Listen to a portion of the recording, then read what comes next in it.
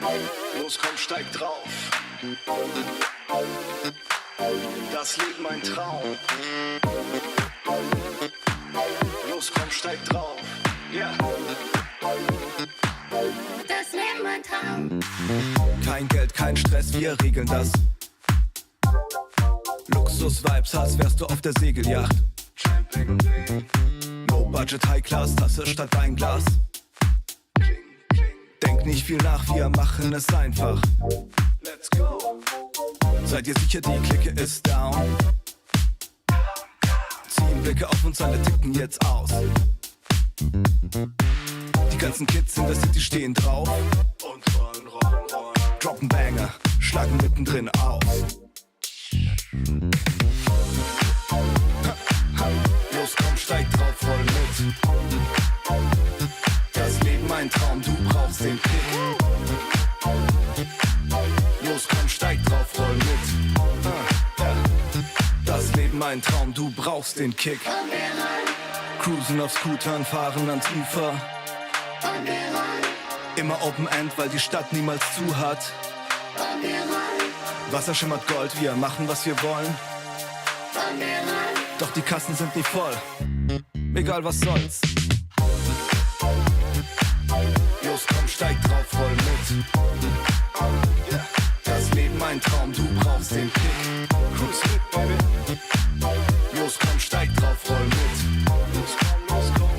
Das Leben ein Traum, du brauchst den Kick, yeah. Kickstart, baby, lass ihn nicht nach, baby. Kickstart, baby, lass ihn nicht nach. Kickstart, baby, lass ihn nicht nach, baby. Kickstart, baby, lass ihn nicht nach.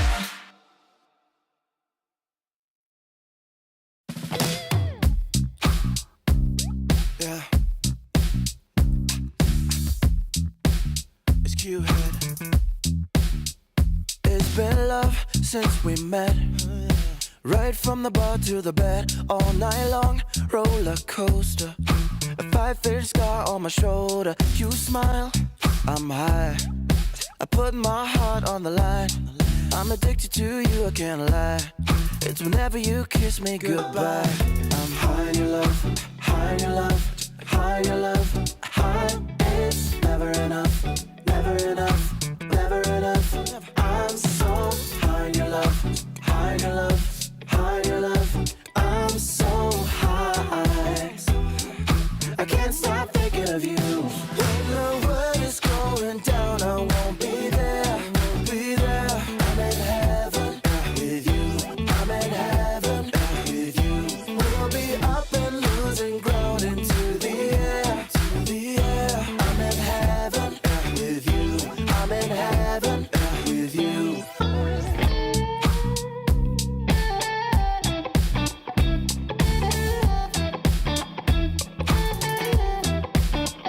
And we faced harder times when sweet words turned into lies. We got caught in our nest, yeah.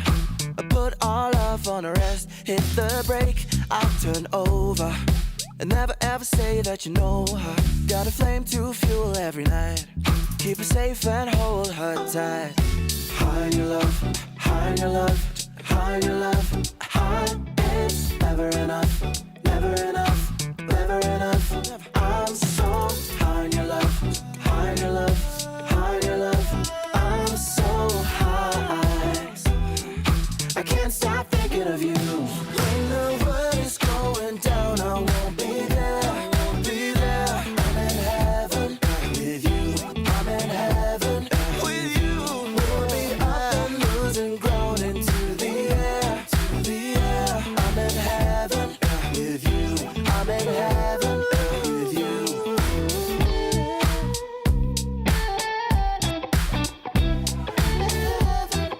With you.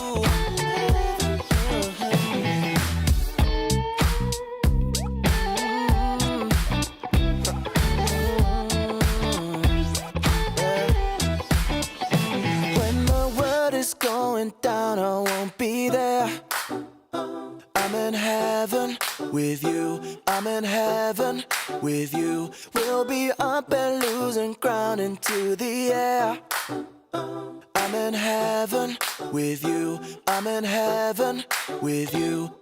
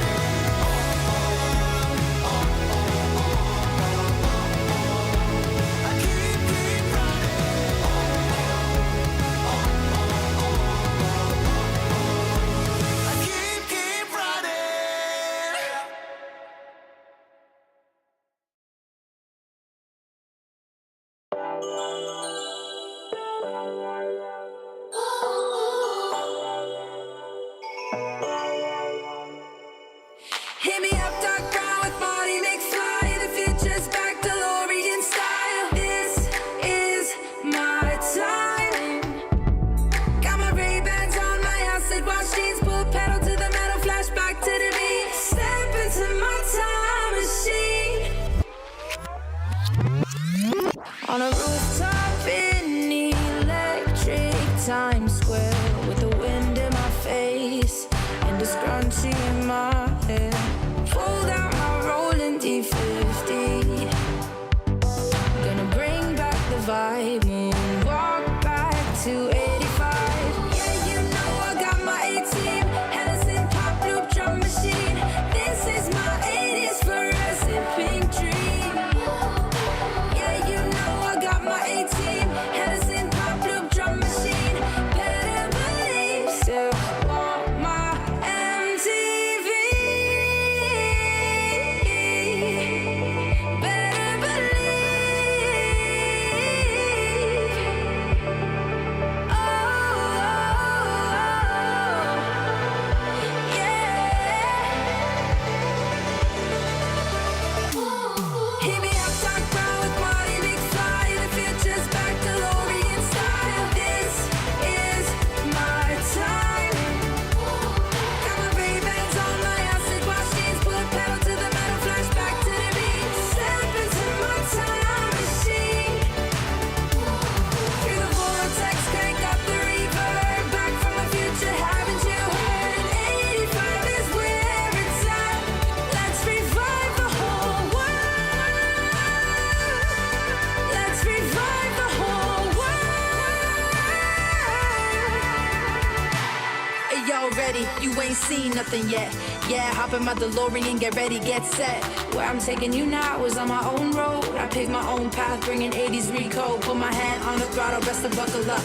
Rev up the gigawatts, hang on to your butts. I'm just a 90s kid. I just time machine and fly away. Hit me up, talk about we party, big fly. The future's back to Orient style. This is my time. Got my Ray-Bans on, my acid wash jeans, put metal to the pedal, flash back to the beat. Step into my time machine. Feel the vortex, crank up the reverb. Back from the future, haven't you heard? 85 is where it's at. Let's revive the whole world. Let's revive the whole world.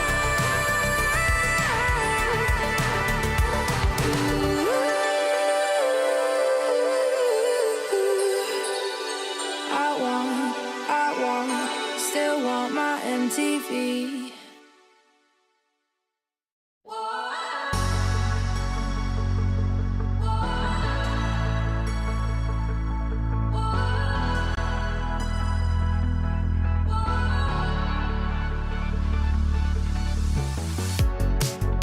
The city lights a neon aglow. We are stars covered in gold. Covered in gold. Walking on a highway of dreams. We will shine, only believe. Only believe. And the feeling's right to set the tone. Wanna light the spark and let it go. Late after midnight, light it up in the moonlight. Ain't no stopping us now. We just wanna be the fire. We just wanna be the fire. Burning desire. We go higher and higher, and we never come down. We just wanna be the fire. We just wanna be the fire. Taking down liquor and juice. Come alive, nothing to lose. Starting something, blood comes rushing, rushing. And the feeling's right to set the tone. Wanna light the spark and let it go. Yeah, just let it go. Let it out, wanna shake it out. Gotta let it out, wanna shake it out. Yeah. Late after midnight, light it up in the moonlight. Ain't no stopping us now, no stopping. We just wanna be the fire. We just wanna be the fire. Whoa, burning desire. We go higher and higher, and we never come down. Ooh, we just wanna be the fire. We just wanna be the fire.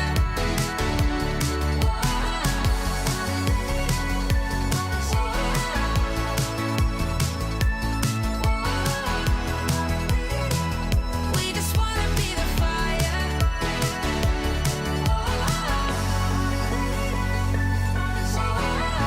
Wanna be the fire. We just wanna be the fire. We just wanna be the fire.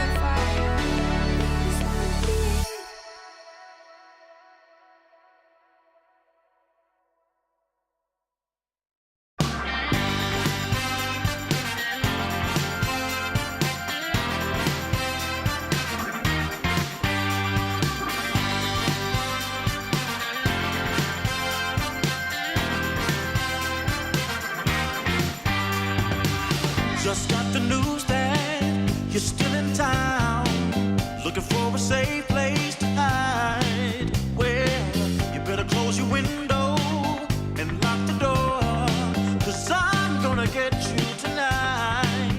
And I know where you are, so look sharp, 'cause here I come, I'm close, so get ready and watch out, 'cause here I come.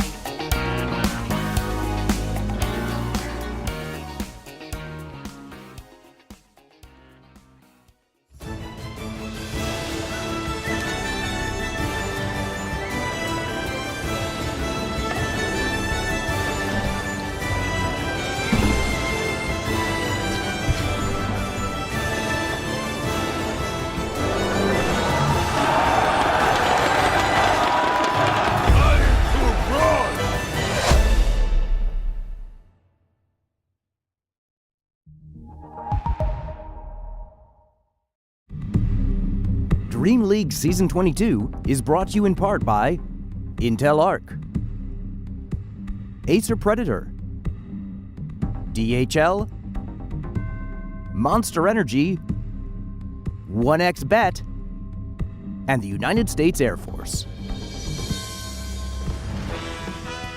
Good morning, everyone, and welcome to another beautiful day of Dota 2. It's DreamLeague Season 22, and we're closing out Group Stage 1 with this final day. A couple of series to come, and I'm joined by Wagamama yet again to take us through some more incredibly exciting Dota, because we've had some banging games this group stage. There's been a lot of fun. I mean, this patch brings out some pretty wild stuff going on. We got some highlights here from what's happened, and truly some of the crazy games have turned out in unpredictable ways. Yeah, a lot of these one-hit kill builds as well. Like, we're seeing a Sven here, and maybe he's not at the pinnacle of those kind of builds, but still one of those heroes that's very popular, outputs a lot of damage. And of course, then we've had the Mars, and last night, Arme's PA showed us a thing or two. Yeah, we've had crazy stuff. This is, so we got to see some stuff from games that we weren't watching. This was the game before we started casting as well. Saw the Windrunner go in and absolutely destroy some stuff. Yeah, and one win there, unfortunately, out of the tournament, but definitely put up some good showings, some good victories here and there, and taking games off people that maybe you wouldn't have expected them to, and definitely looking forward to see them in future competitions. Yeah, even, I mean, Team Spirit have also had a lot of games where, they end up winning, but it looked a little bit sketch up until that point. I think that's one of the things people have talked a little bit about, how, could have expected Spirit to look stronger going into this group stage here, because they only got 2 2-0s so far, and I think a lot of people had higher expectations. Yeah, I mean, that's the level of competition in Dota now, right? Everyone's kind of going up to Team Spirit. You become the top dogs, and all eyes on you. Oh, here it is, yeah. Oh! The one shot onto the Terrorblade. Late game, 56 minutes, TB dead in one dagger from PA with the Brooch build and the Rapier. Yeah, if you don't have a buyback, you're just done for. Perishing into that Brooch dagger damage. A nice bit of comboing there. This is that one-win victory over Extreme in Game 2 with the IO of Sweden Strong. Yeah, Sweden Strong just dominated this game together with Chia Jr. and, of course, also help from Respect on his Disruptor. The three of them were just bullying Extreme Gaming in this game. And XM didn't even have a game. He was just out of it on Pugna mid. Dude, he was like 0-11. Like, when was the last time you saw mid laner go 0-11? And it's XM on Extreme Gaming. It's insane. XM is also like one of the higher rated mids. He's very, very strong. But I think they dropped the ball in that series a lot there. And one win, they pulled out a very nice last game. We can take a look at the overview of the teams that we've had through this tournament. Are there any standout performers there? Unexpected results? I mean, I guess it's hard to say exactly. I think I'm a little bit surprised to see like Team Liquid go out early. And like on that note, Group B has been very competitive overall, I want to say. Aurora has looked really, really strong, along with Extreme and Shopify, not dropping a single series. That's pretty impressive, I would say. Yeah, and then we've had this kind of new blood from one win come in. Nice inter-regional play. Heroic has also looked pretty solid over in Group A. The results right now, they're down near the bottom. They were hovering around third place, but it looks like they did tank a couple of losses yesterday. So today's going to be their day to dig themselves out of that hole and get themselves towards the prize money and EPT points, of course, on that road to Riyadh. Yeah, Heroic looked really good, but yesterday was a draw against Betboom and a loss to Gaming Gladiators for them. Otherwise, they have looked pretty solid, I think. Their performance has been really good, and then we see, of course, the distribution of those points and the prize money that the teams are fighting for. Yeah, some pretty good stuff. And there's plenty of Dream Leagues, plenty of tournaments to come this year. And there are the group standings. Betboom already qualified to that second group stage. G2IG, Team Liquid and one win mathematically out already. And then we've got this situation, it's the last day of play. Potential tiebreakers tomorrow if we get some draws in the middle of the pack, as we see VP, Gaming Gladiators, OG all at 6-6 there in the middle of Group A. And of course, they've all got some games to play. Yeah, there's quite a few at risk there. I want to say like Extreme, Shopify, and Aurora, same with Team Falcons. They haven't earned the check mark yet, but they're all but secured already. It takes a lot for them to get forced into a tiebreaker at this stage. It is possible, but very unlikely. A lot of different things have to happen. Yeah, and then we can think about what we've got today here on the Earth stream as well, as we can have a peek at our schedule. G2IG against Gaming Gladiators. So G2IG, they're out. So Pride to play for, and I saw on their Twitter, they're ready to grief. Going to take Gaming Gladiators down with them. Gaming Gladiators currently at 6-6, as we just saw on that table. And then Tundra against OneWin, where OneWin are out and Tundra still potential to go through. Yeah, same situation here in these two games. Both games, one team already sadly, eliminated here, but the other team has a lot to fight for. They want to get that, the advancement to second group stage. So even though you may be out, this is still a fantastic place to, show your potential, work on a lot of stuff, and of course have an impact still. You still want to try your best in every game. So we'll see what they bring to the table. We talked to Sweden Strong yesterday. He said that, felt like the pressure was off perhaps when they busted out that Wisp game yesterday, where they were already eliminated technically, but they played really well. So hope to see more of that today. Yeah, I mean, you're still in here for the content. Get that Road to Riyadh hashtag on your tweets and on your content. Get yourselves, a nice bit of advancement there as well. But yeah, kind of focusing in on what we've got today here on this stream. G2IG versus Gaming Gladiators, our first series of the day. So we can take a look at their roster and think about how things are going to pan out in this upcoming best of two, because Gaming Gladiators, they were the team to beat, right? The entirety of the last year and a half, 2 years even. They are the ones that you want to try and topple off their throne of major victories and stuff like that. It's honestly felt like a lot of teams have kind of come up to their level at this point, and they're no longer unbeatable, dominant forces. It's the tough part about being at the top of anything, right? Everyone's gonna look at you and try to figure out how you are so successful and try to break you, especially in Dota. So yeah, we'll see a lot of teams just rise to that challenge. Yeah, and then G2IG, we do have a quick video here about their journey through the tournament. For our team, maybe it's something new because we have majority of Malaysian, and maybe you can bring something new to the region and the team. 肯定是尽全力去打嘛，然后争取拿越多分越好嘛，就是争取能进利亚德的积分。That's just focusing on getting the victories they can, the points they can on that road to Riyadh. Yeah, just trying their best to get some wins here. I mean, there's a real heavy amount of competition. Yeah, definitely. I mean, this is a great place to get the best games possible, and that's what we're seeing as well. A lot of interesting performances here. The patch is allowing for a lot of mid to late game focus, and that gives some pretty exciting games. There we see the G2IG squad. I love X-Nova. He's such a fun and cool player to follow. He's done a lot of cool stuff in his career. Yeah, absolutely has. Yeah, jumping from team to team. Now, like you said, kind of Malaysian, Chinese team mix here for G2IG, and looking pretty good, even though they are out of this tournament. They still got a good roster and expectations from them. We'll see how they fare up against Gaming Gladiators here. And JT, we'll talk about this, I'm sure. JT and Ace, the two players we wanted to highlight here, right? Kind of similar in that offlane role. They are pretty similar. I want to say that, Ace has always been that foundation for Gaming Gladiators. I feel like a lot of people have picked up on that he's like the backbone in that team. They basically never have a bad performance on him almost. Only I can think of is like some laundry games going back a bit, and those were questionable, but other than that, he's like super solid. And JT, I want to say he's pretty much a similar type of player. He's very reliable, very rare to see him get completely shut down, as we can see on his average stats here as well. Very, high on both the experience and GPM on average. So hard to have a bad game for him, and easy to build your strategies around him. Yeah, absolutely. And it does feel a little bit that they have that similar kind of setup with their offlane and carry, where Ace is maybe a little greedier, and you've got Duraccio who has to kind of be a little more selfless. Monet and JT have a similar situation there. JT bangs out a Meepo or a Magnus, and you're expecting kind of a carry performance to come from the offlane, and then Monet or Duraccio will have to kind of be a little quieter in the match. Yeah, we see, of course, Ace as well brought up his stats. A little bit lower on the average experience here in the games that we've seen, but even so, he still has been shining pretty well, I want to say. Been watching some of his games, even though you and I haven't gone to cast them yet. Yeah, we've dodged all the Gaming Gladiator games somehow. Them and Tundra. Well, luckily we get to cast them on the final day here.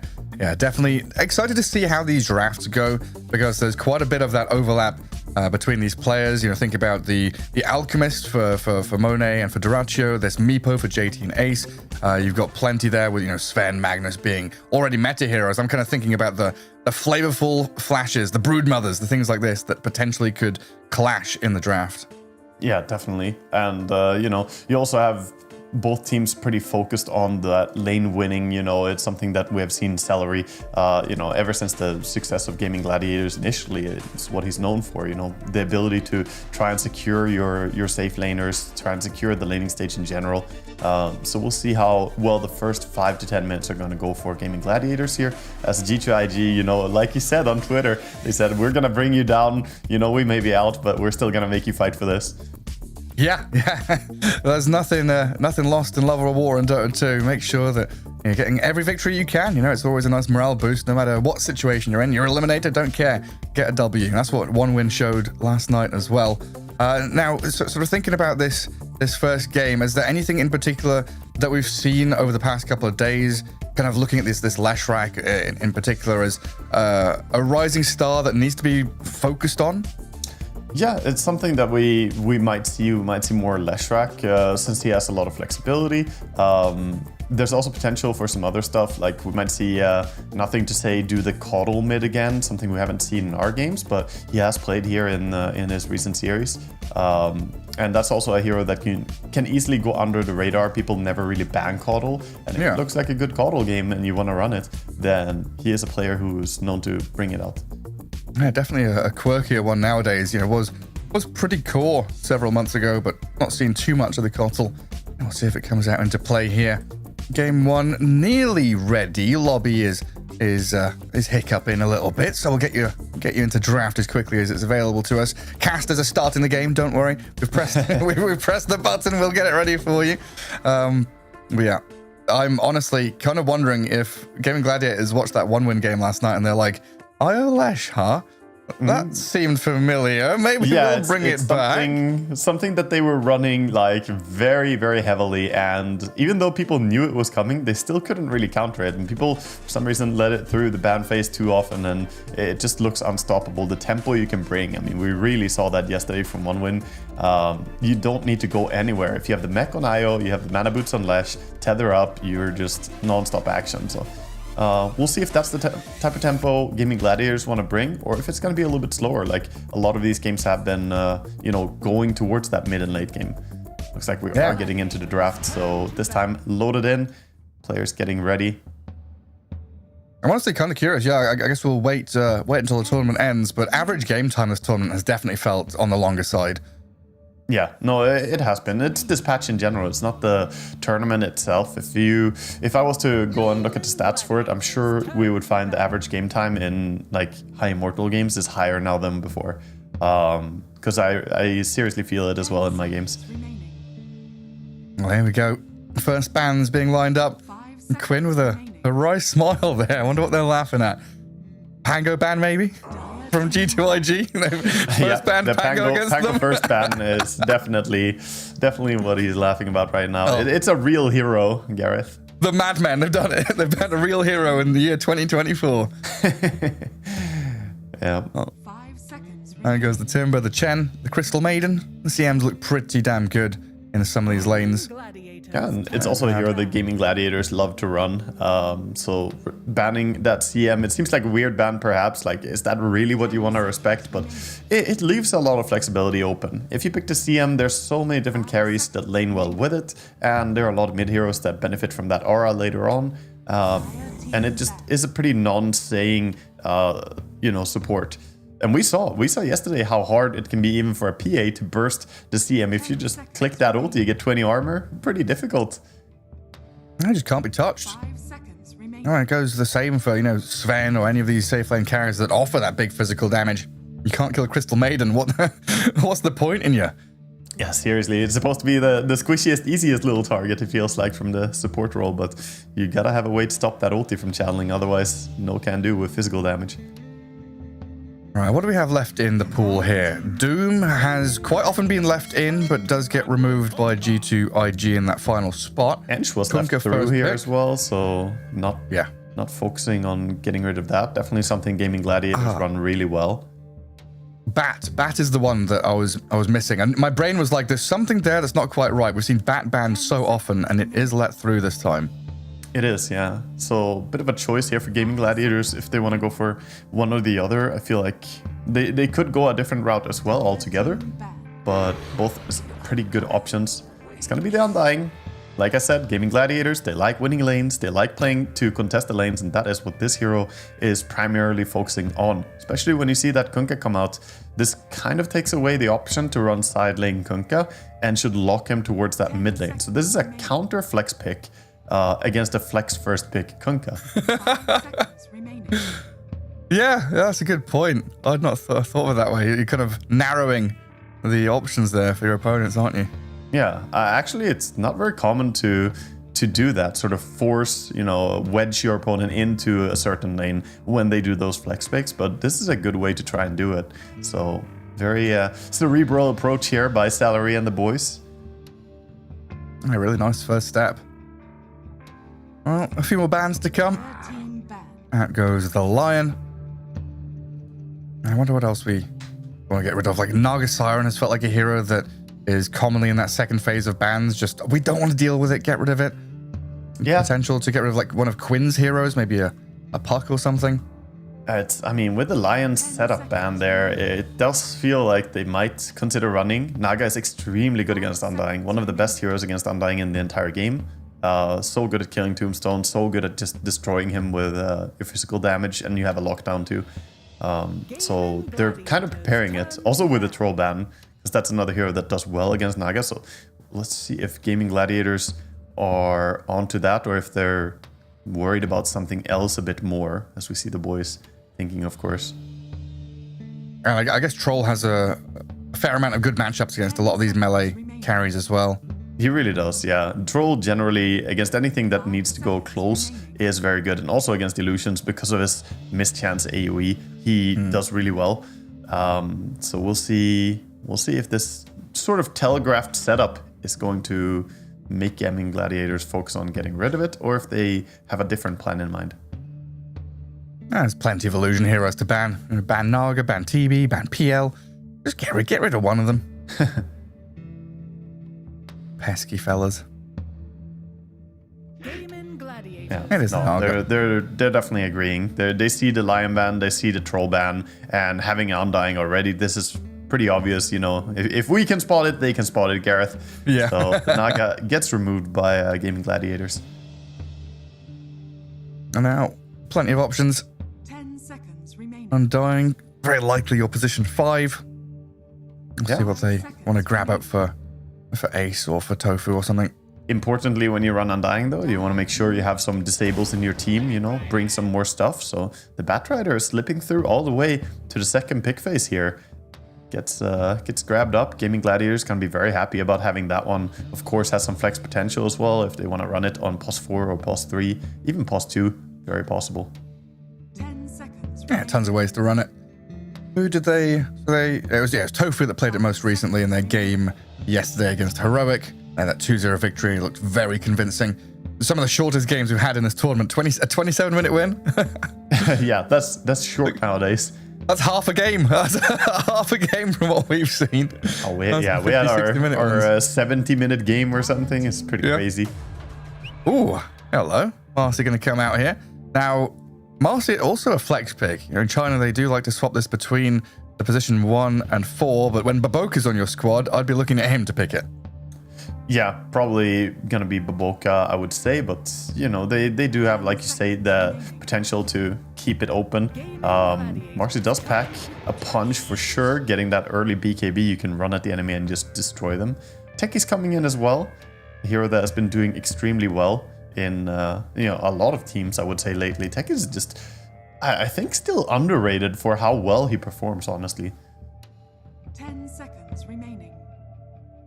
He just comes out as like, I don't know, he's kind of surprising. He's still I guess he still is in a lot of our heads, the old techies, you know, hiding, planting mines, but then new techies just comes out with a blast off and a disarm and plants 3 mines around you, wraps some rope around your legs and pulls you down with them. It's primarily the Q has been buffed so much. The mine has such long duration now. The slow, the sticky AoE is also increased. It makes it very easy to reliably slow people from far away and lock onto them for a long time. It's gonna be Game Gladiators here, picking up the first Illusion hero, taking TB themselves. So banning Naga, picking TB. This does throw the question, is PL gonna be an option for G2IG? But with the Centaur pick, that deters it a little bit. Centaur's very good against it.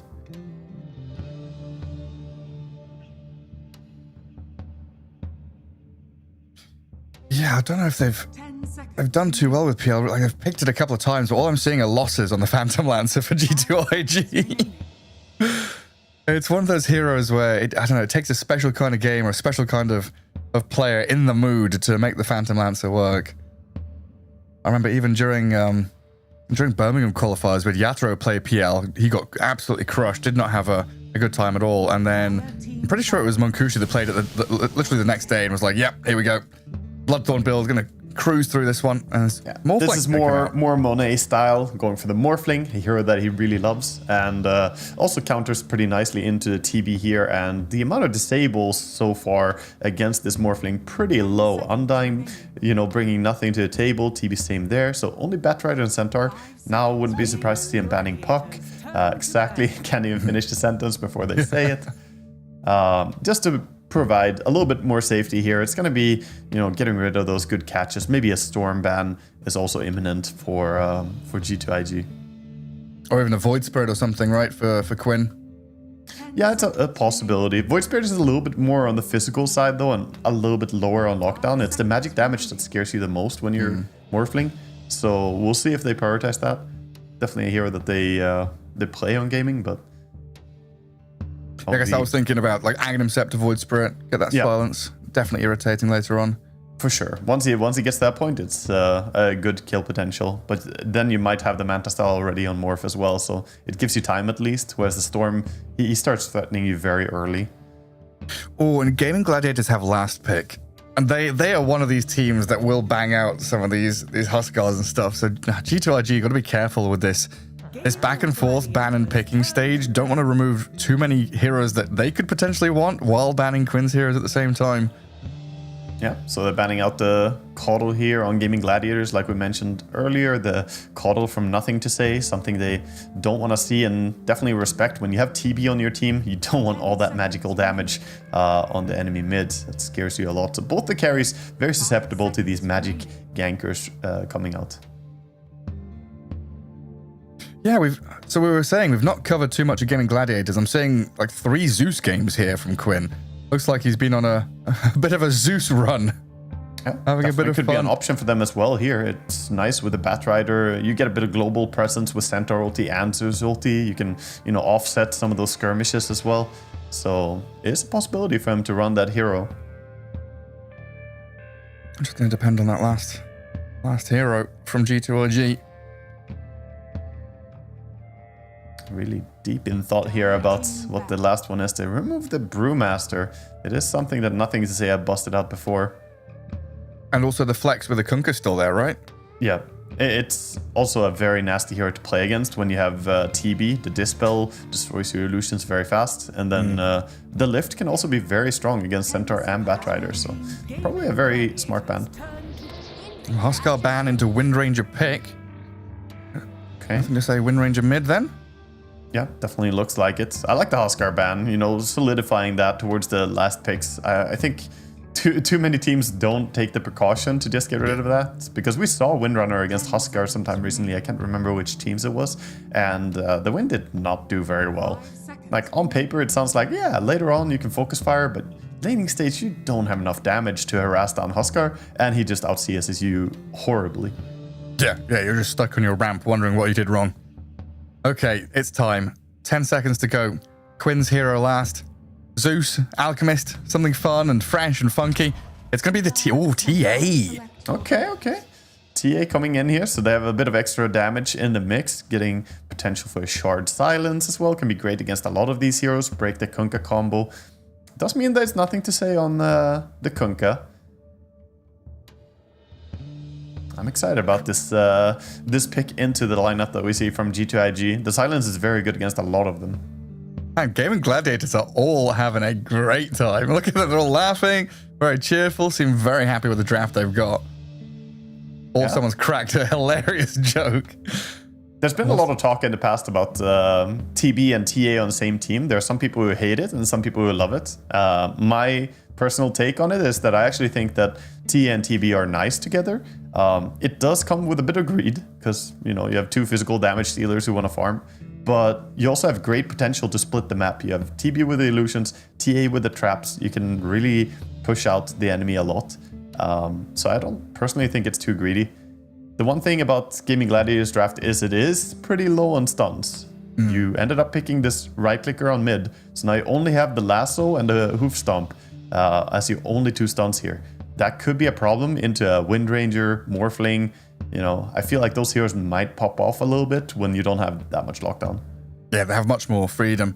Yeah, it feels like one of these kind of classic Gaming Gladiators algorithmic games, right? Where it's solidify lanes, win lanes, stack jungle, build jungle, move jungle, farm jungle, get Duracho Quinn fat, get Ace into his initiation form with that blink dagger and tankiness.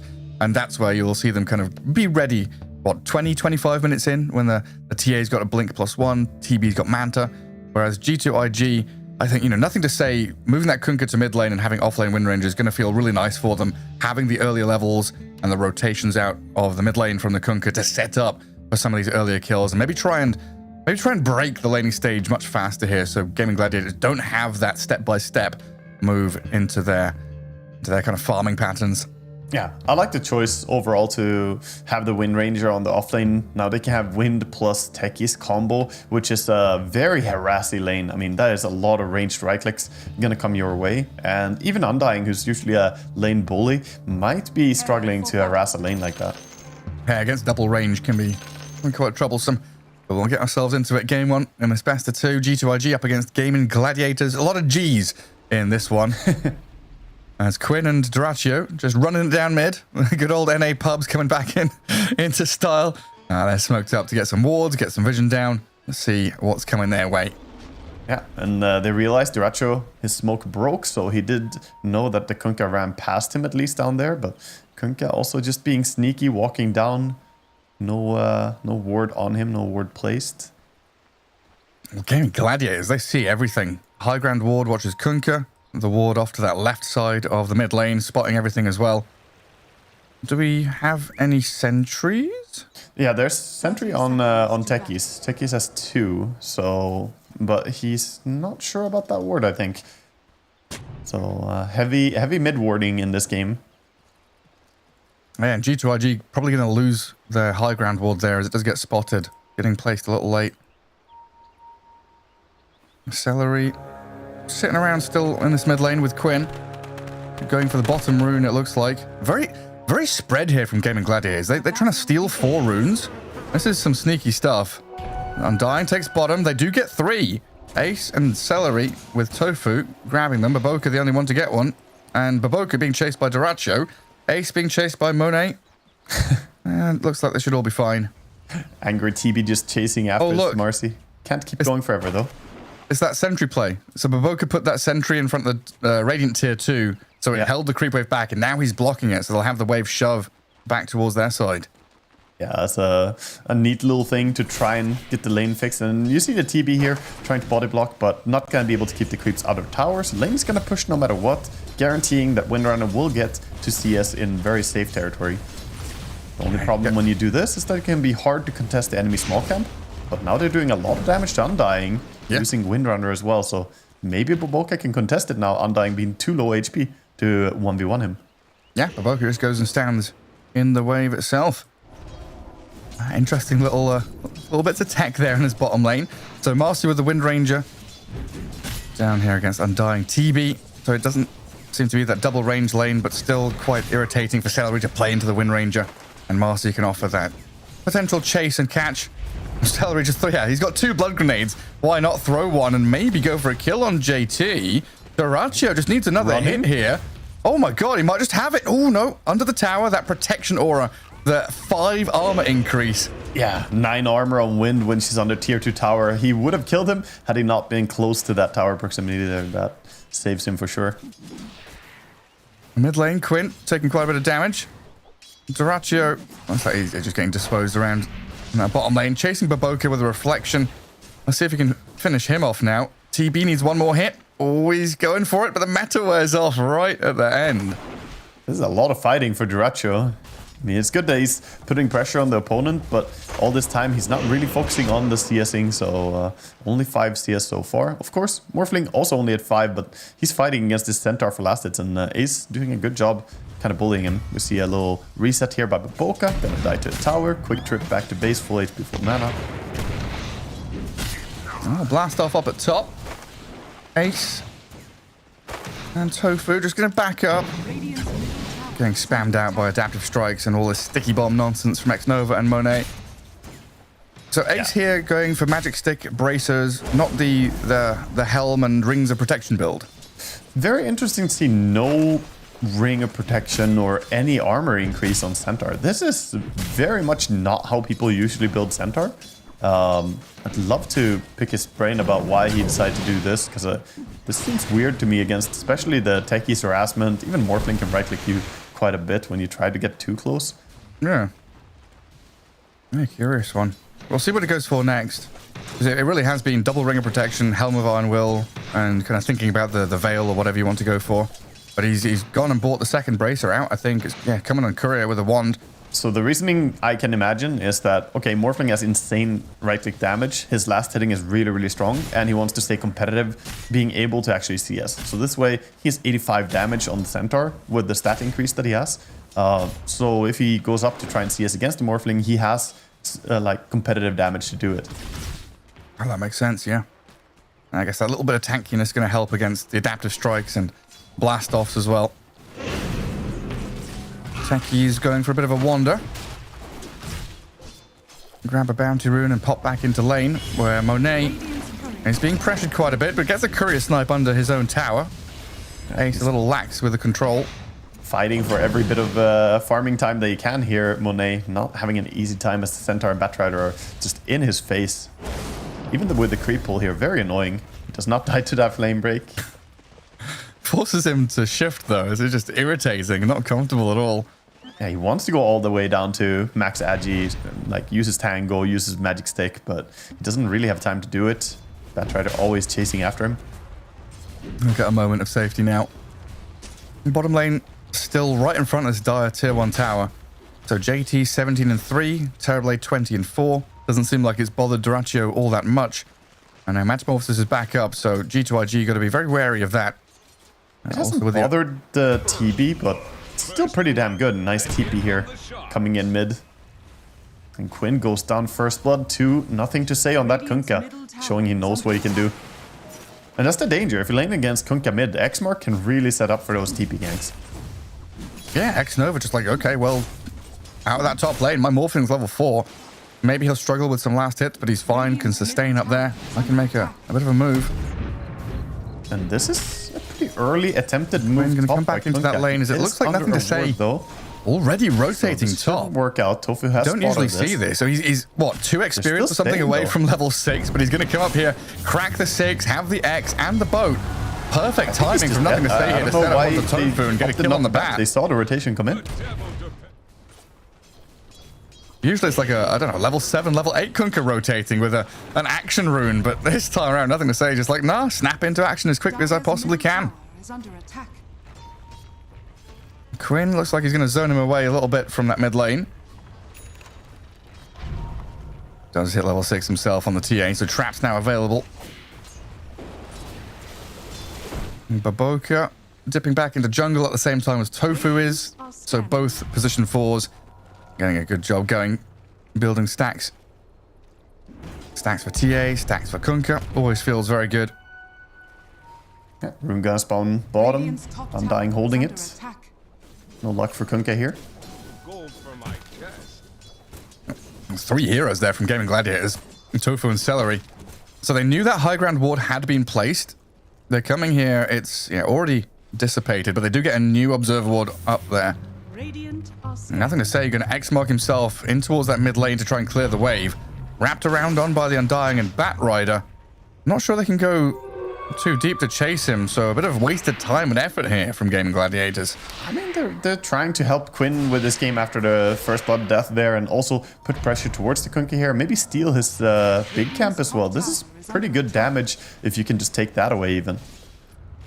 Nothing to say. For that 7-minute rune. Oh god, you're right. Yeah, Tofu gets the courier snipe alongside Celery as the TP from Nothing to Say is coming in. Boat and Torrent going to come and connect on Tofu and Celery. They got the Wisdom rune, but they're both going to die for it. Oh no. That is not worth it. A double kill for the Kunkka. That's pretty big for IG. He's dominating at 7 minutes. He's having a fantastic start here. That combo just throwing in. I mean, that's the thing about Wisdom runes. Makes it very obvious where the opponents are gonna be. So he just times that bolt torrent combo. And sure, you didn't get Wisdom, but double kill is gonna be a great trade for him. Well, they did get one because X-Nova went to the far left side and snagged the other one. So it's not as if Gaming Gladiators got two either. Yeah, they controlled the top one. Very good move. G2IG. Good rotations overall right now, I want to say. Gladiators struggling a little bit more. Very smooth from them. Oh, they're looking at top. They want to dive the Centaur. Blast off first. Monet and Baboka. The second round comes in. The dispose and the damage from the Morph. Ace will try and hold them back with Lotuses and double bracers. He is incredibly tanky. Yeah, not even using the healing Lotus there. He has 2 available, still holding on. He does have that chainmail, of course, and Centaur's HP pool with 2 bracers is pretty insane. 1352 HP this early in the game is a lot to go through. Well, good luck doing that. I mean, it's a bit of pressure, but in the end, not really gaining too much. And while this is happening, yeah, mid-tier 1. Gonna go down here. Pretty early tower. This is something we quite often see from TA on mid lane. Very good at pressuring that tower when you leave it. So nothing to say. Focusing a bit on clearing jungle. Not feeling safe on the mid lane fully. Gonna lose a bit of map control there.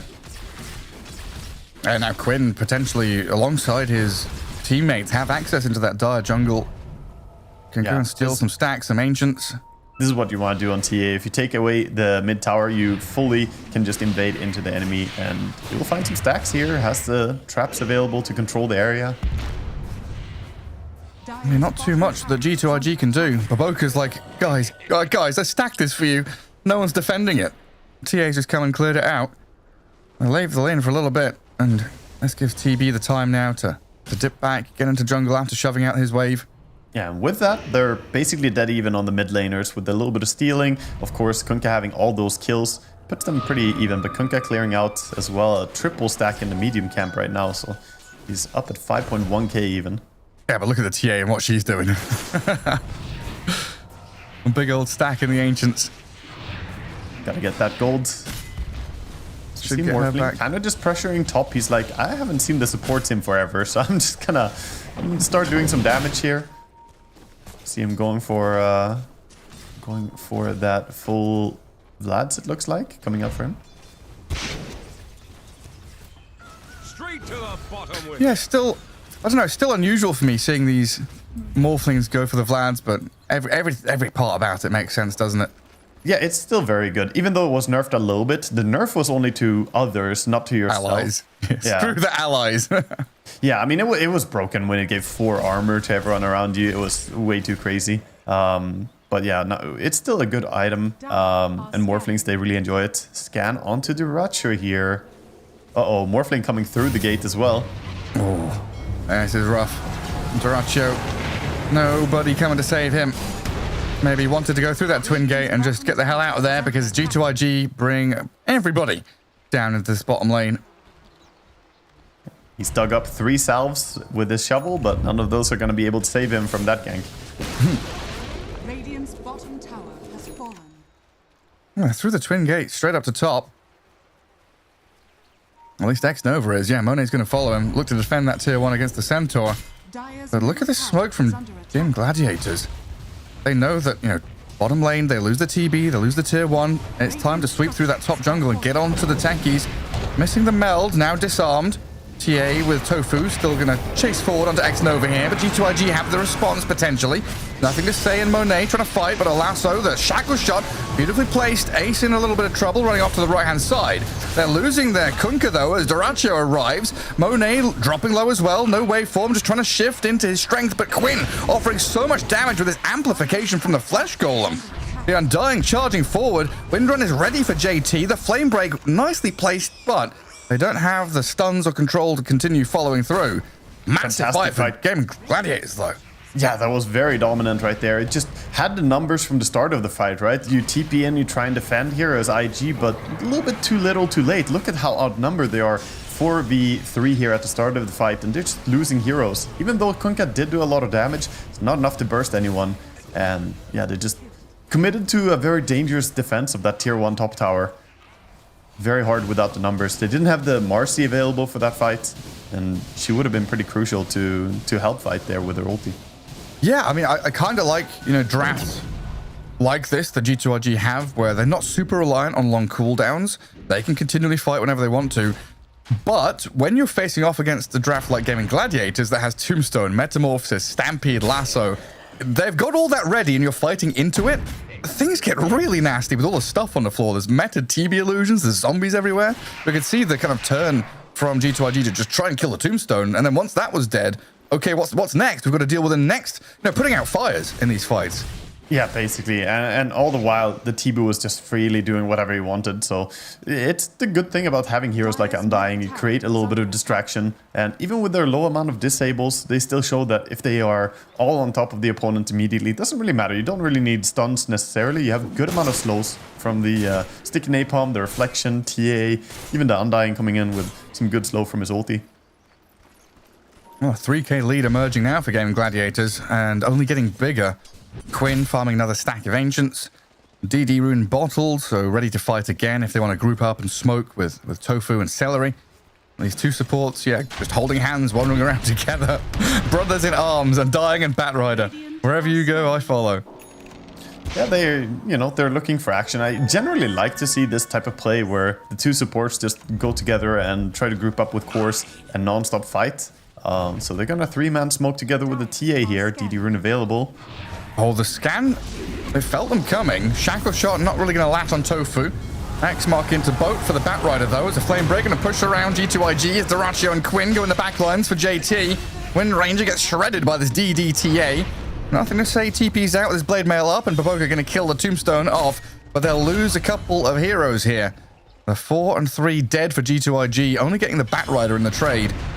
That was a bad start to the fight there. They tried to catch the TA with the X mark from Nothing to Say, but using the Meld Strike, he disjointed the cast animation of the X mark, so TA got out safely, and then without focusing her when she has that DD Rune, that fight is not going to go your way. You can see the fight just went out of hands as both TB and TA bring so much damage. Yeah, they just shred through people so quickly. And again, Gaming Gladiators bring the numbers. 5 members down in that bottom lane fight, making sure everyone's involved. Don't give G2IG any breathing room whatsoever. Yeah, they keep playing aggressive. We see them on the map, just trying to take over the top part of the map now. TA has the Dragonlance and Blink, going towards the Deso next. And that tier 2 tower is looking like the next target for them to focus down on. You can just see how Nothing to Say is kind of afraid there. He sees the TA show and he's like, okay, if TA's here, there must be 4 heroes behind her. He pops the Blade Mail and now he's X-marking to try and clear that wave top. Mid lane, Celery and Ace. Yeah, they've moved into mid. Baboka starts onto Ace. The Centaur, not really the target I would imagine you'd go for. And yeah, he finds out why. That just looked very disjointed. Baboka went in so early without the support of JT and X-Nova really ready for him there. This looks a bit stretched by IG, not really finding the rotations that they want at this point. Yeah, I mean, after such a good start from Nothing to Say, things have kind of fallen apart, trying to break through this brick wall of Gaming Gladiators heroes that just keep coming as 5, wherever you find them. You see every single core just building their advantage as well. We have, the top 3 farmers right now is all on Gaming Gladiators. Their net worth is very, very strong. Yeah, and honestly, I thought their timing was more like 20, 25 minutes with a TATB. But what is it, 12, 13 minutes in, now 16. They're ready to take these fights. They've got Blink, Dragonlance, almost Deso, honestly, on Quinn. It looks like he's just 1,000 away from that Mithril Hammer. X-Nova gonna get slapped by the Meld Strike. Long-range projectile flying and following the techies. I think Gaming Gladiators is just doing a way better job grouping up and having all the people there when they want to take a decisive fight. With IG, they're trying a little bit too much and not respecting that Gaming Gladiators will also bring the numbers. Like the jump on the Centaur there, thinking, oh, maybe he's alone. But immediately, he gets the backup. You need to be together and like coordinated if you're going to bring down these heroes, especially the cores. Now this gives quite a bit of freedom to Quinn. Forces the glyph on that tier 2 top, but he's still going to cut the wave in behind it and keep that pressure coming with the next creep wave of his own. Yeah. Having the haste rune, he's able to join his team very quickly or get out of this area very quickly. So he can play very aggressively to try and pressure that tier 2 a little bit more. And I do like this kind of spread of farming as well. So TA clears a wave, gets the medium camp, and then goes back to tier 2. Batrider is close enough to join the fight, but now farming some jungle camps and stacks for Tofu to build up into his next item. And Ace was here as well. He farms the more southern camps, then clears out mid, allowing them to group up and smoke as they head south. G2IG, they're all down here, looking for a tier 2 of their own. And Quinn, he's got the potential to TP. Tower's gonna go down before they're here. Techies might tank this gank here, breaking the smokes. X-Nova gonna be the only sacrifice here, I think, as he goes in. He basically ran straight into the smoke, so I think he wanted to just keep his team safe, and they do not want to take in team fight right now without Kunkka. Yeah, it looked like he knew exactly what he was doing. The icebreaker, just getting in front of the ship and make sure that I'm gonna get cracked by Gaming Gladiators there. This does mean that they're spending a lot of time running away, though. They got a tier 2 tower, which is really nice, but again, they come down to bottom part of the map on Gaming Gladiators, and that means all of them have to just bail on IG, so it's a lot of time spent running away, whereas look at Gaming Gladiators going in for this Kunkka, running aggressively. Yeah, straight back up the top. There's these sweeping moves, bouncing from one side of the map to the other, and it's G2IG that are finding scraps. They're fighting for the scraps at the bottom of the barrel. I'm just trying to hope they don't get found. Crossing the river is a scary prospect for the Chinese team. I think they have a lot of timings they need to wait for on the side of IG. They need a BKB on Windrunner before she can feel really safe. And similarly, the Morphling, yeah, you have your Manta and your Vlads, but you don't really have that fighting item. The Phylactery is going to be his next item to get some burst on that W. Yeah, I guess then also Baboka looking to scale on this Marcy as well. Phase, double Wraith Band, BKB queued up for him. So as we head into that kind of later game, I do have quite a bit of scaling here as G2IG. It's queued up, but he is poor. He is really poor. Looking over at Tofu on his Batrider, he's got 6.3k net worth, 3,000 ahead of Baboka. Been using that Firefly to farm up, and it's paying off. He has the Spirit Vessel complete against the Morphling, and he also has a Blink Dagger and just 400 gold. He's massive. Full Spirit Vessel. Look at that. Quinn just goes into Roche, gets the Aegis. 20 minutes in, this is go time. Use the Flesh Golem together with the Meld and the Deso to bring it down quickly. Top now a dive onto Kunkka. Just immediate. Duraccio and Ace, they're there. Okay, Roshan died, Aegis claimed, nothing to say. Thinks, hey, I've got a few seconds to clear this creep wave. No, Gaming Gladiators, they are steps ahead of you. Yeah, falling behind rapidly here. IG losing control of the map, losing their mid laner there as well. And TA now going down bottom, taking over this area again. Windrunner is going to windrun TP, so she's going to be fine. And Baboka also going to TP out of that bottom lane as well. They're pinging up the Tormentor. I think IG already feel that the push is going to come with this Aegis to take the bottom tier 1, tier 2. And they want to take the Tormentor before they're going to lose control of this area. Because within the next few minutes, we're going to see Gaming Gladiators facilitate a push with the Aegis. Just don't die to it. Well, you know, he died. He got the shard, Gareth. He's happy. It's a fine trade for a support. He's happy for it. Yeah, and like you say, making sure the enemy doesn't get it. Yeah. I mean, that definitely would be on the agenda, but with him dead and with them taking Tormentor, they know that they probably lost a lot of HP, so Marcy went to base. They can easily just push this tier 1. Now even smoking up the Blink Batrider here, who's almost as farmed as a core. He's catching up to the Kunkka and the Wind Ranger. Not too far behind. And try and use some of that net worth now. Smoked up with Ace and Celery. Oh, they're gonna go for the spot. Ooh. Can they find him? NTS already backs up. TB in the jungle has found Baboka though. Chasing Marcy. Let's see if she can rebound back to safety off the Wind Ranger. Well done by JT to get there, but the jump in with a lasso, catching Morphling. They found a bigger, juicier target. You got your Wind Ranger out. Kunkka disengaged. Marcy's out of there, but the Morphling's dead. That's really sad for G2IG. They tried so hard and still get caught. Trying hard is not all that counts. It's just you gotta do it good too. Gaming Gladiators just finding another coordinated rotation. They set it up so beautifully, and IG just look like they don't have anything they can really orchestrate here against what Gaming Gladiators are doing. They lost their carry, and now mid tower is soon to follow. It is really impressive. What a 10k lead emerging now for Gaming Gladiators. Still plenty of time on Aegis. Moves on their own right now. Like, they had a good start. The Kunkka was looking really big, but then they've just been outmaneuvered on the map so hard by Gaming Gladiators. Yeah. It's also not what we would expect between, you know, the team that only has 2 disables being so dominant in the early game. Usually, those type of drafts scale well into late game. Like, we see the TA and TB, but early game, they're actually just dominating this. They're really making those decisive moves. Well, Batrider going to get caught by the X. Trying to flame break his way out of here. It might have succeeded. At least delaying the inevitable. Still dies to the Techie's mines with the tombstones on the ground. Ace Shackles shot it up as JT and Next Nova blow up Duraccio. TB gone. Rebound and dispose there onto Ace. There we see the power of that Agadams on Kunkka not being respected fully, and a closed, nice team fight here for Kunkka to get a beautiful Torrent Storm out.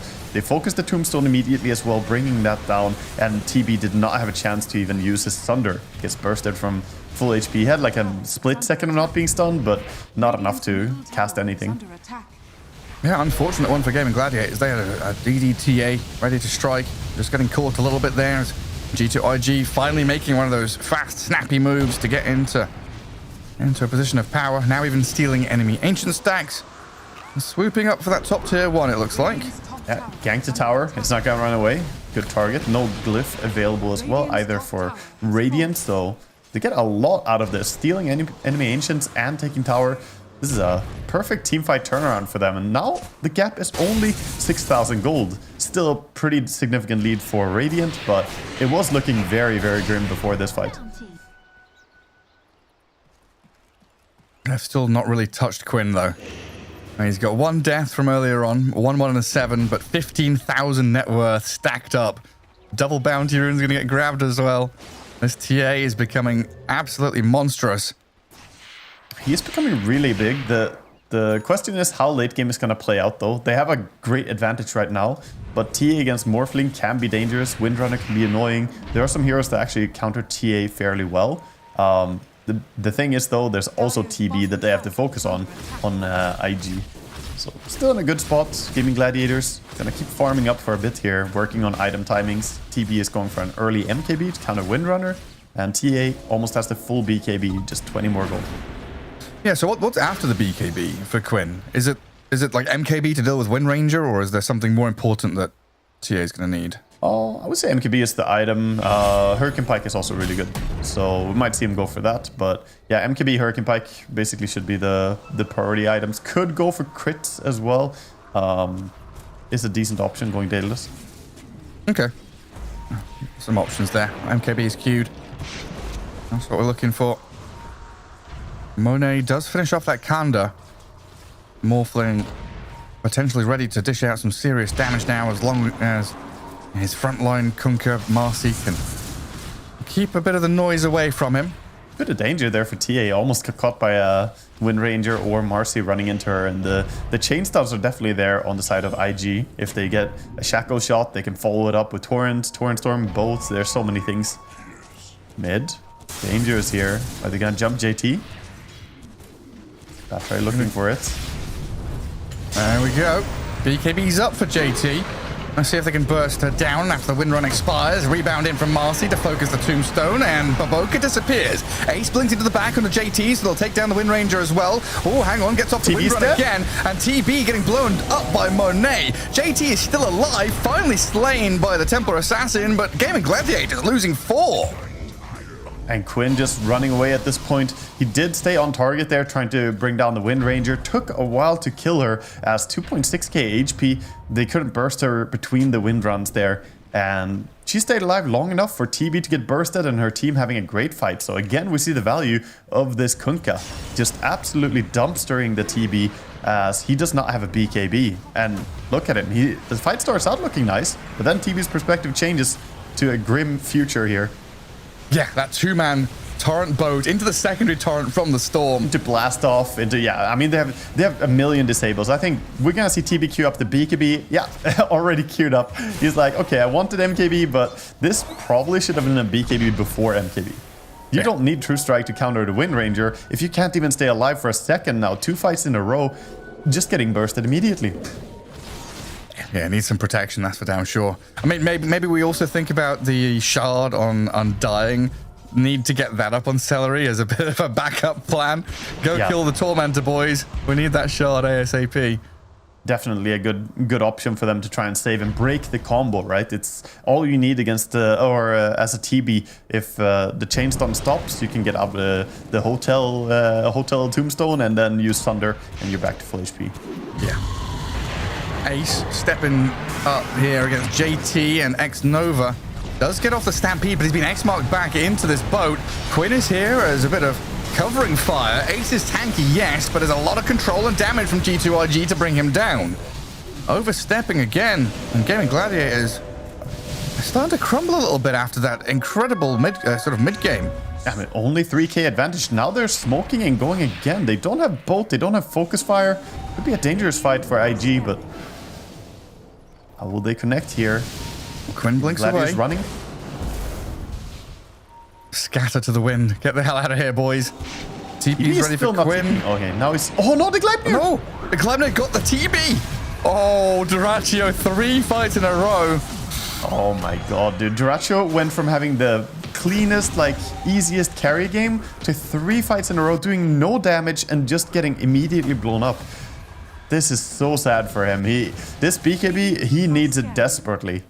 He needs to stay in the safe area of the map and work to get that done, because these fights are horrendous for him at this point.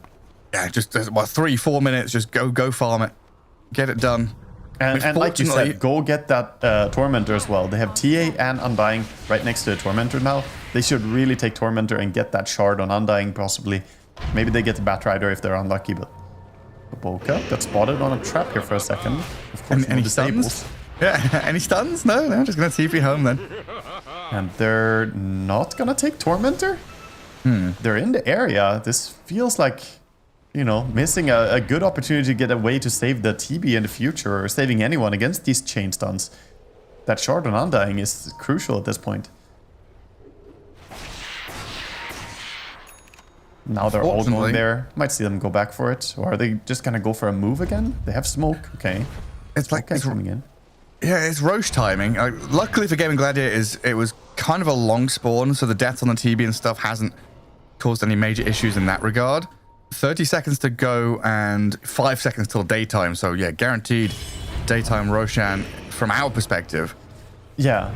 I mean, that's tough though for Gaming Gladiators to smoke the top area, but what are you gonna do in the top area really? The Roche is guaranteed to be bottom now. They already took the top tower. This smoke is into nothing. Go high ground, go tier 3. I mean, honestly, go pressure might be the right play here, because the opponents are probably controlling Roche at this point. So yeah, up on the high ground, try to deal some damage. The tower is low HP, but Glyph is gonna protect it for now. Of course, Roche being started at this point. And Baboka popping the ulti for it. Try and kill it off as quickly as possible, as that tier 3 tower push does come in from Quinn. Roche down, mass TP back to base. Tower almost finished off, but doesn't quite have the time to finish it. He did get the Quiver, by the way, on TA. Very nice drop in this game against both the Morphling and the Wind. The big magical burst can be really useful here. And the true strike against wind, of course. G2IG come back, maintain their lanes. Time to get some use out of this Aegis now, though. Where do you go? Because it's one of those weird games where tier 2s have kind of already fallen. What's the area of the map that G2IG want to be in? They want to take over enemy ancients, but also they kind of need to get a gem at some point. Oh, they just got a gem on techies, so they can start controlling these traps. It's very hard to have map control against TA if you don't get a gem, but now techies gonna just take the time to sweep the map, get some D wards, and get vision advantage. That's really the thing they're fighting for now. Less so buildings, more so map control. It really is becoming apparent, this Terrorblade problem with the MKB first, because it's also the coinciding timing of the TA as well. You would love to have them basically have the same items, the BKB, MKB at the same time, which Quinn is going to get to that point pretty shortly. Just waiting on money for Demon Edge, it looks like. Yeah, they're finishing it up. But now you're waiting for the TB BKB after that as well. Yeah, and you know, his BKB is going to come after the Marcy enemy BKB here, finishing up hers, and that's going to be a huge power spike for her, being able to go in without having a lot of effects to worry about. You can even, you know, protect yourself against some of the stuff that's not intuitive, like the meld can be dispelled with it, and then TA doesn't hit as hard afterwards. So we'll see how IG start pushing their advantage here as they have these BKB advantages. Also, the Lotus Orb on Nothing to Say this game could be a good item as well against the Thunder, against the Lasso. We'll see how much value he gets out of it. And of course, to remove the silence of TA traps. Yeah, true. Well, they'll get the tier 2 top. That last outer tower gone. I'm thinking about going... What's the plan here? Have the Aegis, of course, on Morphling. Looks like they're just going towards mid. Not gonna stick around to take the Torm either. Tormentors are being ignored so hard this game, man. There's no love. That would have taken them like 5 seconds. They were all right there, but they have bigger targets. They want to go towards the mid. A bigger fish to fry.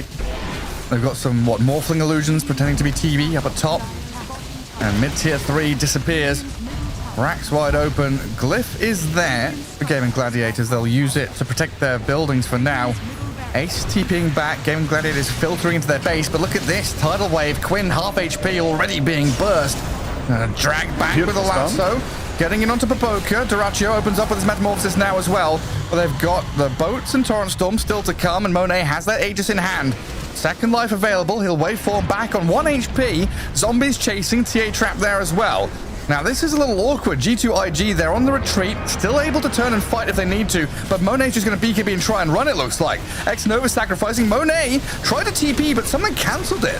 I don't know if it was him or something else, but he's stopped in his tracks. Waveform in 5 seconds, and it looks like he's just got enough distance here. Mantis out of the TA trap slot. He's not safe yet. They're drumming Quinn, after, chasing. Ace, they get an illusion. That's not real. Monet, he's getting a little bit of distance now, and it looks like he's out of here. Should be fine at this point. They get out, and they importantly didn't actually lose any core. They did lose the Aegis, of course, so that was a little bit costly. We see a bit of a replay here to start a fight. Looked promising, pulling the TA in, but the good reaction here by Batrider going in together with Ace, stunning up everyone. They bring down the support immediately, and then they have a number advantage, and they just pile on to the Morphling from there. Very hard fight to turn around when you don't have the Marcy and the full numbers here. That was a huge stomp from Ace. That 4-man stomp from Ace basically made sure that nobody with Gaming Gladiators died in the initial salvo of damage. He canceled himself, yeah. He did, yeah? He was in BKB, so they didn't have anything that could have stopped it there. That's good. Good replay. We got to see that at least. Whether or not. But we're going to see a Tormentor take here by IG. They get the shard on Marcy. This shard is absolutely absurdly important. It is really, really important. Now he can target enemies with a rebound, and also he gets the speed himself from his rebound when he does the jump. That's a 50% speed increase since he did take the talent. So this is very, very useful for him to be able to play a little bit smoother. G2IG smoking again. Nothing to say. Papoka, X-Nova wanting to get something done. Finally, they get that Tormentor, and they do luck out in getting the correct shard. Of course, the shard on Batrider would have been pretty useless. It's not really great for support Batrider. Was it a 50-50? Yeah, it's 50-50 between them, so... Yeah. I mean, he does have quite good farm on Batrider. Once he has the bongo boots, he would be able to do something with the shard, but it's nowhere near as useful as the tombstone save now. So they have a way to disjoint those chain stuns. Oh, a DD bottom as well. Oh, Quinn's gonna love that. Fantastic for him. They thought about giving it to TB for a second there, both of them sticking around. But gonna be TA holding it up. Didn't bottle it, so they want to take a fight immediately. Go straight for it. Morphling Illusions cutting wave though. 3 creeps gonna arrive on that dire base with a TB illusion. G2IG, they've got a smoke on X Nova here as they're trying to reposition themselves, but the jump is already there, and oh my god! Nothing to say. He has buyback, but I don't know. He did not expect to get bursted that fast. Oh, look at this TA go as well. Oh, yeah, look at her go. Disappears and dies. I thought she was going to get a kill on Baboka there, but I dispose now from this Marcy. Opens up with the BKB Unleash and kills off Ace. 2 in a row there. A little bit undisciplined to keep chasing there, trying to get more after the first kill. Just getting Kunkka was already fantastic for them, but stretching too thin, getting punished. TA just a bit out of position. And they used meta as well for this, so this is a good timing for IG to try and do something. With the buyback of Kunkka, they have all the tools ready that they can just keep going down mid. I mean, Quinn must have felt so strong there. Kill Kunkka, yes, keep on going, go next, go next. I mean, you have a DD rune, you want to keep hitting, it's understandable, but he did put himself in a very dangerous spot, and Undying simply doesn't have the speed to help him. And speaking of Undying, doesn't have the speed to match the Wind Ranger either. She just dives in here and gets the kill. Yeah. 2 heroes down with buyback, 1 without. TA not going to be showing her face for another 30 seconds plus. So a set of barracks here for G2IG in the mid lane and potentially more. Creep waves coming in top. Plenty of ability to go for tier 3 bottom lane and top as well. This is just so much push available. Nothing to say, playing a bit safe as he knows he used his buyback before. He doesn't want to be the first target, but Morphling says, I have buyback, I have BKB, I'm super strong. So Monet is just leading away here saying, guys, go for everything. Yeah, looks like it's going to be Megas. Gaming Gladiator's going to have to try and do something. Hold back G2IG with a blink stomp from Ace. Morphling gets into TB mode. Whack away at this tier 3 tower. Finally got back up. That's a dieback on Kunkka if he drops here. Nothing to say, gone. And Gaming Gladiators, hang on a second. Monet gonna TP out with his BKB up. Chase on towards Baboka, but he's done the same thing. A lot of physical damage, but not enough to shred him. So 2 lanes down, but 90 seconds no Kunkka. What a surgical jump there by Tofu. So clutch. That could be a game saver right there. We see a JT now trying to play a bit aggressive because he knows he needs to be a distraction. He has BKB ready. He has a lot of tools, but if they allow them to push down mid, this is going to be horrible for their chances of winning. Yeah, I mean, this is TB with meta ready. Deso TA with 16 charges on it. If they get to your base, they could crush buildings very quickly. Yeah, he's cutting mid creep wave, and they're killing off creeps together with the Morphling Illusions as well. So they're working on pushing in top tower right now. Ace got a creep wave going towards the enemy base. 50 seconds on Kunkka. Monet gonna run into TA. What's the buyback status on the rest of them? Morphling has it. Oh god, the lasso straight in. Tofu just gets right on top of the target. Dead for 50. No buyback on techies. 1 lane down. Oh, this move into mid. Gaming Gladiators. This game has swung back and forth so many times. Difficult to keep track of who's in the lead, what's going on, but buybacks are the most important thing right now. As everyone's going for buildings and bases. Is too long. They're going to get megas if they don't do something. Tier 3's falling. Shackle shot thrown. Ace going to blink into the trees on the right. Baboka has no BKB, so he's stampeded and nearly killed. Now the BKB comes out. Physical down from Duraccio and Quinn. The TB dropping low, but the Sunder's there. Buys a bit of time and a bit of HP from, I think, his teammate Ace as Monet tries to stand his ground and force them back. Barracks is still standing. Kunkka is back as well now, ready to take a fight, but they back out. They respect the Kunkka, not gonna team fight into that Torrent Storm, and they get everything that they wanted here. Beautiful push for Gaming Gladiators to equalize the situation on the barracks front. So now they have the top 2 lanes. See a bit of a replay here. Man, Tofu is just such a god, dude. Delivering clutch catches there. The high ground vision as well. There we see a nice save on himself with the Sunder by Duraccio. Yeah, he sees the 2 BKB G2IG heroes and he's like, Ace, I'm sorry, it's gotta be you. Someone has to get sundered. They got themselves out of that. And like you say, equalizing things on parity now. Yeah, like bottom Roche is available, so both teams have no time to rest. They're gonna have to play for this immediately. Double team smoke up. Tense moment here as Tofu is looking for yet another beautiful grab. Gets scanned up. Radiant are scanning. Power shot, try and get a bit of vision in behind the pit. Oh, here we go. Our favourite, the standoff around the southeast Roshan. That's a good spot for Gaming Gladiators, though. Batra could find something. There's so many good places to hide. Oh, he blinks away just in time from that waveform of Monet. Good attempt from G2IG.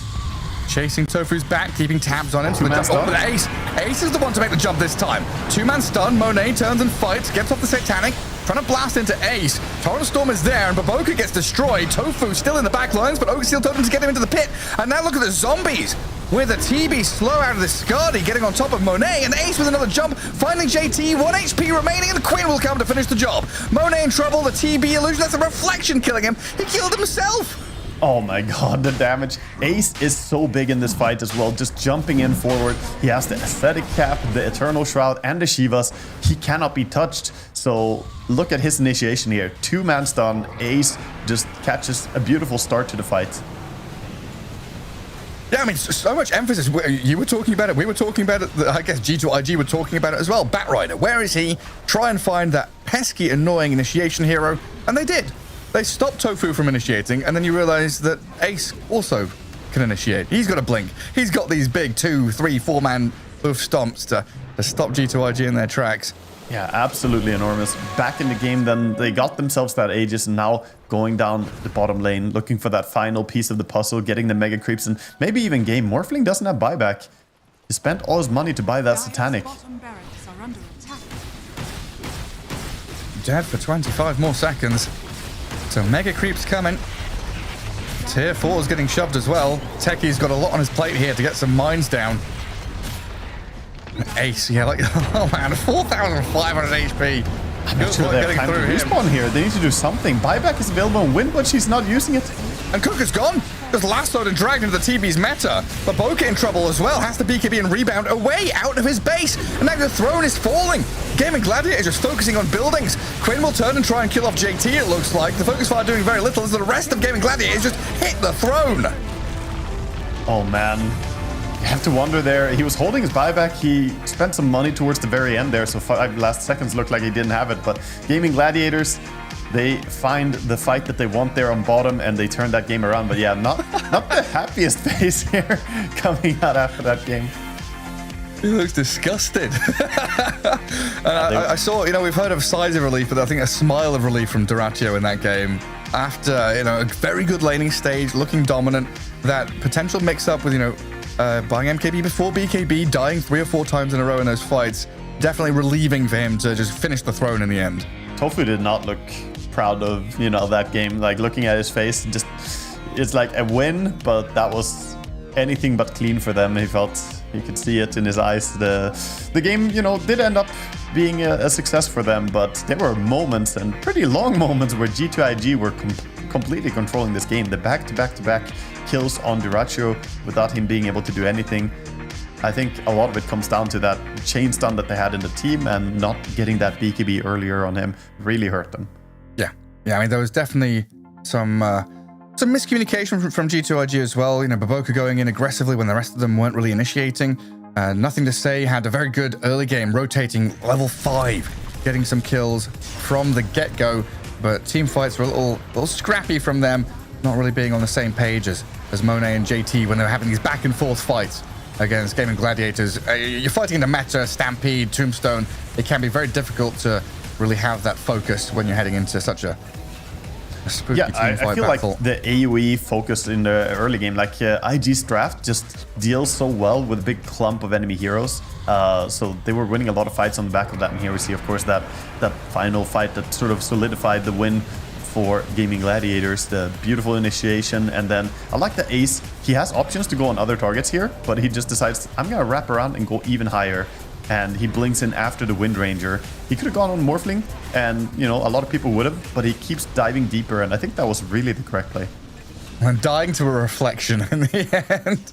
Stop hitting yourself. Stop hitting yourself. Yeah, not too much money could do there. So game 1 for Gaming Gladiators, an important victory for them. As we were saying before the game started, G2IG are mathematically out of the tournament, but Gaming Gladiators still need victory. So we'll find out if they can get another one. A quick break before game number 2.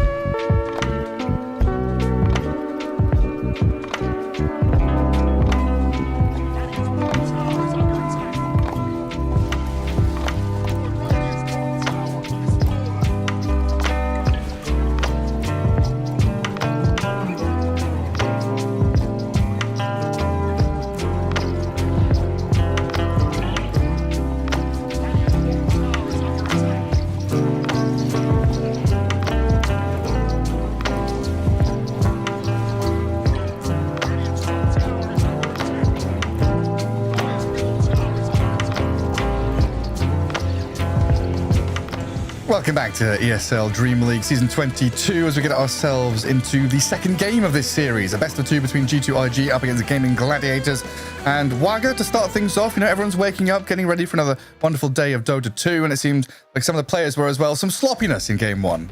Yeah, definitely. I mean, there were moments when it looked like it was just going to be a clean game for Gaming Gladiators starting out this game. It was a fantastic start. At 10 minutes, they were all looking massive. They took the mid tower early. They were invading enemy jungle, stealing stacks. I mean, the progression was really good for them.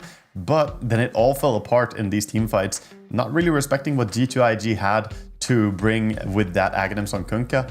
And they lost a lot of fights in a row, but ultimately, Gaming Gladiators, they worked hard and pulled it back. I want to say, if it wasn't for Tofu though, and those clutch lassos, this game could have gone the other way.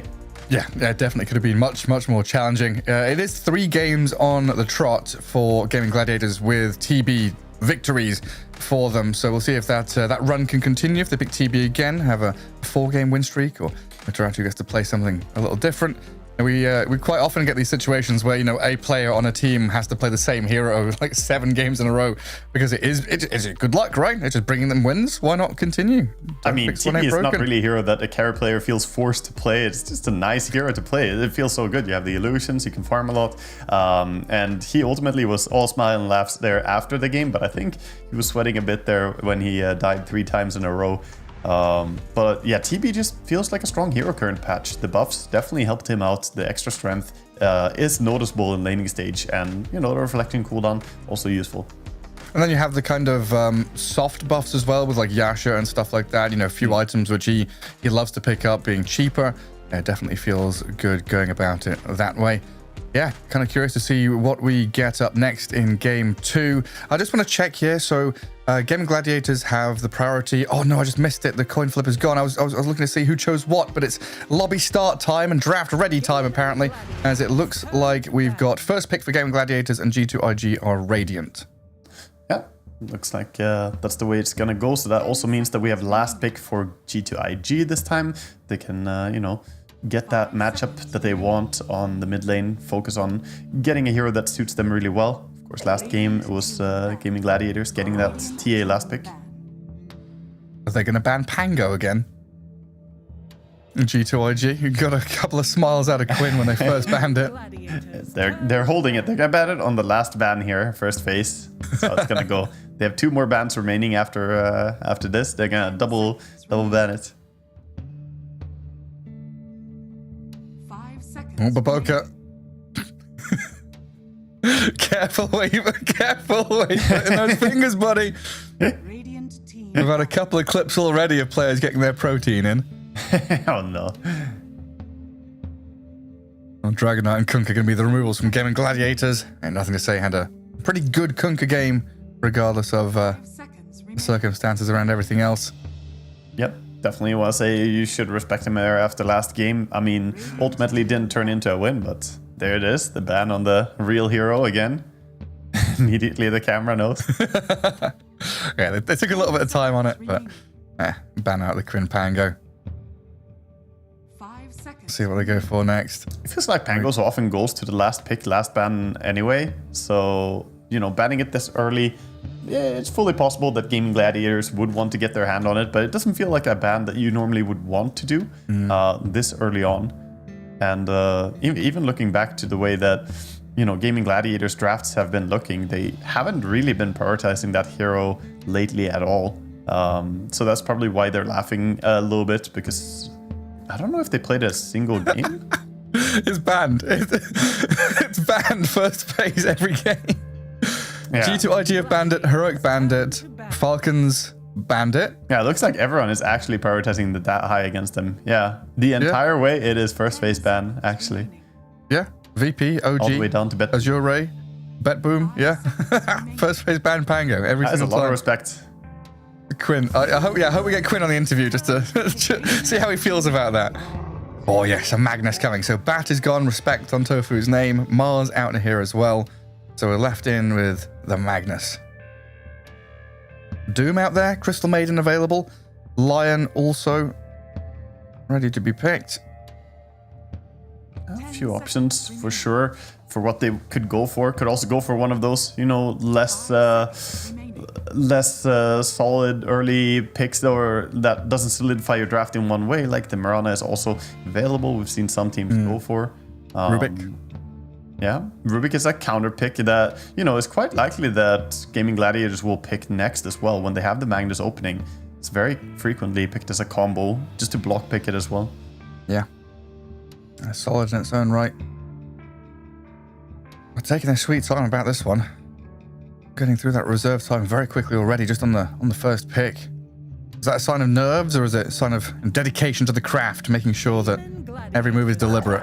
I respect using a little bit of reserve time here. The guy picked the Primal Beast, which has the, you know, cheesy interaction between using Trample and, you know, Skewer, so you can deal all that damage back to Magnus if he skewers you. You don't really want to play Magnus against Primal Beast on the mid lane, at least. That's a very annoying one. And Nothing to Say has played that Primal before. 5 seconds remaining. Yeah, plenty of it. This is the game though that JT is going to bring out the Meepo. I think if Gaming Gladiators don't ban it, this is Meepo time. Yeah, you're hoping for the Meepo? Yeah.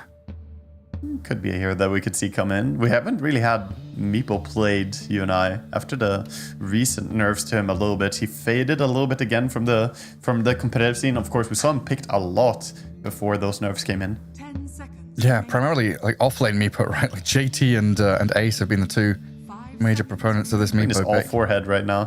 He's leaning into the camera. Oh, I wasn't watching. Oh, there we go. Thank you. He was leaning even further forward. It was literally just him, his hair and his forehead. That focus on the screen. Yeah. See what they prioritize. They are giving a bit of respect to that Morphling of Monet, banning it out. Not letting him have the back-to-back games on that hero. 10 seconds remaining. This is my least favorite part of the draft. This ban in particular. I mean, just trying to think and empathize with the players of like, there are so many options, so many potential picks. I mean, the main thing that goes in here is that you're just thinking about what you already have planned and what you don't want to deal with there. So it's honestly, yeah, it's understandably a least favorite part as a caster because it comes down a lot to what their internal plan is and less so reacting, right? But they ban out the Undying, which is just lane winning, which, you know, Gaming Gladiators focus a lot, and take that Rubik. As we mentioned, it is a high priority hero when Magnus is in the pool. Time to buy some Lincoln spheres. 10 seconds. Yeah. This goddamn guy with his collapse telekinesis. 5 seconds remaining. Pesky guy. Well, we'll see what Gaming Gladiators have up their sleeve. Time to get the Crystal Maiden out into play here. So Celery's hero. I guess Magnus probably going to be Aces. We'll get Tofu's pairing with the Magnus with that Gyrocopter? Or is that Duraccio Gyro? Duraccio really likes carry gyro as well, so this could definitely be a flex between the two of them, maybe leaning heavier towards Duraccio taking it. But of course, the support gyro looks pretty clean here too with Magnus and CM. It wouldn't be a bad trio of action, so to say. Yeah, and it's this nice kind of transition as well of early game magic damage into later game physical damage, you know, and power and flag cannon and stuff like that. So you've got that inherent laning stage prowess into mid to late game scaling naturally with your heroes, which often feels nice. So you're not forced to, you know, itemize in particular against some stuff like a Naga Siren. Okay, so Naga comes out here, seeing that CM and the gyro, saying, you know what, it's kind of unlikely that you guys are going to be able to get yourself a counter here. We could see them still go back for that Lion and put the Gyrocopter towards the carry roll and have a counter to the Naga. Could also see a Pugna mid, but you know, after last day's game, I'm kind of scared for the Pugnas on mid lane. XM had a sad time there against one. Yeah, don't do it to us. Don't bring out the Pugna mid. Mirana's a nice solid one. A potential combo is what Pulverize, Ensnare, and Telekinesis all set up for Arrow. And then you've also got this really nice roaming gank squad. We've been talking about it a lot. Your favorite word, or my favorite word of yours, that constellation. The grouping of heroes, pairings, this trio, this duo, can move around the map with that Moonlight Shadow to find kills no matter what. I think it's very nice, yeah. They have a lot of different gank potential here in G2IG. And Gaming Gladiators, they're just gonna say, you know what, okay, you pick the Naga Siren, we're gonna pick a hero that's pretty good against it. The Alchemist, if you farm up that Radiance, you're gonna have a lot of survivability already, and you deal with the AoE damage, or AoE, quite well, putting down the Acid Spray, Radiance, and the Illusion start melting pretty decently. The question is this gonna be, you know, played by Duracho? How do you wanna run it? Are they possibly thinking about a mid-Alchemist? There's a lot of openings here for how Gaming Gladiators want to lane the heroes that they have currently. Yeah, I'm already on that. I'm looking back their last 10 Alch games. I'm pretty sure most of their Alch games have been Duracho. It's one of his favorites, but there is that absolute potential to flex. You know, we've seen Thompson bang out the Alchemist mid. There's a bunch of others that do like to play it as well. And I'm sure Quinn would enjoy playing a hero that can farm out of the mid lane with that Greevil's Greed. We see it on a lot of different teams playing at mid lane or off lane, but I would agree that it's most likely going to be the carry here. It doesn't look like they have the best heroes for pressuring an Alchemist that early on as well. I mean, they do have a bit of aggression on G2IG, but I always feel like if you really want to run at the Alchemist, you need like crazy aggression, like Clockworks and stuff that can just go in there and have the damage. Rubik doesn't really have enough damage to bring down Alchemist together with +1. Usually it's +2. Then what does that mean for our supports? Is this going to be Tofu Maiden and Celery Gyro then? Yeah, I would say so. Or the other way around even. It's free. Celery could take the Maiden and Tofu Gyro. It's both available. Just depends how they feel on the day. Yeah, they both play it. It's just which lane you want to run things more so. We do have, of course, Gaming Gladiators having to show one more final pick, kind of giving away, you know, a lot of the question marks right now in their draft. We see G2IG focusing on banning out magic damage heroes from the mid lane against this Naga Siren, protecting her against the high burst. And G2IG, they're banning out the Doom. So they're thinking for sure that this is going to be a mid Primal Beast. They don't have any doubts about that one. Or covering their bases, right? If they ban out a mid laner now, it could be one way or the other. It could be. I mean, Doom is terrifying for Alchemist, who relies so heavily on his regen, so could be a big thing why they just get rid of that. Maybe they will still go back for a mid laner that they don't want to play against. It could be. Who do you even lane against Primal Beast? I mean, depends where he is, but, you know, I actually am pretty happy picking stuff like Queen against him, who has some mobility. There it is. Call that one. Yeah, I think Queen is pretty nice because you can get out of the trample very easily, and you also have the Shadow Strike Harass, which can be pretty strong. And later on, this hero just doesn't really get threatened as badly by Primal Beast as some other mid heroes do. So yeah, they're gonna go with the Queen of Pain.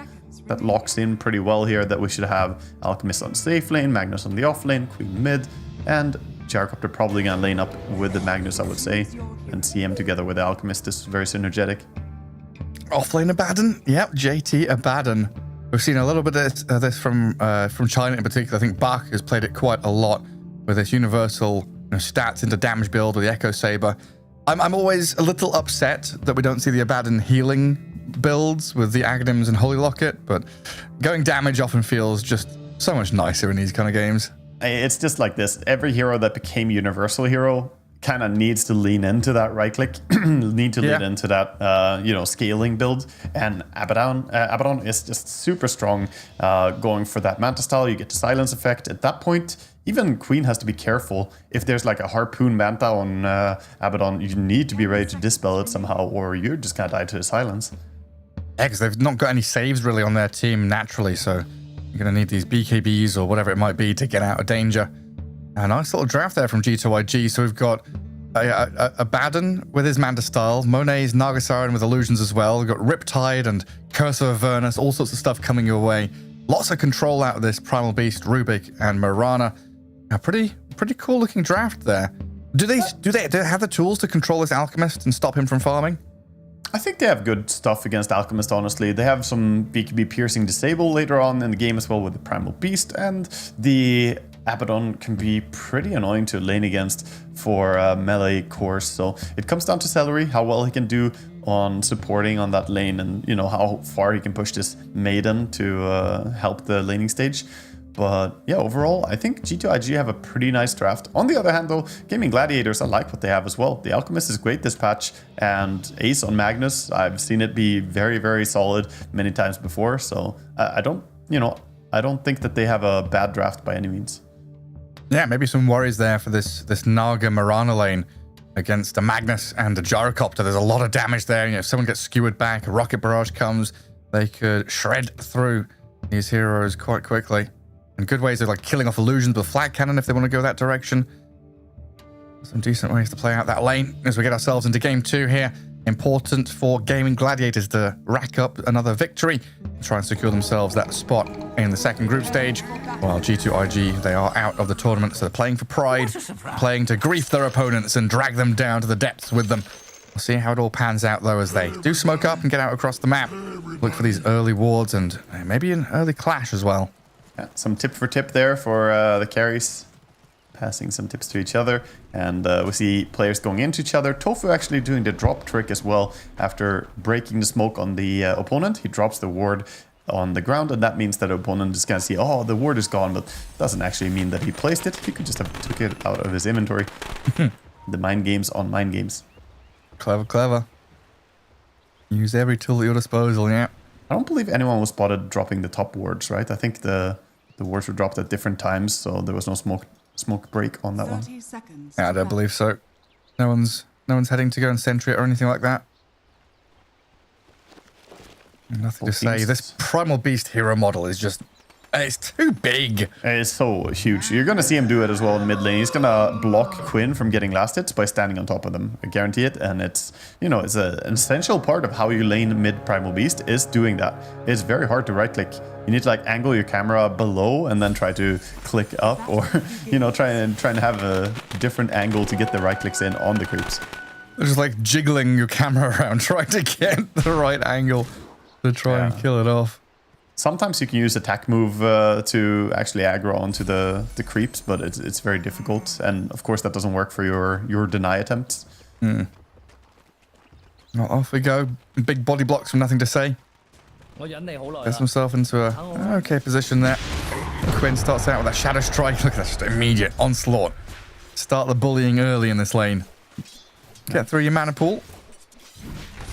Bit of damage, and we see him doing it. Can he get it? Yeah, nice. Quinn gets the click. Didn't really stand quite on top on the range creep, so still managing to last at that one. Yeah, it's going to be that lane in a nutshell. Down at bottom, Tofu here with the Gyrocopter trying to step up onto X-Nova. So Starstorm against Flag Cannon as they do try and just kill off these Naga illusions as soon as they spawn. Shockwave and Flag probably enough to bring them down level 1. Yeah, I think I agree with you that this lane is a little bit stronger for Gaming Gladiators as well. Like, it has a bit more harass and can perhaps find some kill potential later on as we go in some levels here.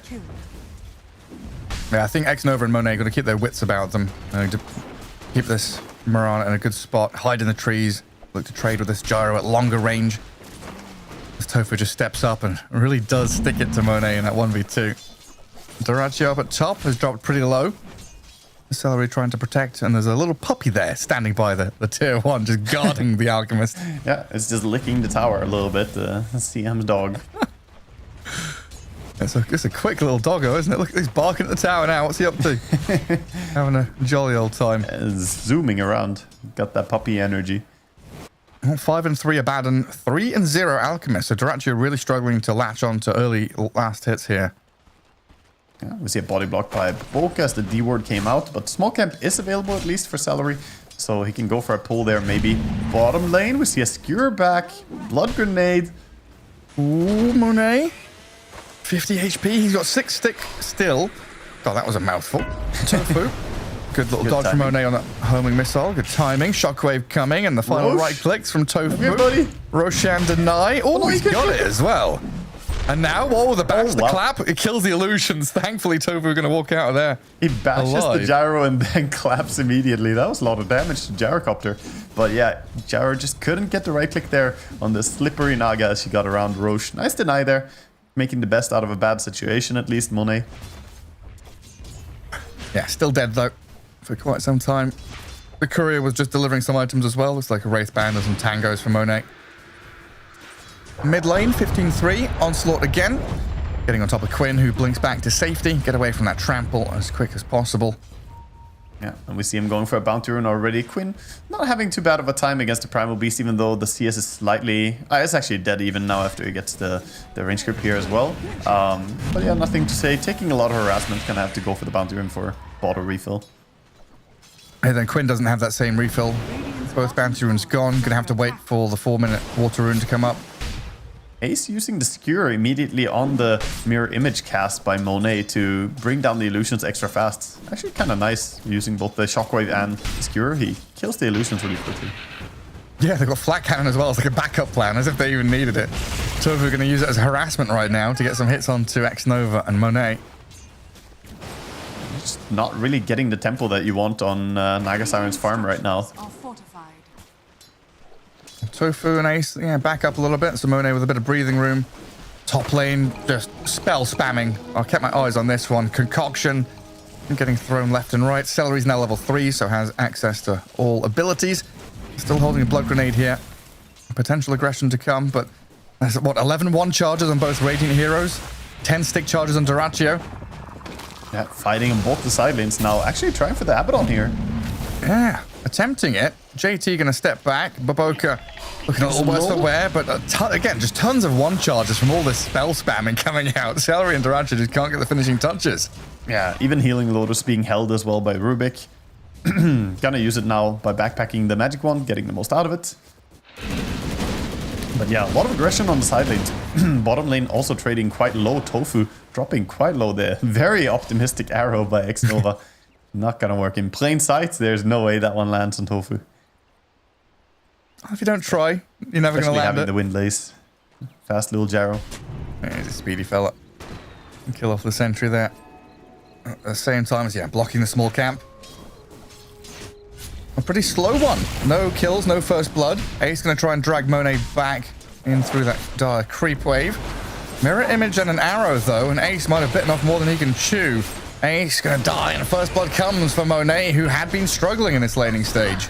That is really big. Getting first blood for Naga definitely helps a lot after not having the best CSing time, and they did combo up the end snare plus arrow combination very nicely there. 2.75 second duration on level 1 end snare is so good for setting up that arrow. Just the right amount. Top lane, Abaddon, super low.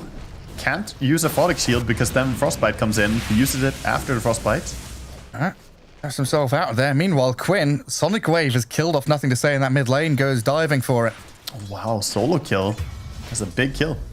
And JT still dies in that top lane to Duraccio. Things starting out pretty nice here for Gaming Gladiators, despite losing that first blood bottom. Yeah, things panning out very nicely for them in these other lanes. I guess he's ganking. Ace. Another move from the Magnus. Skewer back Monet. Primal Beast is here, though, to clear out Tofu's gyro. So focus from G2IG really heavily into this bottom lane. Secure Monet his early game. Try and get that farm back on the Naga. I think they made a switch now. I think Rubik's staying mid and just gonna lane mid. And this Primal Beast is gonna keep ganking nonstop. Because he can't really lane against Queen of Pain. She put 3 points into the Shadow Strike, which is a commitment to winning the laning stage that you make against some melee heroes. So it is effective. She did get that solo kill. But now we're gonna see Primal Beast probably focus on rotations a lot and not so much laning mid. Yeah, has hit level 6 as well, so nothing to say. You can kind of clear out a wave in this mid lane. Goes under tower and takes quite a few tower hits there. That's a lot of damage. Meanwhile, more for good measure. Wisdom runes. Tofu going to take the one on the right hand side as X-Nova came in to try to steal. And Baboka goes to the left. Yeah, he put an early homing missile on him there. Both of them trying to stun up and get the rune, but gonna go the way of Jarrow. And nothing to say. There's very low HP in this mid lane. It's kind of worrying whenever he steps up and tries to clear creep waves, but he gets it done, heads back to Fountain, and I guess now is the time to TP into a side lane to look for aggression. Exactly, yeah, a TP gank is definitely coming. Question is, can he get the Alchemist though? Because that's the kill that he wants. Bottom lane, pretty hard to lock onto this Magnus. He can always skewer back. We're definitely going to see him TP towards top lane, I think, and look for aggression onto this farmer who just working towards that Radiance. JT, he stepped up under tower. He's trying to force Gaming Gladiators to spend a few spells here. Okay, actually TP'd mid to clear the creep wave, but now with the rune check, he's looking to make that move towards top. Unlucky though, not gonna get the rune. Queen gets the bottom rune. And this is probably going to get read by Gaming Gladiators. They've come into the jungle, Celery dewarding and tanking the gank. I knew it was coming. Gets rid of the Radiant Vision though at the very least. And this is breathing room for Duraccio to go into jungle. They didn't realize that he had a ward there himself, so they're not centering the Observer ward, so nothing to say is under vision. Finally, they're gonna drop a sentry. X-Nova realized that this is a good D ward. It gives room to Quinn though. Bit of pressure on that mid tier 1. Raindrops, treads, wand, illusion rune bottled, and smoking with Celery here. Sonic Wave is ready. Swinging up towards top lane. Duraccio has Chemical Rage and a couple of stick charges here. Trying Beast to gonna be the dangle. target. A bit of focus onto Yeah, him. but shield, so pretty hard target. And Arrow after that Pulverize going to kill off Quinn. They came in feeling strong. Duraccio a little slow to join the party now with Celery dropping low. Baboka and JT joining with Frey around this Primal Beast. And X-Nova going to clear out the Maiden. Alchemist might be in trouble as well. They're going to keep on diving this. He's Looking on at the run, Tofu. 4 heroes chasing him. Gyrocopter's very low. Alchemist being chased. They want to go for both targets, but they might end up getting none of them. Tofu, okay, he's walked back into the middle of everybody. Gives his life to save the Alch. Yeah, this is exactly what you need on Primal Beast as well. Some rotations that are working out for you. And not only that, but the Queen of Pain doing a misread there a little bit, going in, connecting onto the Primal Beast. And then, of course, with the Abaddon nearby, they couldn't really connect and kill him. So actually, Queen goes down. It's a nice combination. Yeah, just kind of walked into the arms of the Primal Beast who pulverizes it. We'll see back in the game, stacks being made on the Ancients. This is the second time he stacks up the Ancient, and the big camp is actually triple stack. See if he gets it again. He does. And the Haste rune on Primal, that is an insanely powerful rune with the Trample. He's gonna take some time to clear up jungle here, though. Yeah, take out a few of these stacks, catch up on the net worth. Because, yeah, just keeping our eyes on that. It's a pretty close board there. Everyone getting their farm on. Okay, Alk and Quap are a little ahead of the pack, but... Yeah, but look how close Primal Beast is to Queen now. After Queen getting a solo kill on him mid and winning the lane pretty hard with CSing. But Primal Beast just finds his way back into the game with these rotations. Been involved in so many of these ganks. Yeah, Nagasaren's still towards the tail end of that net worth board, but it looks like Monet now going to utilize the jungle. And trying to keep pushing this bottom lane out. Not a whole lot of focus towards the Alchemist here. They took the top tower, but Alch now being given space to farm up. Gonna be happy to work towards that Radiance. Yeah, much more emphasis in this mid lane. Baboka and nothing to say. Pushing with the catapult wave. Try and keep Mr. Carty alive. JT even joining in now with that Curse of Avernus. 0-4-3 build on the Abaddon. Still holding a point for ulti whenever. Yeah. Making sure he doesn't skill it ahead of time. So yeah, he's helping tank up the tower a little bit here. Has the Aphotic Shield. The catapult's going to die. Gaming Gladiators make sure it's not an easy tower take, but nothing to say. Pops the haste, and there you can see how skittish Gaming Gladiators have to be against this Primal Beast. Yeah, I don't think they can really fight it. I think he could go even more aggressive here on nothing to say, but hard without any deeper vision. Doesn't see the Tofu Gyrocopter below him. Dire's bottom tower is under attack. And this is where the pressure on the Alch comes now. Sweep through that top jungle, boot him out this top lane, don't let him have that complete free farm anymore.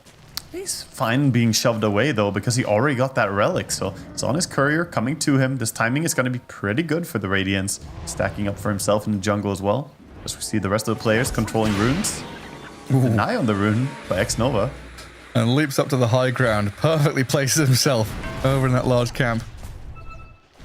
Donked by the homing missile, but nothing there from Gaming Gladiators to follow through on.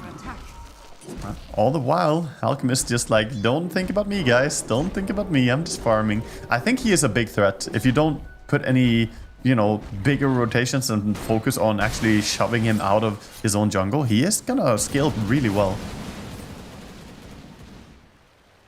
Yeah, especially when Naga hasn't had a particularly good game. Like, Monet is maybe not in catch-up mode, but definitely isn't in full aggression mode.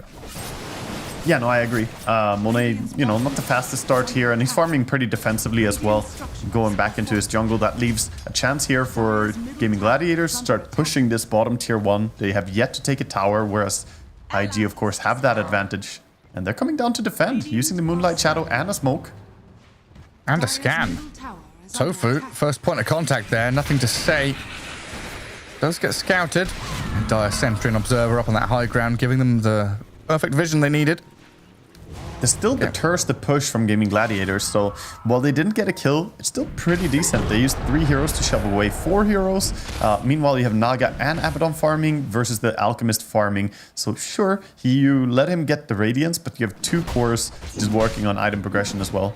I would say decent for IG what they're doing right now. Yeah, not too bad in it. Kind of a slow game like this, you know, you're just sort of edging forward, looking for these small victories you can find. Nothing to say going into the Eternal Shroud after the Blade Mail, so just tanking up as much as possible on the Primal Beast. Some team farming going on in the jungle here. 4 heroes farming Ancients together. Peak excitement, but they're clearing it out so they can go for a smoke. Of course, Wisdom Rune and Power Rune spawning now. It's RP time for Ace. Let's get some use out of this Blink Dagger. Who can we find? Nothing to say. Blink RP straight from the Magnus. Stolen RP from the Rubik. Oh no! Gets it onto Ace as well. The turnaround from Avoka. Ace will skewer but dies to nothing to say. Sonic Wave's there to push away X-Nova and Monet. But Duracho's in trouble, pulverized under this tier 1 tower. Quinn still trying to fight back and keep JT away. Stellar with the freezing field, but yeah, Baden has his ulti going. He'll back up almost to full. G2IG. Incredible from Baboka there to turn things around completely.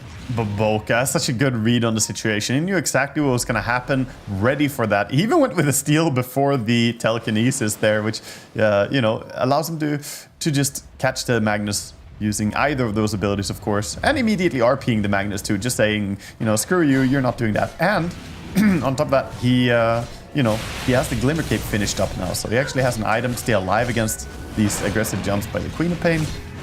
Woka looking like he might have a good game here, well ahead of his fellow support's 4.5k net worth.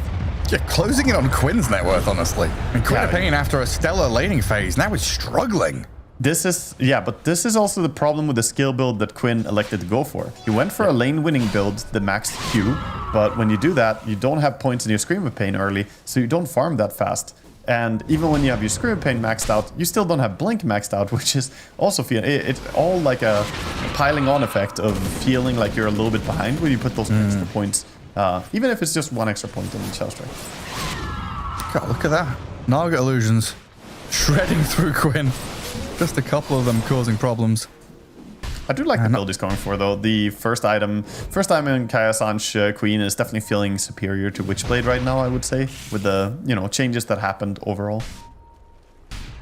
Especially when you're getting so much control here. He is getting a bit lucky with the runes. Can I get the bottom rune again? First the shield rune, now the amplified damage rune as well. Nothing to say, a little bit upset. He's not getting anything. He's working on an Eternal Shroud on Nothing to Say. I really like this build. This is the new heart, essentially. And he's going for Celery, looking for a solo kill. Straight onto the Maiden with the Pulverize. Trample, Celery. The Blade Mail Frostbite, but he puts down the Verdurous Dale from the Seeds of Serenity. Everyone's healing up in the glorious green. Can't quite get him. And also, importantly, didn't break his Tranquil Boots. So Maiden gonna heal up pretty fast, both the mana and the HP coming back quickly when you're playing this hero. So it's gonna be fine. Still kind of hard for Gaming Gladiators to push objectives, though. Like, looking at the map state, G2IG have, you know, free reign from mid through to top, with those 2 tier 1s being gone already. And yeah, they're struggling a bit to advance, like you say, but at the same time, you're kind of happy with status quo when you're playing an Alchemist just farming up. That said, though, Alk does have a Blink Dagger, so Duracho looking to get involved, looking to propel the game into a different gear here as he's making his way towards bottom. They definitely want to take a tier 1 tower. I get some money in the pockets of these supports. Maiden and Gyro. I mean, not super item reliant, but you would want that shard on Gyro as quickly as possible. Kind of interesting to see Tofu go for so many different items here. Arcane's Windlace Wand, tons of little regen bits and bobs, a circlet there. Because we've seen these kind of brown boots shard rush Gyros quite a lot. Yeah, he went for quite a few different things, but I think the mana boosts are really worth it for his team. He needs mana. Even though they have the CMR, Queen just eats mana so fast. We smoke down to bottom jungle to get some wards down for now. One hero pushing tower, which is Quinn. at the same time, you know, tier 2 is being shoved by JT with his Manta style. And Gaming Gladiator is not able to really connect on any heroes. You can't ignore this Magnus, or this Abaddon. Magnus, no, but he pops his ulti. Ace has blinked and skewered him. JT gonna pick pole. RP is there. Quinn trying to open up, but the Song of the Siren's there to reset. Make sure JT can TP out safely, but Celery's come in from the perfect angle. Frostbite to cancel that TP, and JT, even under the Moonlight Shadow, being chased back, dusted up, and found out by Gaming Gladiators. It's taken a lot to kill him down, but he will finally be brought to his knees by Quinn. Yeah, it does go down in the end. He manually activated his ulti there. A little bit questionable as he got skewered back. He still was very high HP. Of course, he did dispel himself by doing so, but I can't help but feel that running and like waiting for them to at least trigger the ulti manually usually is better. Nice try to save there. Beautiful timing by Monet, but we just saw the sneaky move by Celery walking all the way around for that Frostbite. Getting him before he TPs out on Abaddon. Just the perfect angle. That was a lot of time spent as well by Gaming Gladiators. You know, going bottom, get the tier 1, sweep through the bottom jungle all the way to top, and then TPing there just to get the kill on the Abaddon. Yeah, it was a big move, but I think it's worth it in the end because you have to stop the Abaddon. He pushes way too fast if you ignore him. Like, if this hero runs at a tower with Manta style, that tower will just disappear very quickly. He doesn't really take any damage due to illusions plus the aphotic shield, and the tower just gets melted. Meanwhile, Nargasaran has continued farming and is closing that gap on the Alchemist as well. Monet very nearly at Orchid, which is going to give so much kill opportunity against Queen of Pain, Magnus, even his Alchemist. They spotted the Alchemist just now. They saw him bottom with Naga Illusions a little while ago, and now they're wrapping down here looking for him. He is moving up towards the Ancients. Doesn't seem like they're going to connect to that, though. He's turned off his Radiance as well, just really making sure he's hidden in the fog. Yeah, it's a good habit to turn it off when you're moving around. It turns it on again to get to stack on the Ancients. Power Rune. Regen, and nothing to say. Start with a Pulverized, Chainstone with the arrow. In comes the Starstorm. Damage, not quite enough to kill off Quinn. Ace has blinked in, has the RP onto 2. Abaddon and Primal Beast are tankier 2 heroes, though. Don't really kill them off. Ace now the one to be chased by the Onslaught, and Pulverized trample down onto this Magnus now, and Ace is gone. Rubik with, again, a nice lift there. Good timing. Manages to steal the Skewer this time instead of the RP, so has a level 4 Skewer available. Doesn't have a blink to utilize it yet, but 400 gold away. Could do some Magnus plays once he gets that. Yeah. Role play is your favorite hero. Monet chasing Tofu out of that top jungle, look like there, with the real hero and the illusions, while the rest of G2IG are onto that mid tier 2. Catapult behind them, and a tanky Primal Beast frontlining. And we see a recap here again as they jump in with the Magnus. Started skewering back the Primal Beast, but got lifted mid-skewer, then decides to go for the RP instead. But the RP and Sonic Wave really didn't do too much. They're only connecting to a Primal Beast and Abaddon. They don't care that much. They're so damn tanky, these two. And but both like 2-minute cooldowns. Like, I guess Sonic Wave is a minute and a half, but RP quite a long cooldown, so a pretty massive window for G2IG to exploit the rest of the map.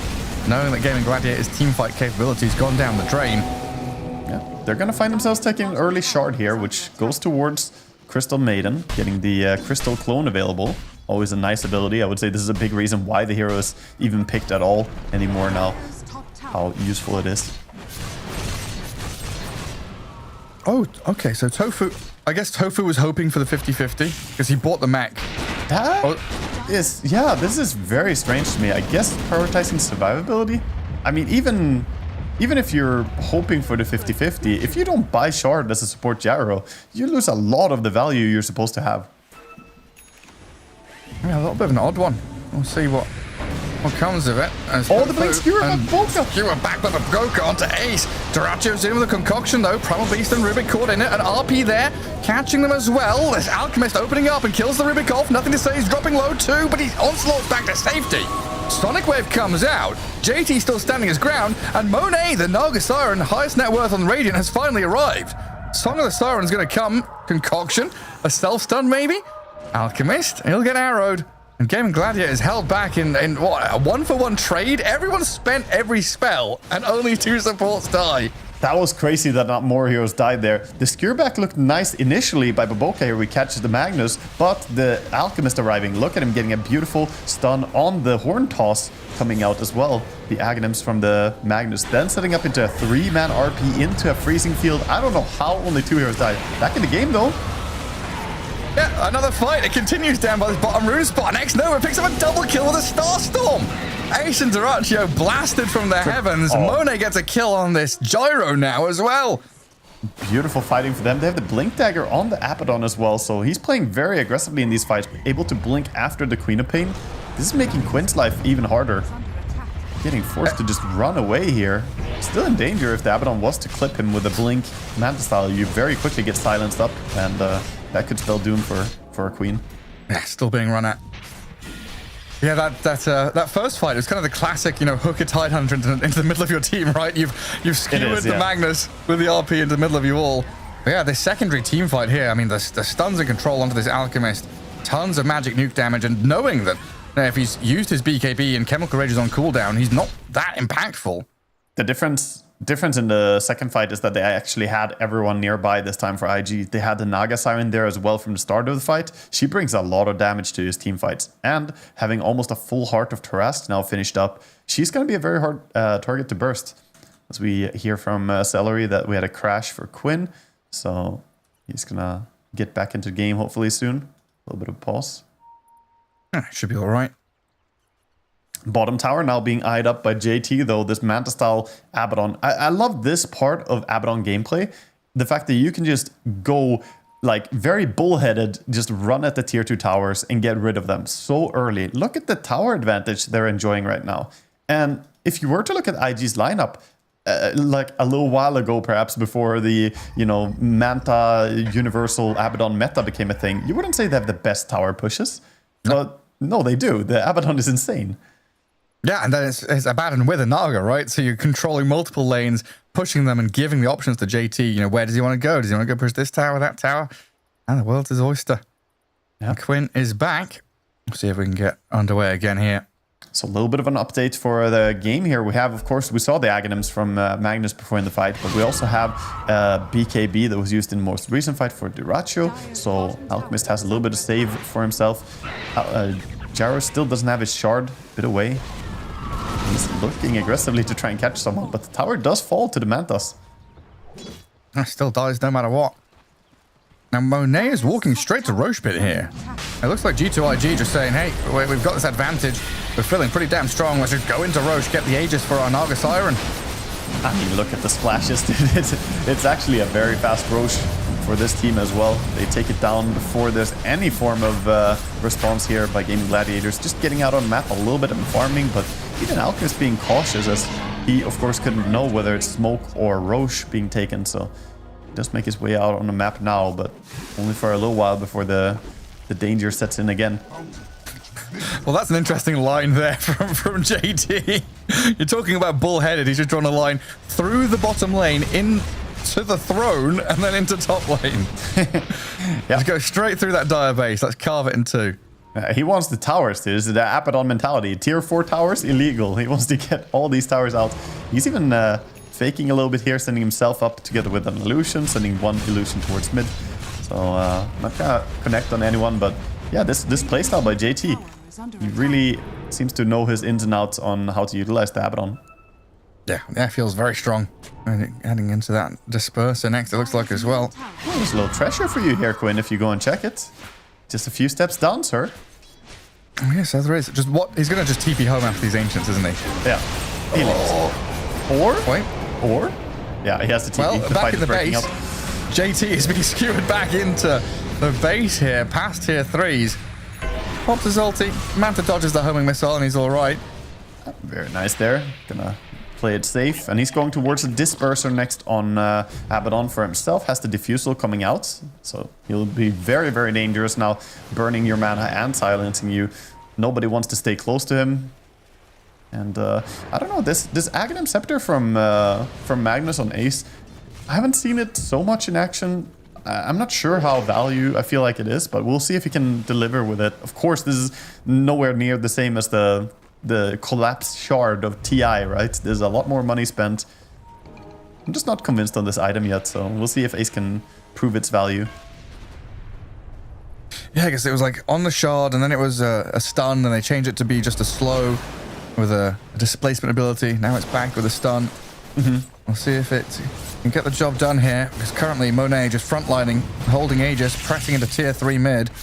All the allies behind him smoked up and ready.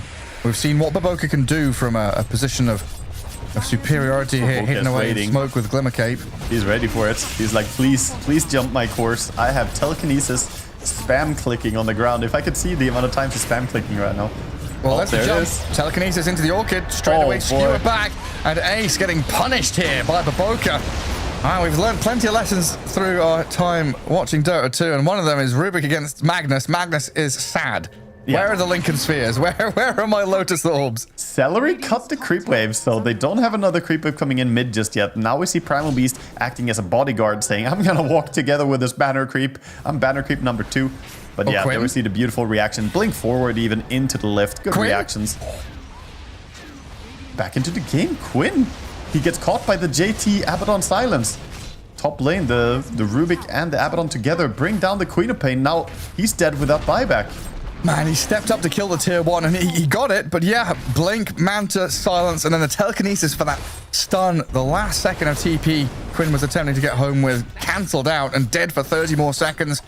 G2IG free reign in this dire base now, pushing all 3 lanes in towards them. Scary times for Gaming Gladiators. Just working on whatever they can. Ace again trying to reverse skewer. Again gonna get caught. Again counter skewer. Oh my god. Dragged back out of the base. Ace trying to TP, but the arrow connects and the Magnus is dead. Buyback's available. Meanwhile, by the tier 4s, the Primal Beast with Monet's Naga have gone very deep here. Oh, what a Duracio's song. BKB gonna allow him to fight, but the rest of the team stuck behind him because of that song. Beautiful reset there, and that wastes so much for them. Alchemist going in. Another Baboka, the skewer, drags them all in. Oh yes, this Rubik outplaying them. Alchemist gonna get caught out as well. Concoction might come in a second to slow them down, but he's ensnared up now, and the Chemical Rage has ended. Monet with his Aegis doesn't care about dying this first time. The backup of his team with the arrow there connecting. Stolen Scream from Baboka, and the follow through. Ooh, they don't kill him. Duraccio actually survives. Does get out. Creep wave still missing, so backdoor protection is up now for a second. You see a quick recap there as well. Never mind. Push is going. Keep our eyes on whether he can stop this or not. There's no time for replays. There's too much going on. Yeah. Fights and pushes and skewers and dives, all sorts of stuff. Quinn he's alive again now, but no BKB yet for a couple 100 gold, and the dire base in disarray. That's all falling apart so quickly for them here on Gaming Gladiators. They don't have the BKB yet on Queen. He's working on finishing it right now, desperately farming. He has a bottle he could sell, or Magic Wand maybe, to get rid of, to finish up this BKB, but he's gonna go top creep wave. Meanwhile, his base is being pushed fast. Has it now, keep his base. And JT with his Curse of Avernus going to work on the melee racks. Duraccio blinks in. BKB's here for the Queen of Pain. JT gonna shield and run away. Nothing to say in the back line, just pulverizing into Ace to stop any form of initiation to come through, but the Primal Beast being focused. Looks like he's gonna die here in that dire base, and G2IG, time to escape. Monet with X-Nova looking to TP out. Evacuate from that bottom lane push. Baboka? Good move by Baboka. Gets himself into the trees and TPs. Oh my god, dude. This guy, been godly. How does he keep getting away with all the stuff he's doing this game? 2-1 and 10. This is beautiful performance by this Rubik. I mean, Baboka has just been crucial in every single engagement, fight. Even the catch on the Queen of Pain top earlier. This catch was beautiful as well, skewering all the way out to base. Oh, out of the base. Man, this guy is a menace on Rubik right now. Man, he's been a better Magnus than Ace has. He really has, yeah. And it's a very sad story when you're a core being compared to a support. And at this point, you can even compare yourself monetarily to the Magnus. You're 11,000 net worth versus 11,700, you know? Yeah. He's only 800 behind. Oh, it's dead close between the two of them. Radiant Scan does clip onto a couple of Gaming Gladiators heroes around that middle lane. Duraccio jumping illusions. And Quinn just clearing the wave. Back to farming a little bit here for IG, doing a little bit of a tempo reset as they don't have the advantage of the Aegis anymore. Just gonna chill and farm for a second. We do see some smoke now, though. Can't chill for too long as they push out mid lane, setting up for this gank rotation. And pings onto that top lane. Monet setting up for a push up there while the rest of the saw team... the queen somehow. JT's gone on the gyro. Naga onto the queen. Quinn going to have to BKB TP. Meanwhile, Tofu dying to out the Abaddon illusions. So many illusions in this game, man. Yeah, a lot of illusions. I mean, the surprised Alchemist doesn't have a Manta style as well in this game, but yeah, he has other things. He needs going for that Abyssal Blade next. Having his ult cast. He's looking strong on Alchemist, but his two other cores are just struggling so bad to have any form of impact in the fights. Yeah, I mean, he's got Empower now as well to really power through these jungle camps. So the pings on the base, that's the scariest thing. G2IG, they're eyeing up your bottom lane. Yeah, they're coming. This Rubik with Ether Lens and Eye of Vizier. Looking for more beautiful steals. Grabs with Telekinesis. Still no Lincoln Spheres or anything, you know? You need the Lincolns against the Rubik. You do. Magnus just can't play. Or maybe if you, like, skewer the Magnus or glimmer the Magnus before he goes. Perhaps he can, you know, go under the protection of the quick fade. Maybe, yeah. Oh my god. JT has heard me complaining about there being too many illusions, so he's going to buy a second Manta style, apparently. That's a good idea. I like the idea of going Manta style here, JT. It's a good item on Abaddon. Why Double not, Manta. my friend? Can you imagine if you could just use two of them? It'd be fantastic. Yeah. Just have infinite illusions. MTS. Where's he going to go? Scout Roshan. We know it's a minute and a half away. It is gonna spawn just before it goes to top, so there will be a moment they can take it on bottom. Otherwise, maybe Gaming Gladiators could set up to control the top part. It's very hard for them to move out of base at all right now, though. The fear of this Abaddon and the Rubik, the catch is so scary. And even the Primal Beast, of course. At this point, there are so many different ways you could die if you step out. And just hunkering down in base right now. You can't really step out too much unless you are Quinn on this quap. Alright.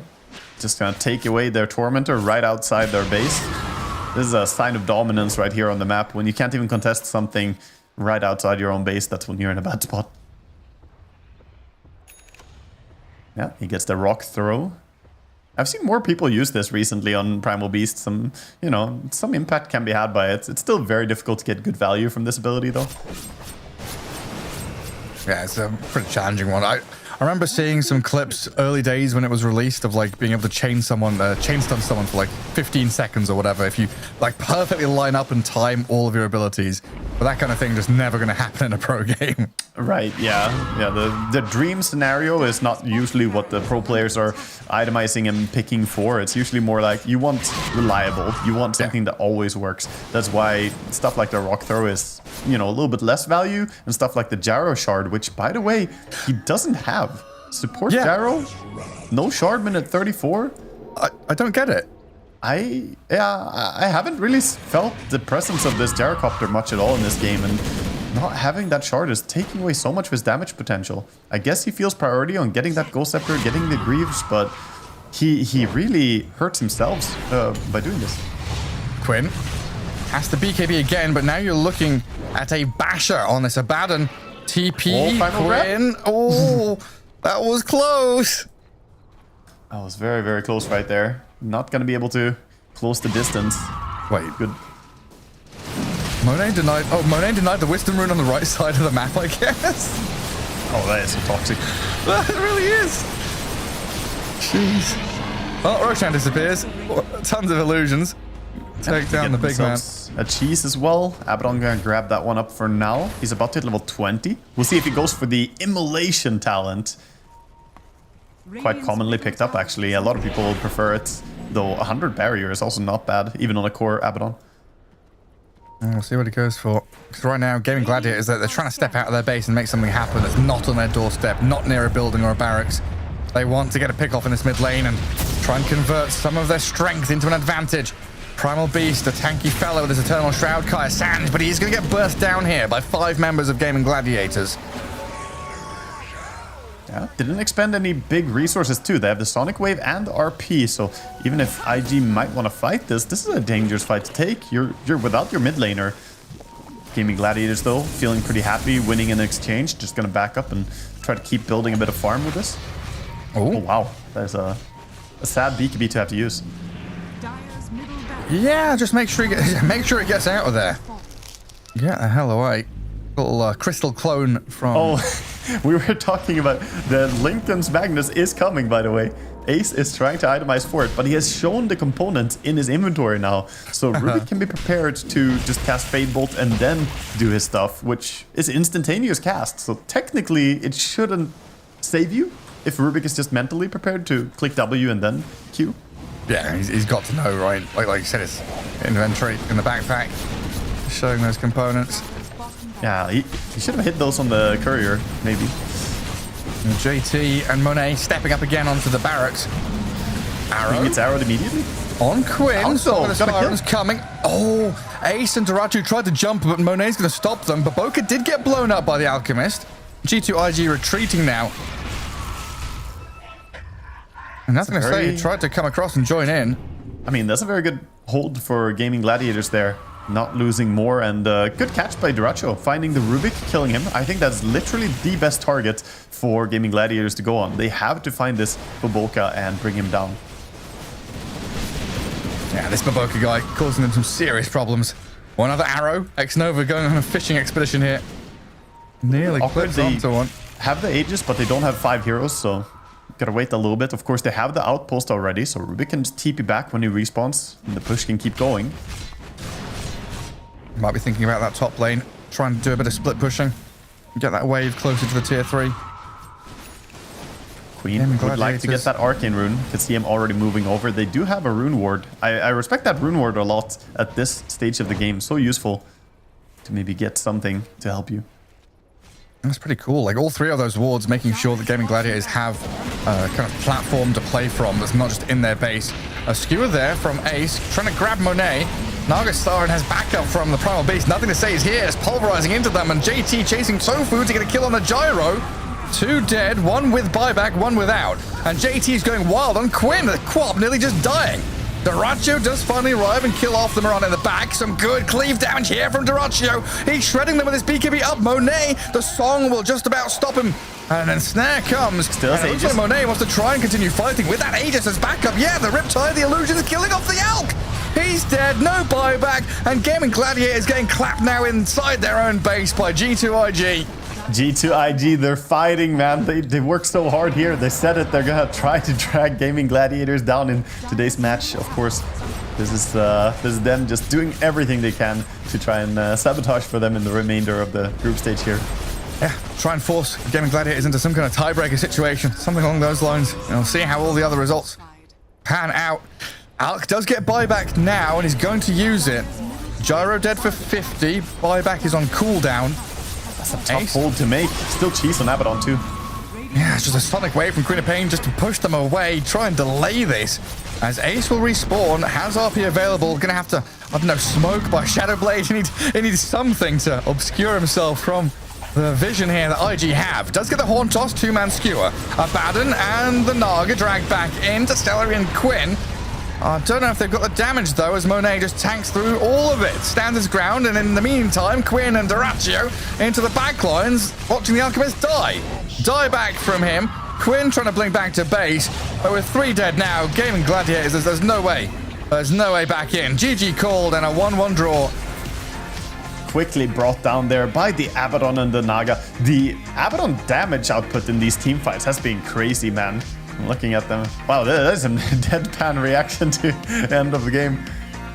But, you know, they did put up a good final game here. I like this camera. That's my favorite. It's mostly wall. Yeah, of course. I mean, G2IG, you can probably feel it with them there that they're not super happy about the situation in the groups, of course. But yeah, they do at least show off a good game here against Gaming Gladiators, taking the 2nd game in the series.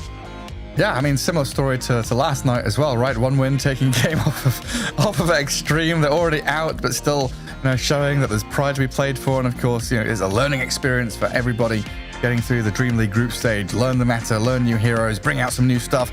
This offlane Abaddon looks pretty tasty from G2IG.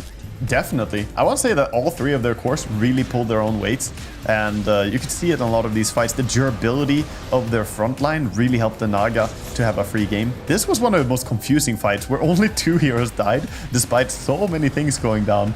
It looked like there should be more casualties in this war, but really goes to say the survivability of the teams was really high. Yeah, and it was like a 2-part fight, right? This is part B. As the Primal Beast came back in, you can just see across the ulti green lights at the top there, only Naga Song was, so only the Pulverizer was left available as the Naga Song had been expended. Everything else had been used, multiple rounds of spells, but that allowed G2IG to get into a victorious position. And then towards the tail end of things here. I mean, every single jump as well by the Rubik and by the Abaddon. I mean, we have to say it again. Rubik was clearly the MVP in that game, I would say. Just the way he disrupted so many of the initiations. Every single early game team fight was just won on the back of his spell steals. And he skewered more people than Magnus, I feel like, that game. Yeah, I really did. That's always the conversation we have, right? The start of the draft, that Magnus first pick, who's going to grab Rubik? Is it going to be banned? Left it in and got counteracted by it pretty heavily. So tying things up 1-1 there in this best of 2. And that wraps things up. I think we'll have an interview with someone from G2IG in a couple of minutes. We'll see you after this quick break.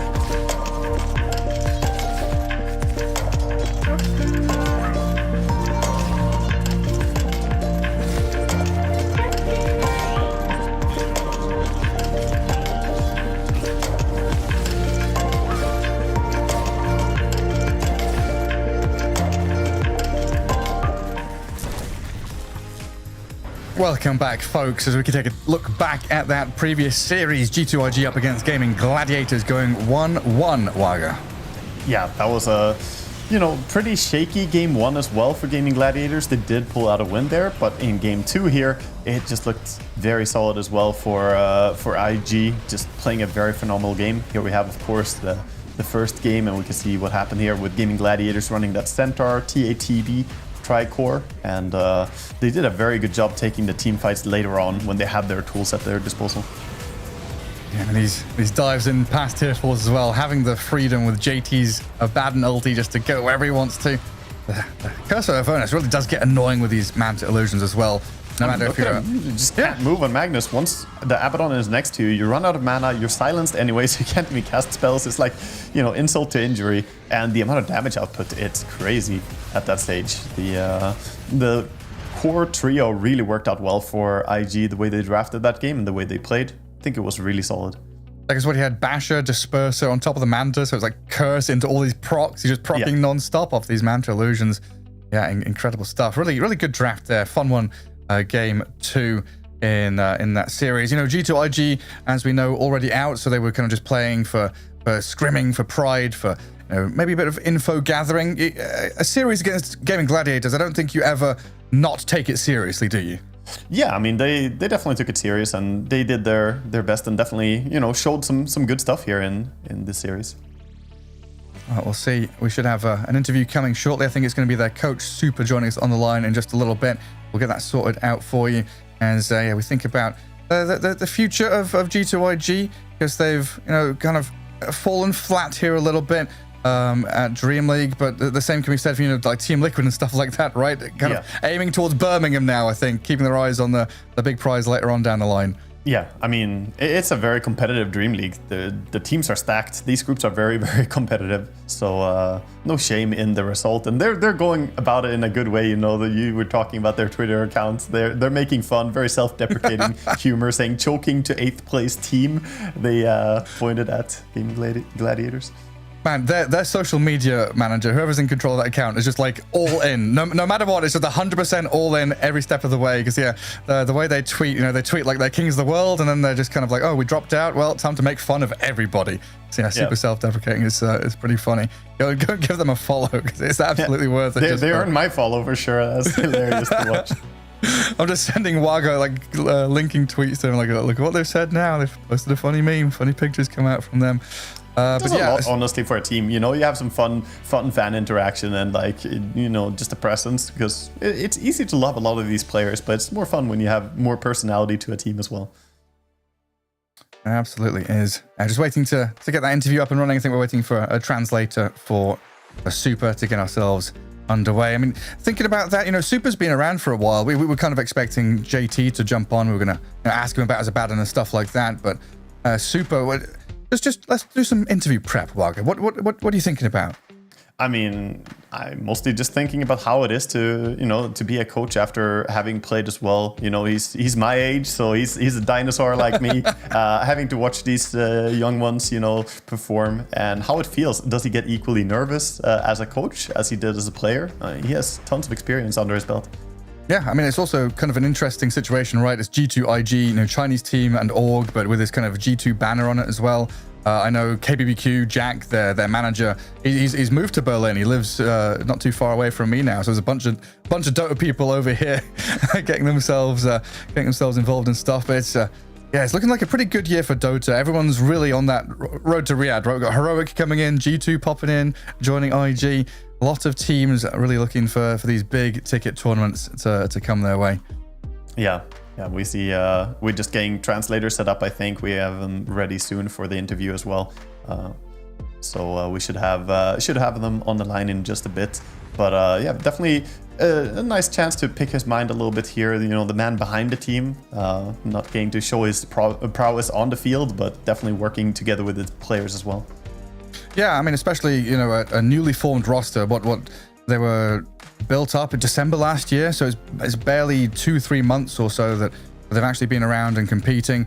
Did decently at ESL1 Kuala Lumpur, got 5th, 6th, BetBoom Dacha Dream League qualifiers, of course, getting to these tournaments. So that's kind of step one for a pretty pretty hectic region, honestly. You know, you've got these Chinese teams, Azure and Extreme Gaming, those two big ones. And we've heard from, you know, like Team Aster, org and CEOs saying, hey, these three teams are kind of unbeatable. They've taken all the best players.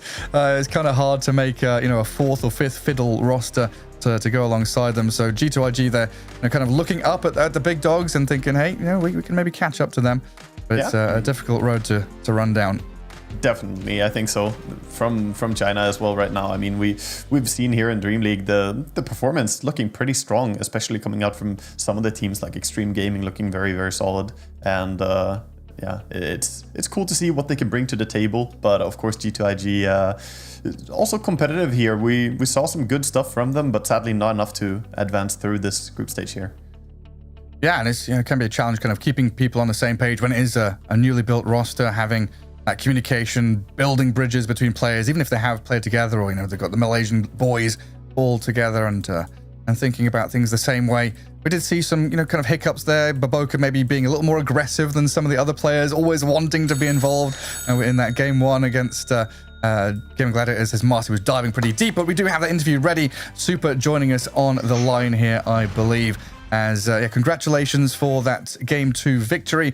It's sad to see you guys drop out of DreamLeague, but how's the feeling in the camp for a newly formed team? How's the vibe? 首先，恭喜你们刚才战胜了 G3 队。然后，虽然这次你们已经是被淘汰出了这个梦幻的联赛，非常的遗憾，但是也想问一下，因为你们也是一个比较最近才组成的一个战队，然后现在目前你们营地里面这个氛围如何呢？就虽然前半程小组赛打得比较烂嘛，就感觉就今天打的都还不错吧。The vibe feels still pretty good, even though we started off really poorly. But at least for today's performance, I think in a game like that, is it difficult to keep that competitive nature going, knowing that you're already out, or are you treating that as a competitive game no matter what? 就是像这种认为是比较不影响结果的一种比赛当中，会不会影响你们的就是你们的态度呢？还是你们依然是以一种非常想胜想赢的一种精神去对待任何一场比赛呢？就我们肯定就是认真打好每一场，因为我们后续还有很多比赛要打嘛。就反正最重要是找回自己的状态。这次比赛就因为新版本，然后加上我们赛训方面一些的问题吧，然后就打得不太好。所以最重要是找回我们自己的状态，然后找到这个版本最适合我们自己的体系跟打法。Obviously, we'll treat every single match with full seriousness. I think, honestly, the most important thing for us is that we find our form back. We are able to restore ourselves back into like good fighting shape. Because the way we see it is that other than this tournament, we still have a lot of tournaments coming up. We still have a lot of matches against all of these strong teams. And I mean, this is a new patch. We had a lot of issues early on with just figuring out the patch, as well as the training as well. So I think this is also a good opportunity for us. We're taking every single game very seriously to find our form. I want to ask you something about being a coach. Like, what's your experience playing and then comparing that to being a coach? Are you getting more or less nervous now that it's sort of out of your hands once the boys are on the field and playing, because you don't have that direct control of the game? 就说你关于这个作为一个教练以及作为一个选手之间的区别是什么样的？因为就是比方说，之前作为一个职业选手的时候，你现在成了教练，会不会感觉比方说压力没有那么大了？就是选完 BP 之后就松手了，就看队友怎么样发挥，就由他们自己发挥了，自己也不用操心了，还是可能会更加紧张呢？就看比赛的时候还是会紧张吧，就可能这个可能是我需要加强的一个点吧。就我觉得做选手可能打的时候我以前的经历就是开场之前会有点紧张嘛，但进入游戏以后就其实没什么感觉了，就还是以专注游戏为主。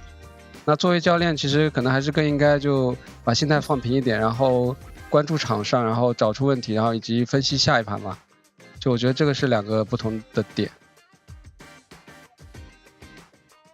I think even as coach, I was still get very nervous just watching the games play out. I feel like this is actually something to improve on a bit more on my own, like on my side as well. Even after just just watching the games, it definitely gives you a lot of anxiety. And I think just having a better mentality and being able to help analyze both the draft and how the game progresses on much better. Great, yeah, thanks. It's great to hear from you. Hopefully we'll see great things from you at ESL One Birmingham, which is going to be a big event everyone's looking forward to. Sad to see you drop out of Dream League, but good luck in the future. Thank you. Thank you. Bye-bye. Bye-bye. Bye. Nice to hear that. So that's a good question there. Sort of the transition from player to coach can be an interesting one. That anxiety level doesn't change no matter what's going on. Yeah, he's someone who has a lot of experience from both as well, right? He was coaching for many years already, and he has also been a player for many, many years before that. So, he's someone who can really speak to the difference in level at those, hectic moments when you don't have any control. It has to feel a bit nerve-wracking to, just hope that your guys are going to do what they need to do out there. Yeah, especially at the highest level of Dota. But that's our first series all wrapped up, and only one more remains here on the Earth stream as we've got a quick day today. Next up is One Win against Tundra, another series where one team already mathematically out of the tournament since yesterday, and Tundra looking for a potential ways to weasel into tiebreaker situations as they are down in bottom 4, but ways out. We'll catch you on the other side of this break.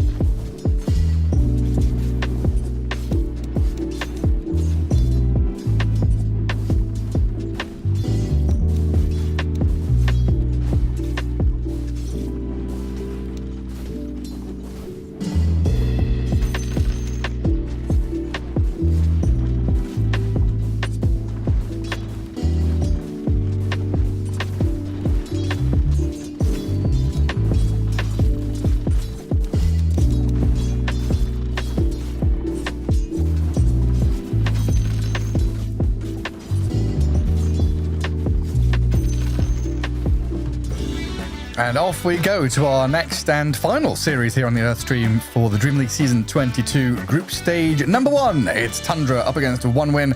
One Win already out, but Tundra still looking for whatever little victories they can get.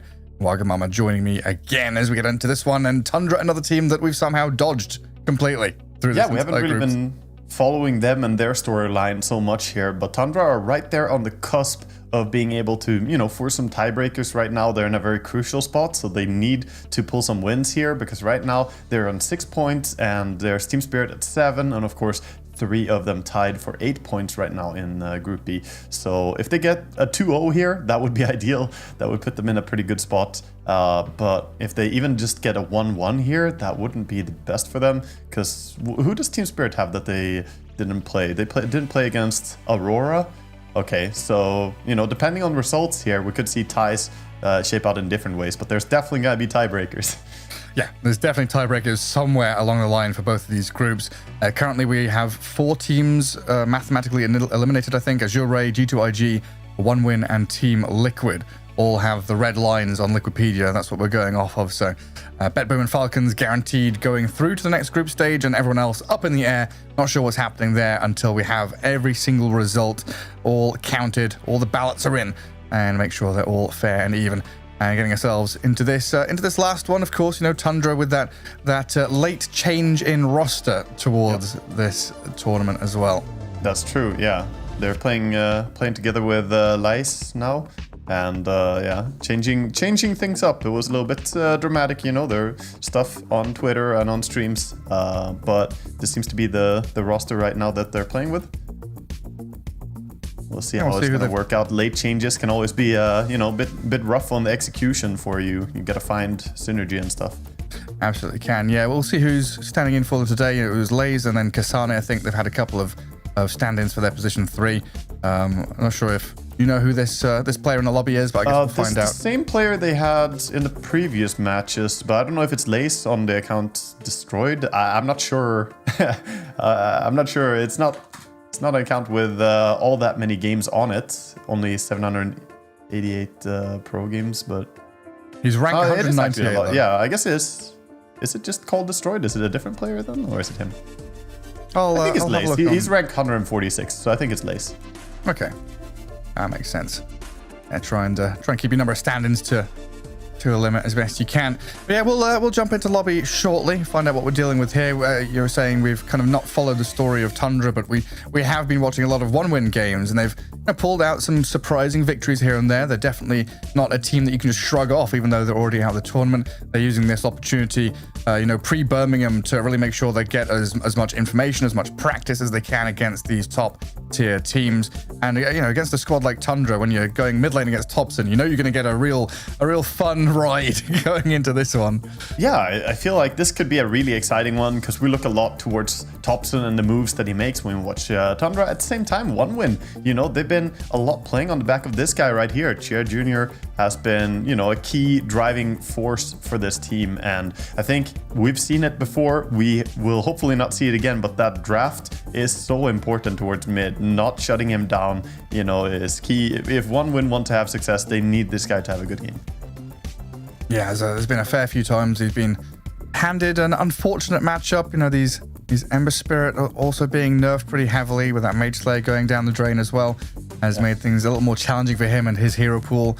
We've seen his Ember and his Invoker really have difficulties, but they pulled out this Lesh IO last night, which was just spectacular. Sweden strong, Grandmaster IO player, played a ton back on Na'Vi and other teams he's played on in the past, and Lesh, a rising hero that we haven't seen today, but definitely something that could come out in this next series. I think it's very likely we will see some Leshrac here. Not too unlikely either on the mid or on the support role. And, One Win, we got the chance to interview Sweden Strong and talk to him a little bit about, the performance, and hopefully they'll bring more of those comfort heroes for him, because, yesterday they were shining when they played with that IO. So we'll see what they bring to the table here. Yesterday we said the pressure felt like it was off for them. They don't have anything to lose anymore. So sometimes that's when you can play at your best, which is, a bit bittersweet, but hopefully we will see a good series here out of them.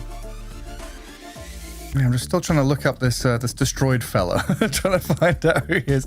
No, I think it's definitely Lace. I looked into it. I think There's a Swedish flag on his profile, so I'm like, what's going on there? Yeah, but the flags are, they're also not trustworthy. I think, if I'm not mistaken, this is who I think it is. He's a, Pango spammer, which tracks. That's how I remember him as well. And also very good at some other good offlane heroes right now. Good Mars player, good at Timbersaw. He also is not shy to play the Centaur or the Beastmaster, so he can play quite a few of the patch heroes, even the Doom.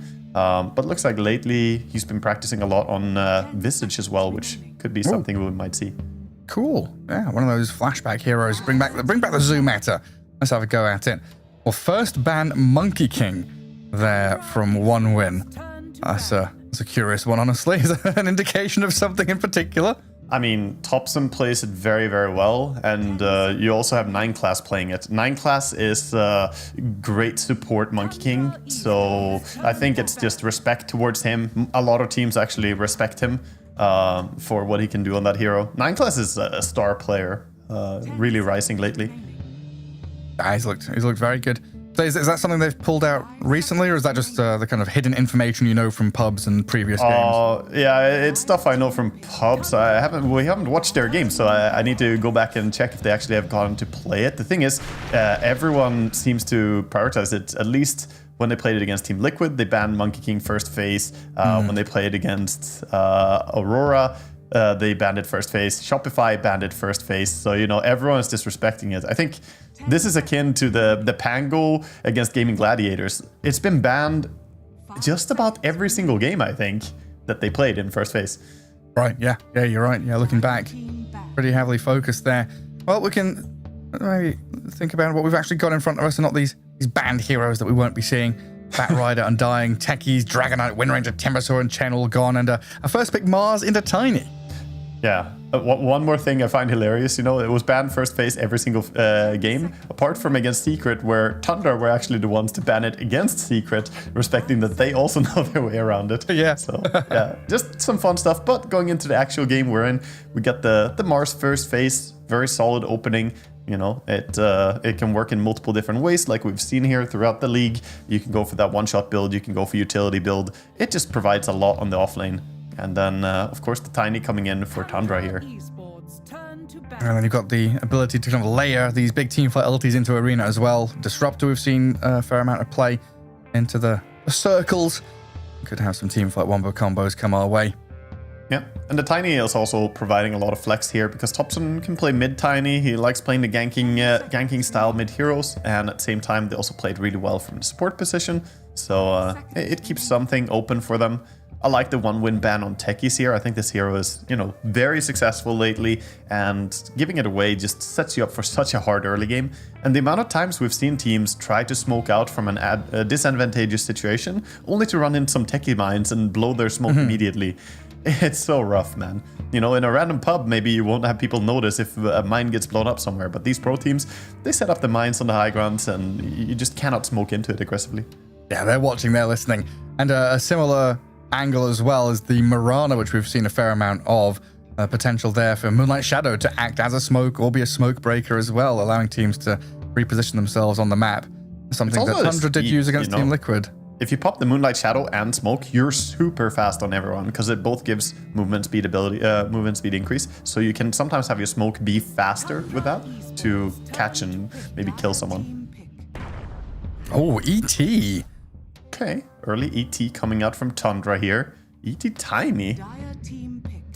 Not the most common support duo. Double melee, no range capabilities.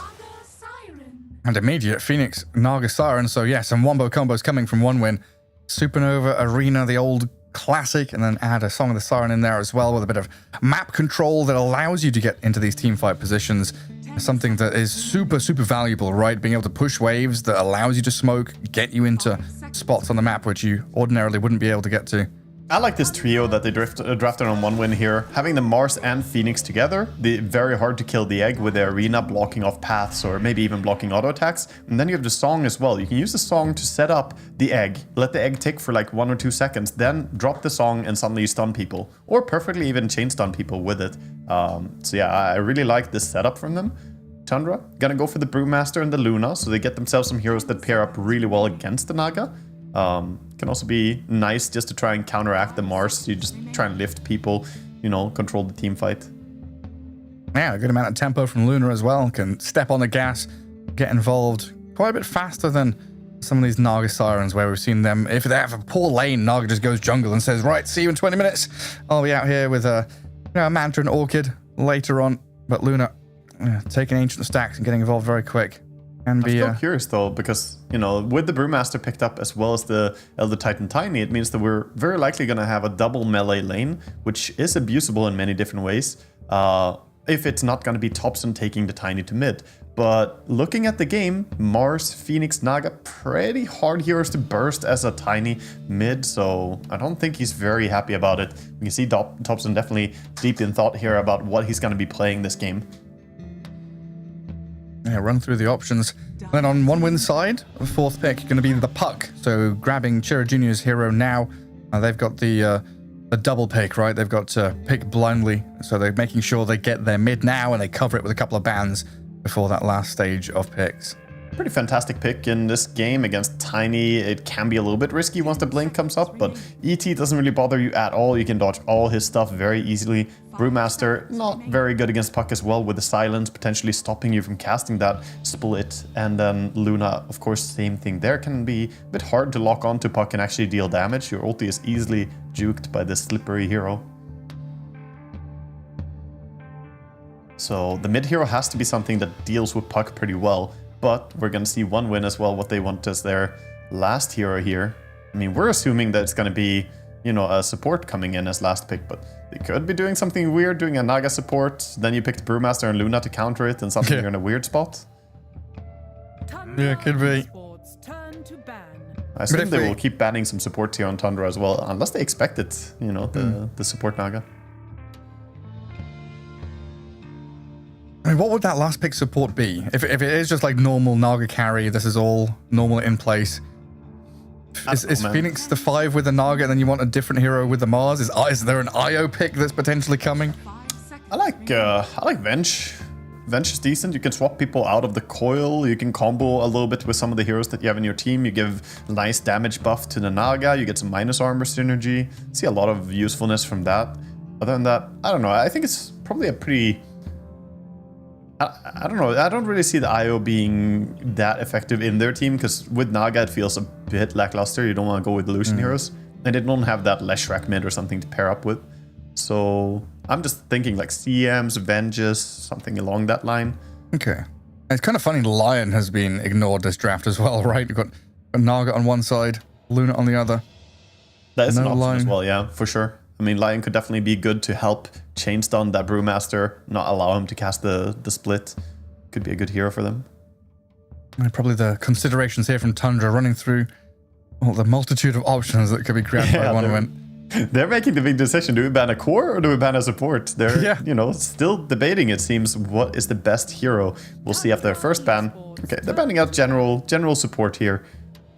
Not necessarily a core, the Mirana ban, so they're gonna think about what second one. I agree. I think Mirana would have been better than either of the heroes that I suggested there too for the one win. It would have synergized really well for them to set up ganks a little bit better. Yeah, we've seen the strength of this Naga Mirana. It's like level 3, level 4, and snare into the Riptide.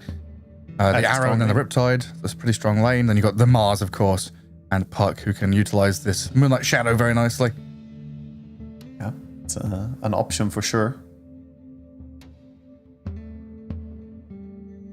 Digging in deep into their time here, using every second. Tundra thinking, debating what could be the last hero here for one win. As one win, ban out the Pango. So, you know, they know that Pango versus Puck, not a fun matchup for Puck, having no armor.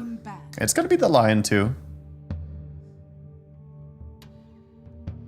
Yeah, and I guess also the conversation that you were talking about, right? The fact that, you know, does Tiny still want to be mid? Are we going to have this swap around?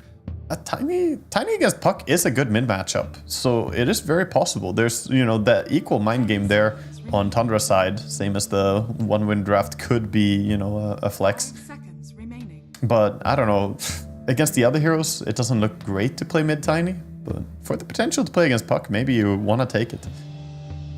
One win are, you know, in the same debate here, like, what do we ban, guys? Pango was a nice one to set up for the Puck here, but What's next? They're difficult. There's a mini game at the end of the draft, figuring out all the pieces of the puzzle. How do we put this together? What's going on there? I guess this is one of the difficulties when you're drafting against someone like Tundra, who's not quite sure, you know, what page they're on or what book they're reading. They need more damage on Tundra, though. Yeah, they ban out Skywrath. Like, Tundra's lineup has a lot of control, but the damage output is a bit low for what they need against the Naga Siren, and even to go through the Mars as well. And Sky would be really good against Phoenix. You get Silence, one of the great counters to Phoenix. Ooh, Muerta. Muerta comes out, okay. That still honestly leaves it in a question mark in a little bit. Muerta plus Mars is a pretty nice lane, and Muerta could definitely safe lane support the Naga as well. But I'm also leaning towards this being maybe a switcheroo to have Muerta as the carry instead of the Naga, but we'll see. We'll see what they want to do. 5 seconds. And then it will be pods 4 Naga, yeah? In 4 Naga, 5 Phoenix. In your deviant mind. Something like that. These swaps. Hoodwink last for Tundra. So Lays on the Brew, Topson on the Tiny. And that should line things up now for the Carry Luna and Whitemon 9 class. ET Hoodwink. Okay, so it is going to be Monkushi on his Naga. I mean, he does play a fantastic Naga, so they want to utilize it. And 9 classes can get that Hoodwink, like you mentioned. So Brew, Hoodwink going up against the Naga Siren plus Phoenix. I actually do lane Phoenix here. I think maybe you lane the Muerta together with Naga, but we'll see what they want. Yeah, not entirely sure. Hoodwink definitely brings a fair amount of damage to the table now, so that burst potential from long range as well, right? Thinking about the latter stages of this game, 20, 30 minutes in, ET can set things up, Topson can hide in fog, jump from not being in vision, long range nukes from Luna and Hoodwink as well. It could be quite difficult for one win if they don't have, you know, ideal vision to see where this damage is coming from. Tundra just like from the shadows poking at you. Yeah, but they're probably going to have good vision, or good, not good vision, good mobility as well on the side. This puck is an abomination, man. I know. The stream can't see it, but I've been looking at this thinking... Observer can show it when we get in-game, you know, we'll have to go cinematic mode on this puck. But yeah, this will be interesting to see because they will have good mobility with the blink on puck, blink on Mars. They can also jump in against those long-range heroes. As long as they can find on those Naga illusions. We'll get ourselves into game 1 though. The best of 2, the last series of the group stage pretty much here. As one win take on Tundra. I see him speeding down the mid lane, puck rushing. It's hard to be this close. Using the orb to try and get early wards. Smoke and orb. Get out there with that first observer. Topson's pretty close to smoke. Yeah, he gets the smoke break and sees the puck coming. Even against puck with a high speed there. Tiny just making it down in time. What was it? 315 move speed on Tiny? 320 on the puck? How did Tiny get that so quickly? I feel like he started running faster. Puck didn't immediately orb, I suppose, and start making it down there. Because otherwise he should have been in time. It is closer to Radiant as well, right? So he was going for a deep ward. I mean, puck was definitely faster, but they were meeting on the Radiant side. And trying to cross that river. Well, 2 wards down, both Radiant ones on the Radiant side of the river. Look at top lane. They don't like Hoodwink. See what they're doing? Quelling Blade on Phoenix, Quelling Blade on Naga. They have already done some deforestation. They're setting up the lane so that Hoodwink doesn't have a habitat. It's just a casual bit of deforestation, you know? Bring down the forests. Deforestation is so hot right now, dude. The battle begins. I mean, yeah, global temperatures are rising. That's what I come to Dota streams for. Oh, goodness gracious me. If we had Slacks or someone here, he'd start talking about the flat Earth theory, you know, he'd get into it. Because Dota 2 is a flat Earth world, I believe. Yes. That would be. It doesn't have a normal rain-water cycle, whatever it is. Oh, I see. I'm not deep on the Dota lore and the Dota climate, I have to confess. I only cut trees, that's all I do. Yeah, it's got the ice walls around it, the wolves of Ice Rack guarding the edges of the earth. Anyway, Respect's going to take a chunk of damage there as he chases 9 class down. Just a quick acorn shot out of the Hoodwink. But that's going to be the 1v1 support battle, while Lays and Monkushi can have the battle in the creep wave. As they'll try and secure Naga and Brew as much farm as they can. Phoenix has got to be a little bit careful, though, with the situation. Low armor, low HP hero, and loses his courier as well.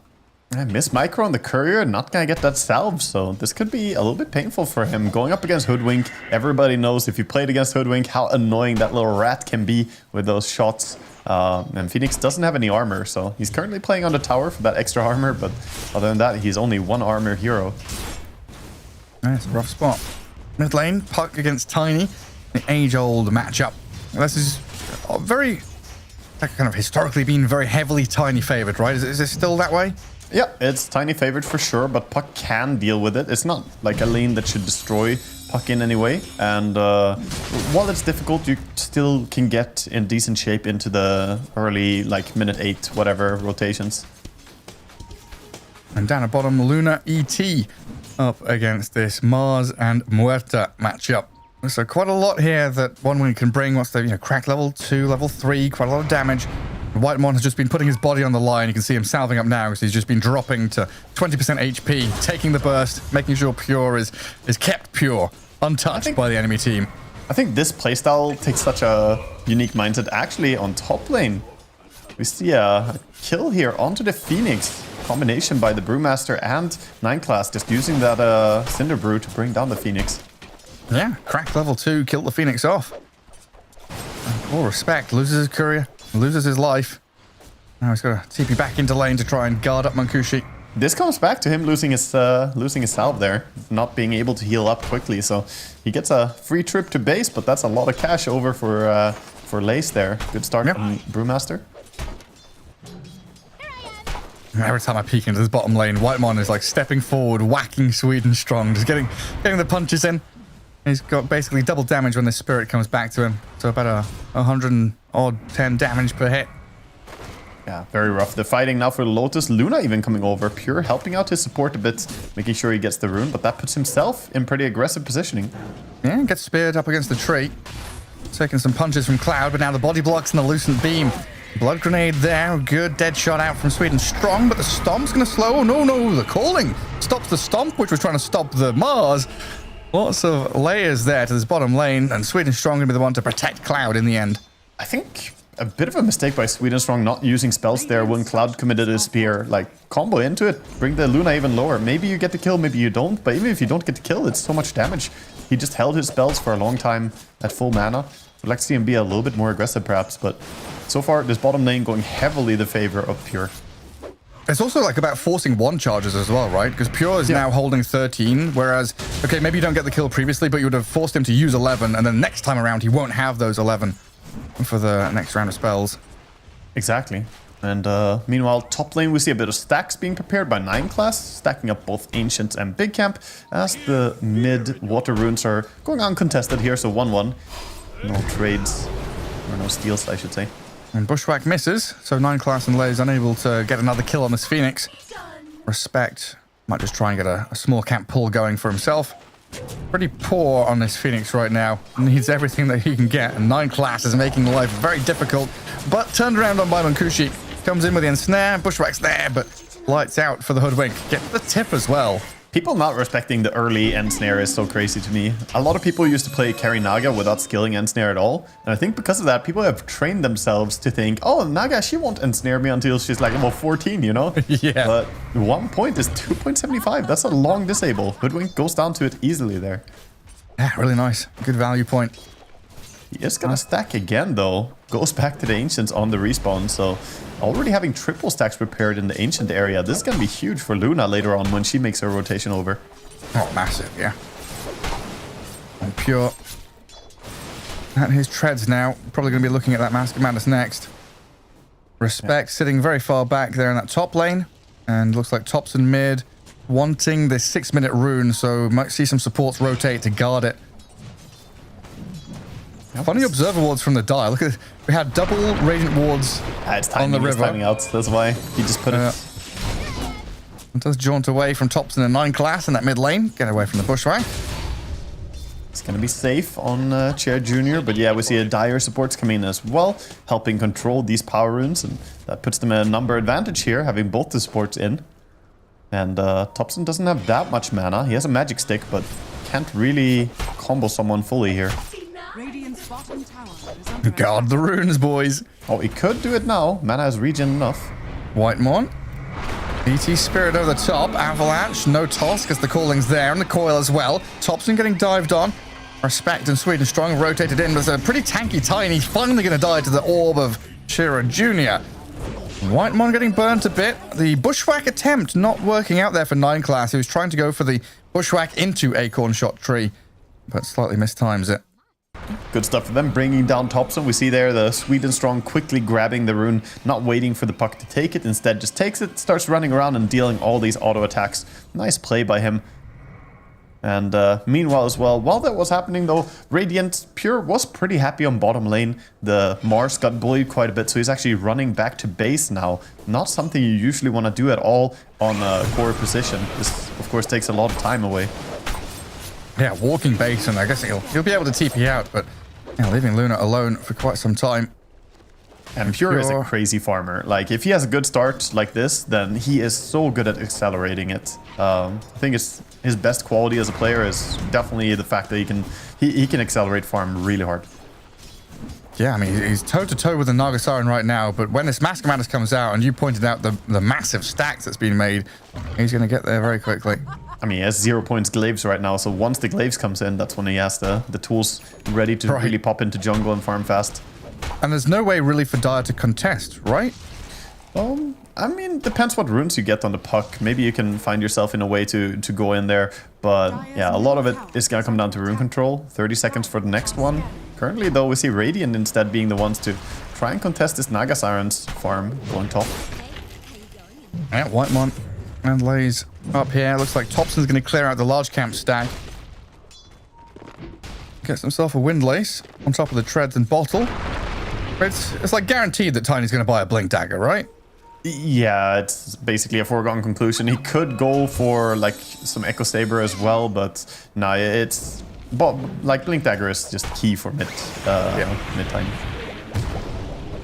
Just didn't have it queued up, so I was wondering what Thompson's doing. He's one of those guys, you know. Maybe a funky build comes out. You never.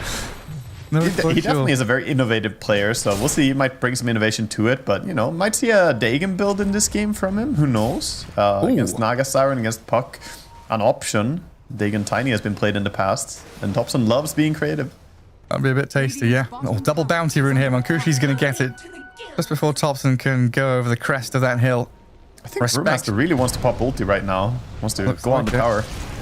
There is a dive from Respect, and no immediate control. Dive TP now stunned by Tiny. Yeah, optimistic attempt by the Phoenix there as Thompson makes his rotation up north. Yeah, I mean, right place, right time by Thompson there. He thought that, you know, it was only going to be the two of them, but they did have an observer ward that I thought would have spotted them. Mankushi actually placed the observer, so a little bit of warding done by the carry here. Huh. That's meanwhile, that this gank rotation here, looking for Luna, but they don't really have the firepower to kill her if they just find her as Puck and Murta. So they play close to a tower instead, pushing. Both teams want that tier 1 tower gone. What's that? Four bounty runes in a row for the Dire as well. So the top jungle and bottom jungle bounty runes have been untouched. Yeah, there's a lot of extra gold for them. There's going to be one bounty rune now going for Thompson at least, so he gets a bit of a bottle refill. Can go to top lane and maybe fight. Bounty runes everywhere. Money galore. He's close to level 6, very close to level 6. He wants it so bad. He's going to crack level 6. Bushwhack's there. Do we pop the supernova? Can we? No, he just dies before he gets a bloody chance. Now with the primal split, trying to chase into this Pug. Dodges that boulder toss with a phase shift and jaunt, but now Thompson's coming. Avalanche in a second, ready, coming off cooldown, and I've just got the Bushwhack in control on this Puck, so he's dead. Cyclone the Mars, so Cloud can land any kind of arena play, and one by one, Tundra controlling heroes and just going from target to target. This just seems so easy for them as one win. They're getting destroyed in this fight. Beautiful play by them there. You can see the aggression here from Tundra. They have a lot of disables, a lot of aggressive spells. And meanwhile, Pure not wasting any time either. Recognizing all the attention top, he actually goes straight to mid and starts pushing that tower. Doing quite a bit of damage. So not just jungling during it. But yeah, nice chain stuns here. And the go on Puck, this is really big. Brewmaster went on Puck immediately. forcing him to use his phase shift, and then he commits his jaunt, and he doesn't have a juke for the bushwhack coming in. Yeah, and he kind of has to walk back into 4 heroes, right? There's just surrounded by Tundra. Yeah, that's a devastating fight for them. Puts them quite a way behind now. And the big difference is the off lanes, right? We have Cloud not having a very good game going up against that Luna early on. Not an easy lane for Mars, to be sure. But now he's like 2,000 gold behind the Brewmaster.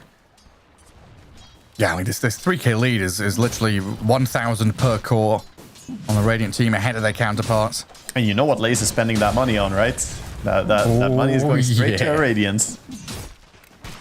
That's what we love. No hands of Midas, please. Go straight for Raddy. Very cool to see the, 1-point Thunderclap build as well. I've seen a lot of different builds on Brewmaster, sometimes maxing Thunderclap, sometimes maxing Cinderbrew. But I think this build is really strong that he's doing, maxing the Drunken Brawler. People underestimate how much value you get from that ability, especially when you're brewed up. I mean, you get so much evasion. Yeah, I mean, whatever you want. If you pop it on Earth form, I mean, that's 7 times 2.5 armor and also 20% magic resistance multiplied. Yeah, it's pretty crazy, honestly, when you're brewed up 2.5 times. Yeah, some pretty big numbers already. Then on 15, of course, hopefully we'll get to see him take the brewed up multiplier. That's when you can get some crazy crits going.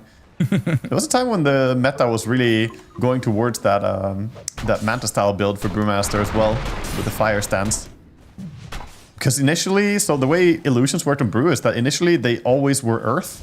Then someone had a chat with someone probably, and then they made it so illusions are now made in the same form that he's in when he pops Manta.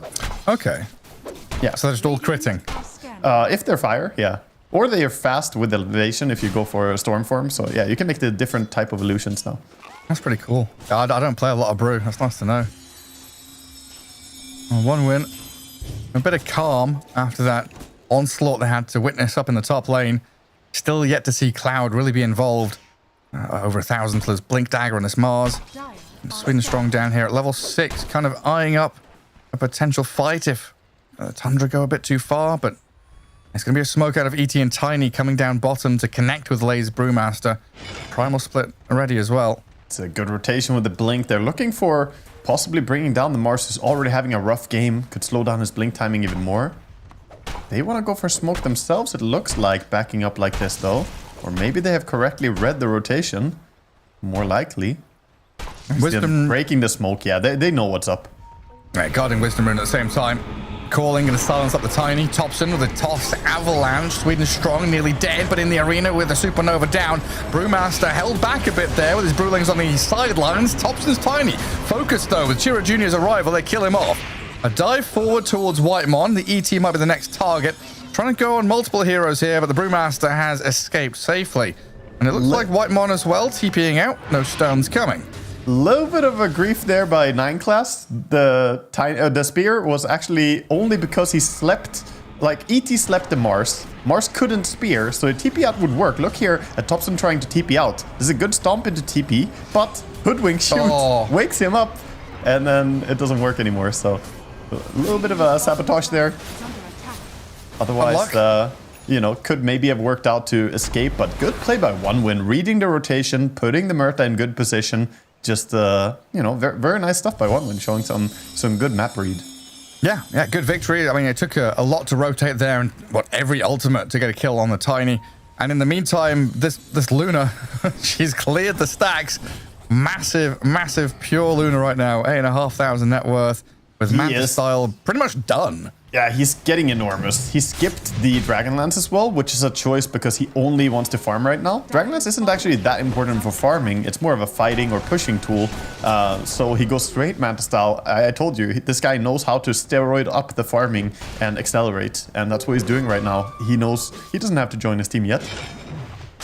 Well, where does he go after this ancient camp? Because he's killed all of the creeps in the jungle. He's going north. He's definitely going north. He wants to take over the enemy jungle now and enjoy that. Perhaps even throw a question mark towards that tier 2 tower. But this is where we see perhaps Chira Jr. with a good read, saying that, okay, I want to look for fights in this area. Coil up the ET towards that mid lane. Get over the top of Whitemon and burn him with a Sunray. Ooh, he's gone. Tried with the Verdurous Dale to heal himself up, but wasn't enough. The Verdurous Dale. A good one to build that one into the shoutcasting there. It just rolls off the tongue, doesn't it? It took me a long time to figure out how to say that. It's definitely not an easy one. And Chira Jr. getting away from any kind of acorn, bushwhack stuff coming out of 9 class. Ooh, nice rune for Chira Jr. on bottom here. But Blaze, sneaky Brewmaster comes in with that maxed out Storm stance. Storm Brawler just rushing in. Snipes it away. Man, halfway to Boots of Travel already on this brew. The Radiant's starting to pay off. Thompson with his Blink, working on an Echo Saber. A few hundred gold away from it. Yeah, Echo Saber makes a lot of sense. I wouldn't be surprised if he went for like Echo Saber into Ags, into Brooch kind of stuff. Oh, Luna is connected into a support here. Hello, Sweden Strong getting eclipsed. Potential solo kill for Pure here, just walking in. A bit of assistance from 9 class to make sure Sweden Strong dies, and Thompson going to be the one to claim her life. Respect in the meantime. Respect in danger though. Phoenix, yeah, trying to guard that tier 1 mid lane, but getting closed in on. Dives right into the waiting arms of Whitemon. Yeah, that was a risky dive. I think he didn't really pay full attention because he had a ward seeing them wrap around behind him. They walked under the vision of that dire ward, but he, yeah, even if he dove to the right, I think the Brewmaster would just run him down and actually kill him anyway. Very likely. So a couple of kills into a tower. Map, again, belonging to Tundra. It's just constantly coming out to the Brewmaster as well, so he can play on the other side of the map and still be ready to join his team. Yeah, I get these... I don't know, I get these bad vibes from Naga games, you know? Sometimes we see them do okay in lane. They come out with a, you know, quick man to Orchid. They're killing people. They're playing aggressively. But when they're in a situation like this where the rest of the team's not doing very well, they're not finding these connections with the Mars and the Phoenix as often as they would like. Naga's kind of like, I'm farming until I can 1v9. Yeah. No, I agree. Now, maybe, with this arena, getting a team fight going around a Supernova. Thompson trapped inside, netted up as well. This is another good pick-off on the mid laner of Tundra. 9 class also dying to Chira Jr. while the Song of the Siren comes. Love to see Mankushi get involved with this Manta Orchid. Beautiful by Whitemon, just running north instead. But yeah, 1 win with a big team fight there. And like you said, activating Naga early on. I really don't believe that Naga is the strongest late game hard carry in the game anymore by any means. So playing for early power spikes is more important, I think. And this is what we like to see, just activating. And we get a replay there. Nice catch with the combo that we mentioned during the draft, the arena plus the egg. And you can't really kill the egg, so the team fight is basically impossible if you fight under it. Yeah, nothing to do but disengage. And Tiny, yet again, feeling the burn. And big timing is going to be Tundra getting that BKB on Luna, though. That's when she will be ready to really join these fights. Naga has pulled ahead though with that team fight. It's actually getting ahead in farm versus the Luna. It's very close to them. Yeah, last hit wise, net worth wise, very close, but it's those assists. And Naga is 0-0-3 and Luna 0-0-1. That's wow. the difference in the impact. 3 times as useful carry. 3 times as useful. Yeah, I mean, converting that net worth into impact. It's the early game. Let the boys cook, you know. They want their time and space. This is a very mid and late game focused patch, and carries reflect that. A simmering stew. You got to wait for the flavors to develop. You can't just go and sip your stew right off the bat. You got to. Oh, you just reminded me. I have chili in the fridge that I made. Dude, it simmered. It was some nice stuff. That's good stuff. Do you put beans in your chili though? Yeah, of course. I'm lucky. Yeah, of course. Beans, corn, all kinds of good stuff. I don't know about that. That's a bit too European for me. Too European. I'm a chili purist. I don't mind beans in my chili, but Tiny, dang, jumping onto Chira Jr. Earthsplitter's coming onto the Mars. Chaotic team fight here with an arena onto Thompson as well, spearing him up. The tanky Tiny still alive somehow. Pops the arcane rune, has a toss and an avalanche. The stomp. Thompson still alive. Chira Jr. getting burnt down, and Respect will follow into the ground. Pure coming in now to try and clean up in the back lines, but there are no targets to be found. I'll take the dying 2. breath of Thompson, just getting the avalanche out just before he goes down, brings down the puck and the Phoenix as well with him. Nice little final spellcast there. And they actually fight into the Mars ulti and Phoenix egg and do okay there. All because of the Brewmaster, I want to say, being so big and strong as well with ulti there. Yeah, this brew is incredibly powerful. Yeah, he can be anywhere on the map as well. You can just push a lane, be a Spectre, boost of travel in, get the primal split going. Double bracer makes him tanky. Yeah, he bought up Yasha now, so with the Radiance, he's going to go for that Manta-style build. So we'll see him able to accelerate his farm even more. Also has a way to dispel the silences. There's a lot of stuff to dispel over from 1win.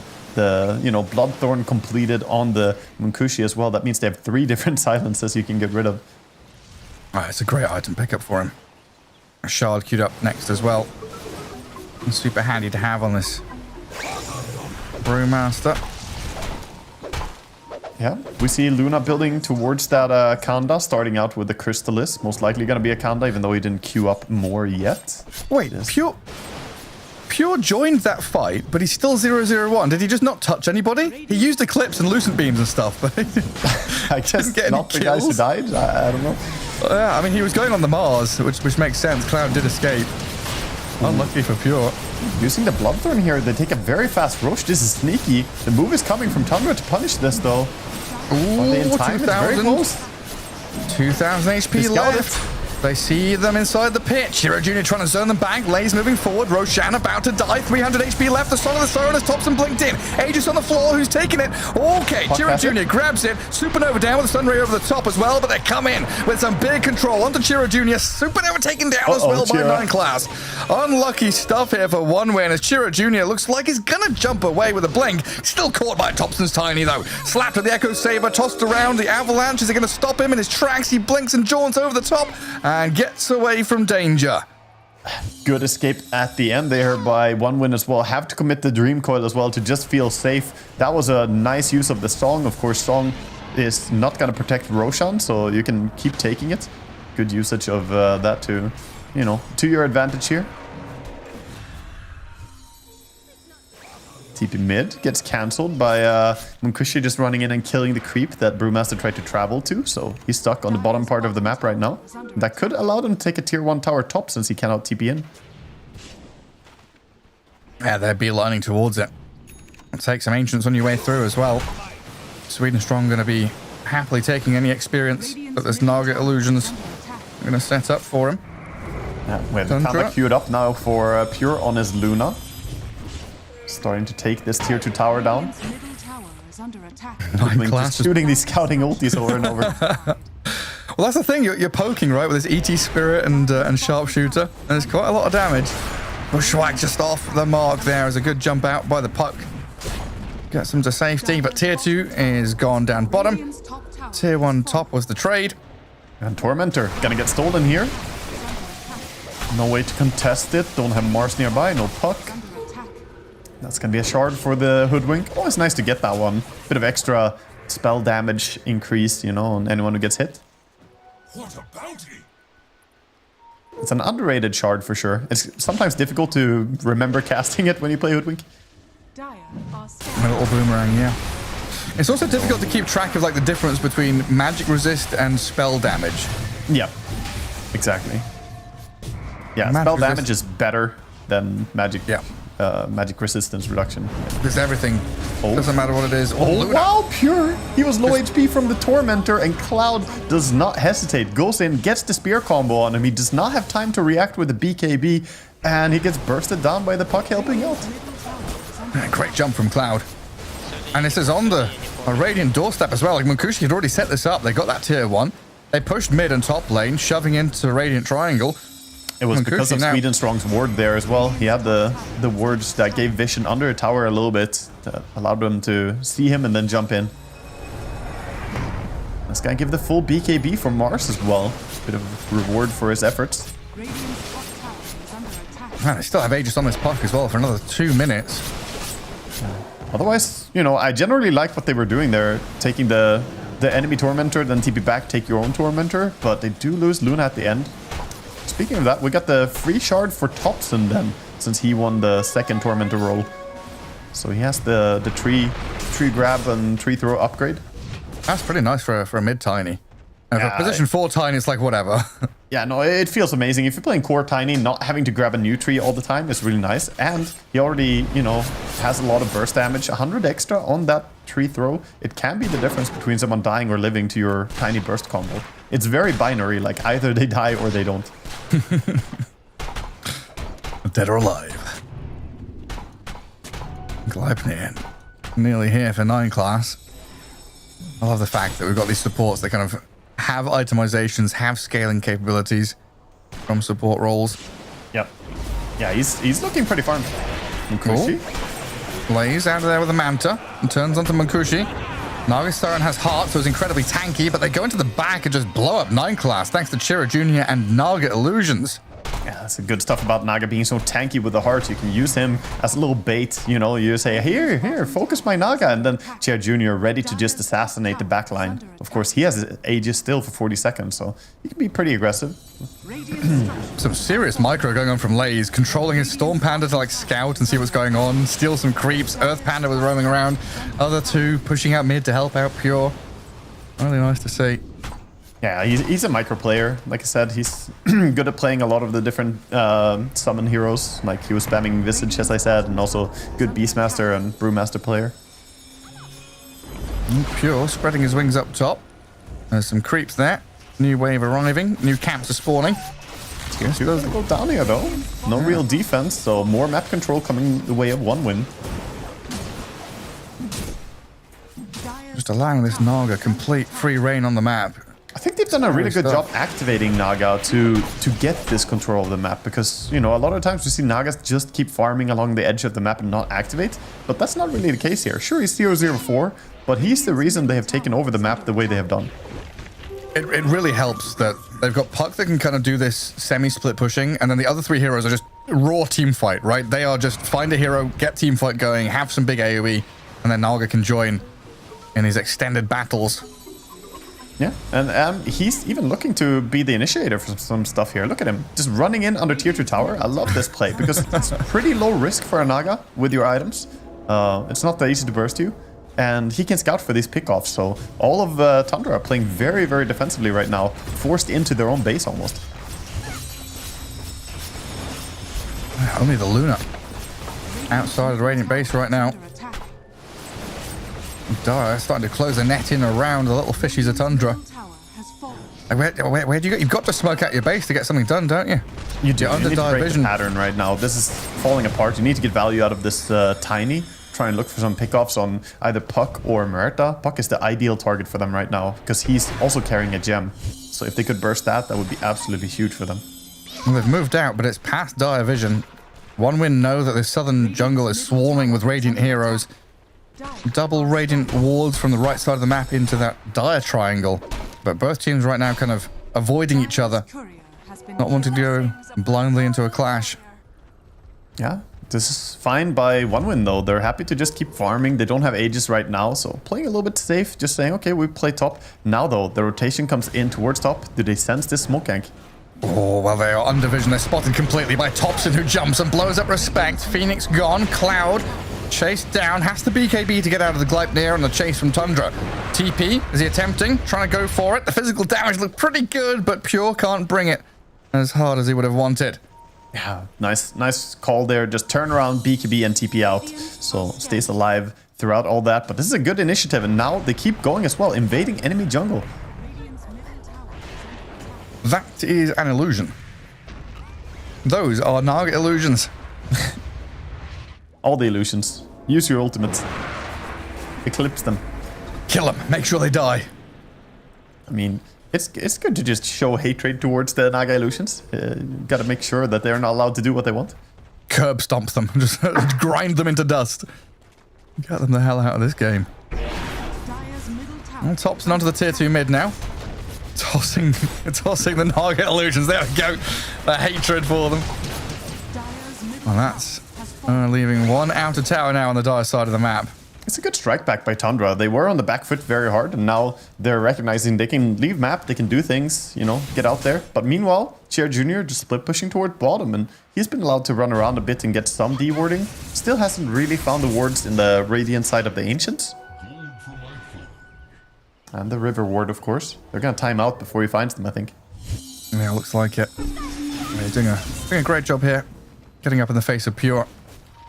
And getting that split push going.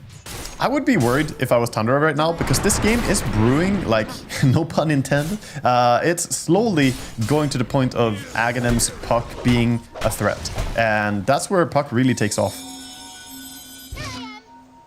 Yeah, because they're scaling pretty hard.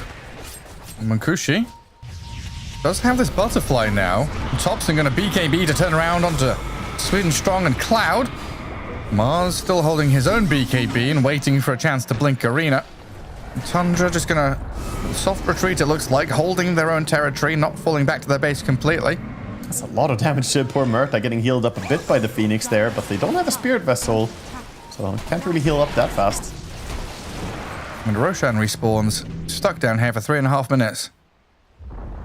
Yeah, they're fighting for this, holding the high ground. Of course, Naga still having that song available. And Dyer has some really good vision here. High ground in the jungle, a deeper one far to the left, watching the advance or retreat of Tundra. And they'll start with this Arena Supernova straight in to blow up Laze. The Brewmaster gone before it can even ulti. Maybe you buy back here. Like, BKB's used, Song used, Arena used.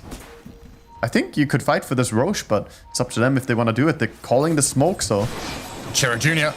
blinks in onto 9 class. Hoodwin getting caught up in the coil. Quite a bit of damage coming his way with the Fiery Spirits as well. Munkushi making his approach, but they've blown up the Chira Jr. putt deep in behind enemy lines. Puck for Brew so far. Doing so much. Oh, Pure. BKB's up and walks straight in to kill off the Phoenix. They know there's no BKBs, no big ultis. Now for 1 win, getting caught up in the bushwhack and taken down by Thompson and Pure. Double kills for Tundra. Oh my god, they're chasing down now as well, looking for Munkushi. He has the song, gonna try for it. He should be fine here. Oh, the sleep. Stomp. Stompy sleep against Oh Naga. no, the sleep is running out, yeah. Earth Splitter's coming. Munkushi on the run. Oh, Thompson is come on. chasing. Thompson's coming. Blink is ready now to jump forward with the avalanche and the toss up into the sky and down to the floor with a thud. In comes Pure with a massive damage out of this Kanda build on Luna. And Munkushi, not long for this world, taken down. Roshan now belongs to Tundra. That's where you gotta ask, like, how much is this because Tundra are playing with a stand-in, playing with a different roster here? Because that looked very unorganized, I want to say, from Tundra. They decided to smoke and go in and try and do something, but they didn't buy back their offlaner. So either they didn't call for it, or they told him it's fine, we don't need you. But they cannot fight without Brewmaster. There's no way they're strong enough.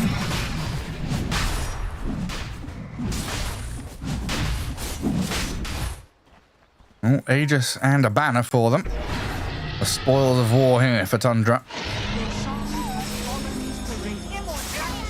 What's that broadsword? Disassembled for Okay, it's for Butterfly.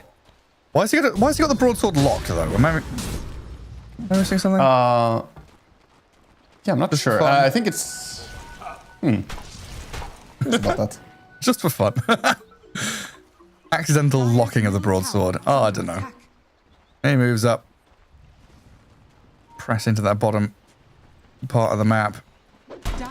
Oh, he sold it. So he misbought the broadsword? I think it was a mispurchase, yeah. I don't know, maybe he mispurchased when he tried to build the Crystallis? No, he had the Crystallis before. I'm not sure what happened there with the broadsword. Oh, right, because it's Claymore for Butterfly, not broadsword. That's where I was getting super confused. Yeah. But it used to be broadsword, so maybe he mispurchased, but I saw him have the full Crystallis as well. I'm not too sure. Oh, he's got rid of it. Doesn't exist. Hiding his shame and pushing up to tier 3. 1 win. They've got to bring people back to stop this coming. That's Aegis Luna on your doorstep, just breaking buildings. Well, this is a strong push with the Aegis as well. How do you facilitate a defense here? They have their spells available, but Chia Jr. has the Aghanims complete, but he has to watch out not to get bursted like he did by Tiny last fight. The ranks are now open. Glyph is used. This is dangerous times for 1 win. They're smoking and moving out of their base through the mid lane, maybe looking for a wraparound play for Tundra's next move. Munkushi's a little distant from this though, but he's signaling, hey, just come back to this jungle. We'll hold a bit of a high ground plateau area here. Use the terrain to our advantage. And Tundra say, okay, we've taken Rax, we'll take Tormentor. This map belongs to us. Yeah, quick Torment. This is reminiscent to what they did last time. They're going to do the same thing again. TP back, and they are going to look towards their own Tormentor probably here, as everyone on 1-win are, you know, kind of just fumbling over there, not going to be able to connect to anyone with their smoke. And, of course, we see them move over. Getting the Wisdom Rune as well, and Luna Preserver all the way up to level 25 now, with the Ancients cleared. Get the extra damage. Oh. Yeah. This brew is so speedy, man. On boots of travel, Manta style. Yeah, there we go. 550 move speed when he's in the Storm Brawler mode. How can one little panda be so fast? Is he a panda? It looks like a tiger, this Brewmaster skin. Yeah, it's a nice one. Looks like a battle-ready tiger. We see 1-win trying to go towards the rotation of Tundra here, perhaps looking to fight them before they get to the high ground. I don't know how difficult it can be to defend against a Luna when she gets to the high ground, so trying to cut them off early. Let's see if it works, because Pure is stepping up towards the base now.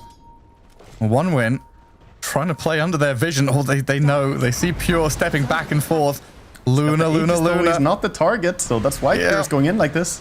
And look how much damage he's doing to Munkushi. Sees the Naga, throws one loosened beam, and that's quite a big chunk of HP. Meanwhile, oh my god, he's almost dead. He's Thompson dead. Tiny just blowing up the Naga Siren. Pure and Thompson get the job done. Chase forward onto this ET now as they try and use this Supernova Sun Rain to take down at least a couple of these stragglers. They've brought the ET down, but your Naga's gone for a minute now. And this is still Luna Aegis. So 5v4 with Tundra just charging in behind tier 4s. Respecting those Supernova getting clapped down by Laze and Pure. This is an amazing push for them. Meanwhile, though, they're cutting creep wave. So this is backdoor protection. They don't have mid creep wave. Top is being fixed by Cloud. I mean, things are looking pretty horrible for them, but they need a creep wave. Even the courier going in, trying to pull the creeps. Doesn't do it properly, though. Too big creeps. I mean, this is already big creeps, so they did so much damage to a courier. Chira Jr. trying, Cloud is trying. They're cutting waves and looking for any opportunities they can, but creeps are arriving, and this base now wide open for Pure. Swift blinking around, getting the tier 3 brought down, and the racks are open now for the glaives to bounce. This looks like it's going to be mega creeps. He's doing crazy damage here, and I mean, still having the Aegis for 25 seconds, going to be long enough for him to secure, and with the Brewmaster ulti, that all but solidifies that this is going to be megas and more as well. I don't think they're going to back out. Nah, easy peasy stuff there for Pure.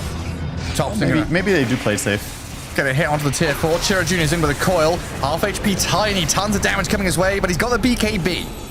Escape time for Tundra now with this Primal Split. There's a bit of cover for them. Good silence on the puck. Nice song, though, from Munkushi to, again, just give that covering fire for the rest of the team. Clouds come in with an arena, trying to spear up Thompson with Munkushi's damage with his Naga Siren coming in. Laze fighting back with 9 Clouds as well, bushwhacking into 2. Good boomerang, and look at Munkushi disappear to Pure.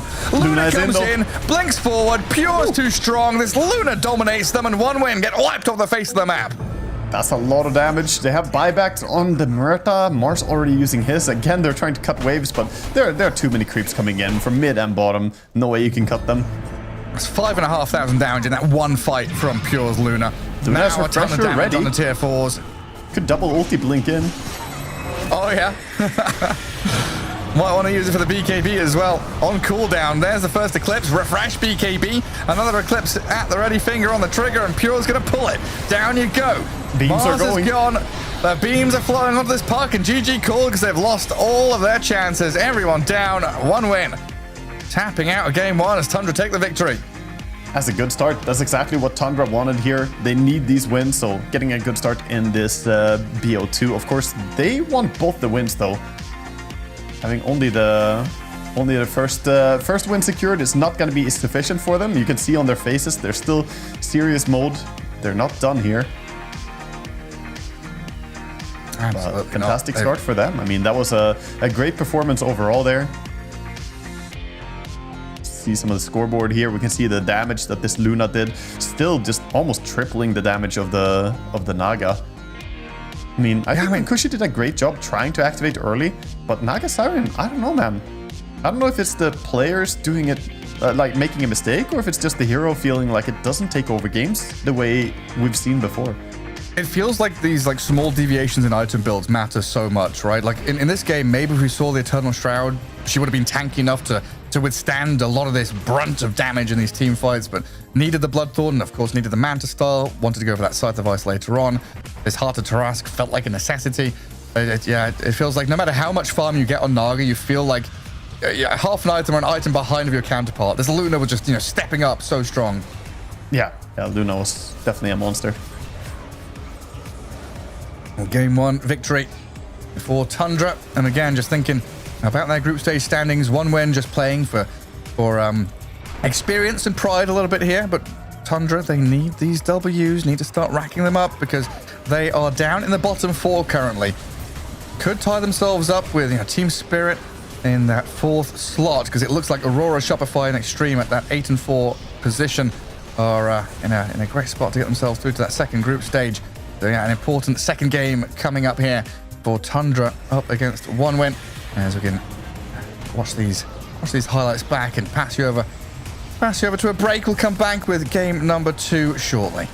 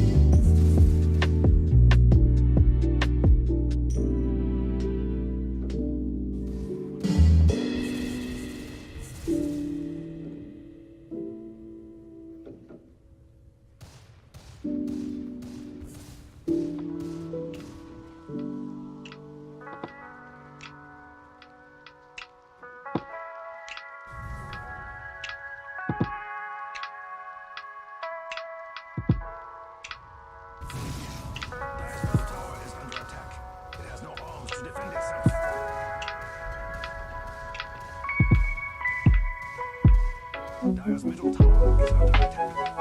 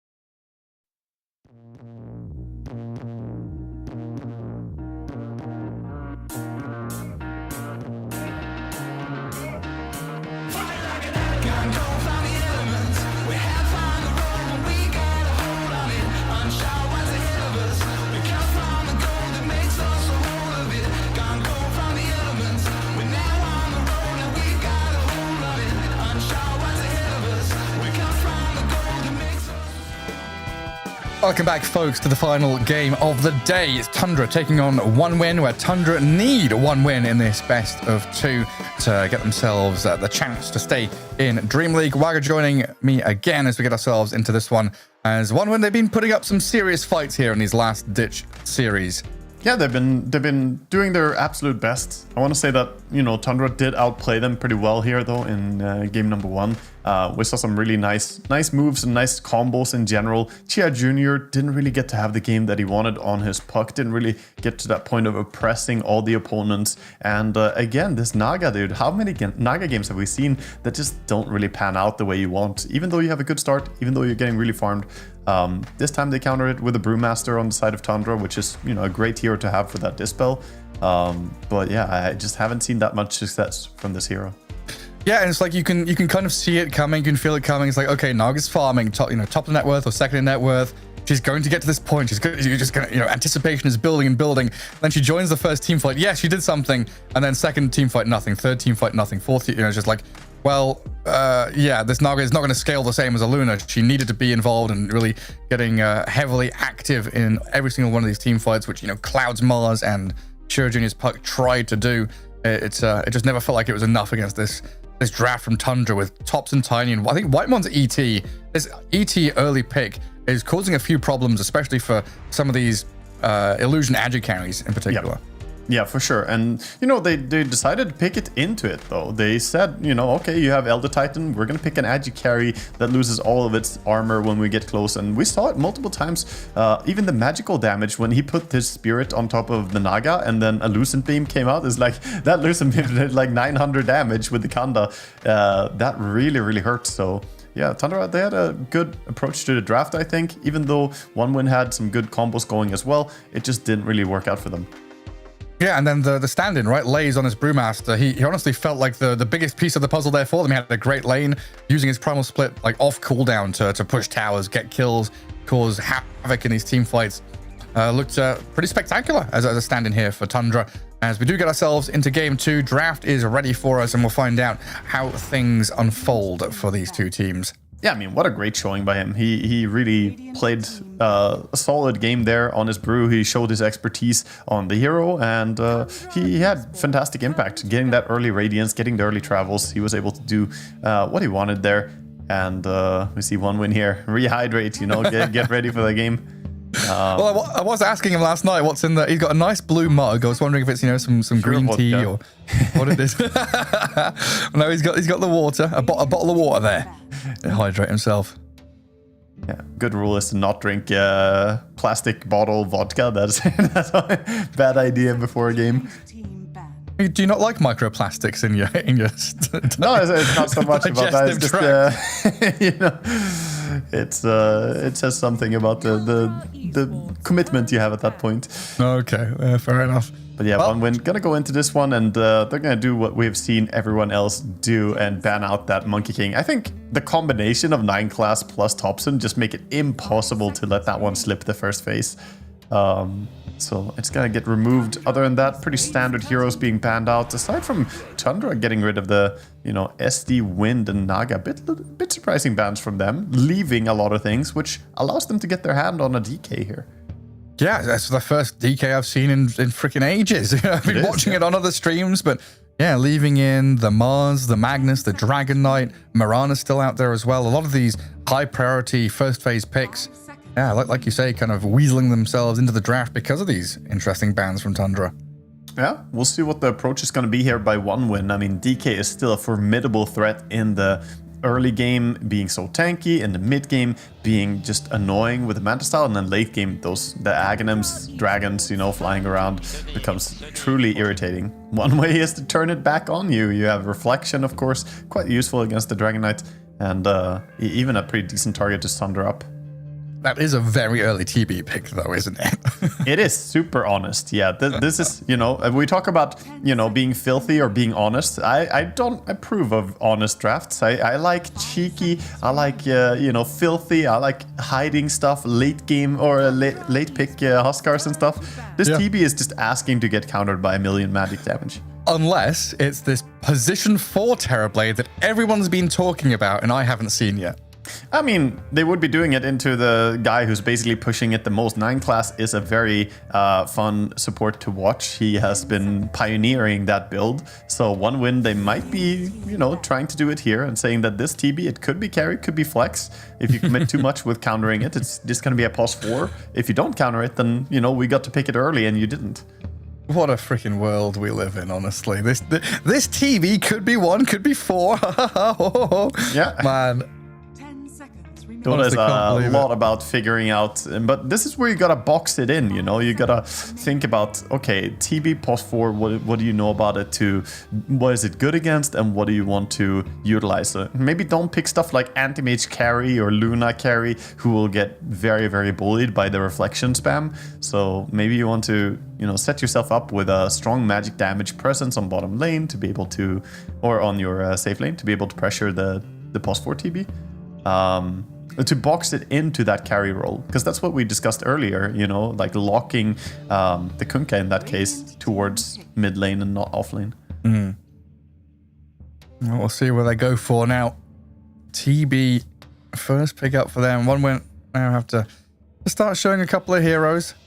Just trying to think what they've played alongside as Terrorblade in the past has been. I mean, they've always loved Mars, but that's banned out. Crystal Maiden and Scarlet Mage was something they paired up with the Mars more so than the Terrorblade. Techie's going to come out now. Gonna go for the Techies, a little bit of lane securing there. I like Techies. I think that you get a lot of the bully potential of an Undying without getting the drawback as much. I think Techie scales a little bit better into mid and late game. Also having that control against the smokes later on with landmines, covering ramps. Very useful hero, and you know, tons of heroes or tons of teams are having great success with him. Elder Titan yet again. Up against this Terrorblade and a Lion as well. Oh, man. Yeah, this is saying, you know, you don't really want to be carry at this point. You can't have illusions because mana drain. You have tons of magic damage from the spirit being on you or the Lion ulti. And at the same time, playing support TB, you know, when you have Techies is very uncommon because Techies is usually pos 4 as well. Could be 5 Techies, 4 TB, but I'm a bit concerned here. I mean, it's the last game of the tournament, you know. They can try something, have a bit of fun with it. I think you lock it into support role. I think you have to, like, pos 5 Techies and 4 TB here. Playing it carry into what we were seeing here. It's a dangerous proposition. We'll see what 1 win are gonna opt to do. They're gonna have to start showing some cards here on the next pick. Yeah, I kind of want to see how deep Cloud's hero pool goes, because you'll see an awful lot of Mars from him. Like 70% of the games has been Mars. He's had like 1 Timbersaw game, a Primal Beast game, a Magnus game. So look to see what kind of hero they want to pick up for him. Okay, they go Mag. Mag and Techies is the classic combo, right? You skewer some people into mines. Good way to kill them. There is fortunately already a Dragon Knight for Tundra, so they have a Manta style buyer very naturally who could clear those mines. Does this DK still buy that Mage Slayer and become unkillable, or is there? Generally, I would say yes, you do. Yeah, increased magic resistance, very good, and I mean the damage per second is still increased, and it's a value item. You can skip it, but I would still say it's very, very good. Well, Morphling going to slip into the draft now for Tundra, so they've got their carry there. DK still potential flex between mid and off lane until that last pick. We've seen what happens with the Morph versus Magnus. If you get left 1v1, not a very good lane for the Magnus. Right, yeah. Morphling's like level 4 and you just, right, support, leave the lane, go do whatever you want, Whitemon. I can 1v1 this. Yeah, and also, of course, turning into that TB, being the demon, summoning some stuff, and turning the reflection back on the opponents can be nice. I like the tiny pick here, though. I think when you see both the Lion here and the Elder Titan, there's some good stuff to jump. This does kind of solidify stuff, though. I feel that the TB is going to be carry. Quite likely. They can still get out of it, but I think they're committing it. Just commit, yeah. Go for it. What do you even ban at this point? Huskar, yes, of course. Tundra is banning the cheese because they don't have last pick, so they're banning out the Huskars. one win. They can set up for whatever hero they're intending to have as their last pick. Not sure what they feel fits the best here. Again, I, feel like even into the Lion, I wouldn't mind seeing them play some hero to abuse the Dragon Knight on mid lane. Like Storm feels pretty good against melee heroes in general, and you get something to go on the Morphling. Radiant team back.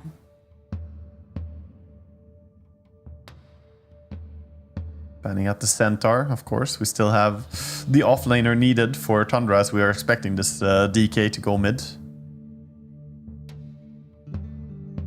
Yeah, all that classic situation of flex hero means ban one of one and one of the other, but double down, ban 2 offlaners. Yeah, I think Master was pretty tremendous.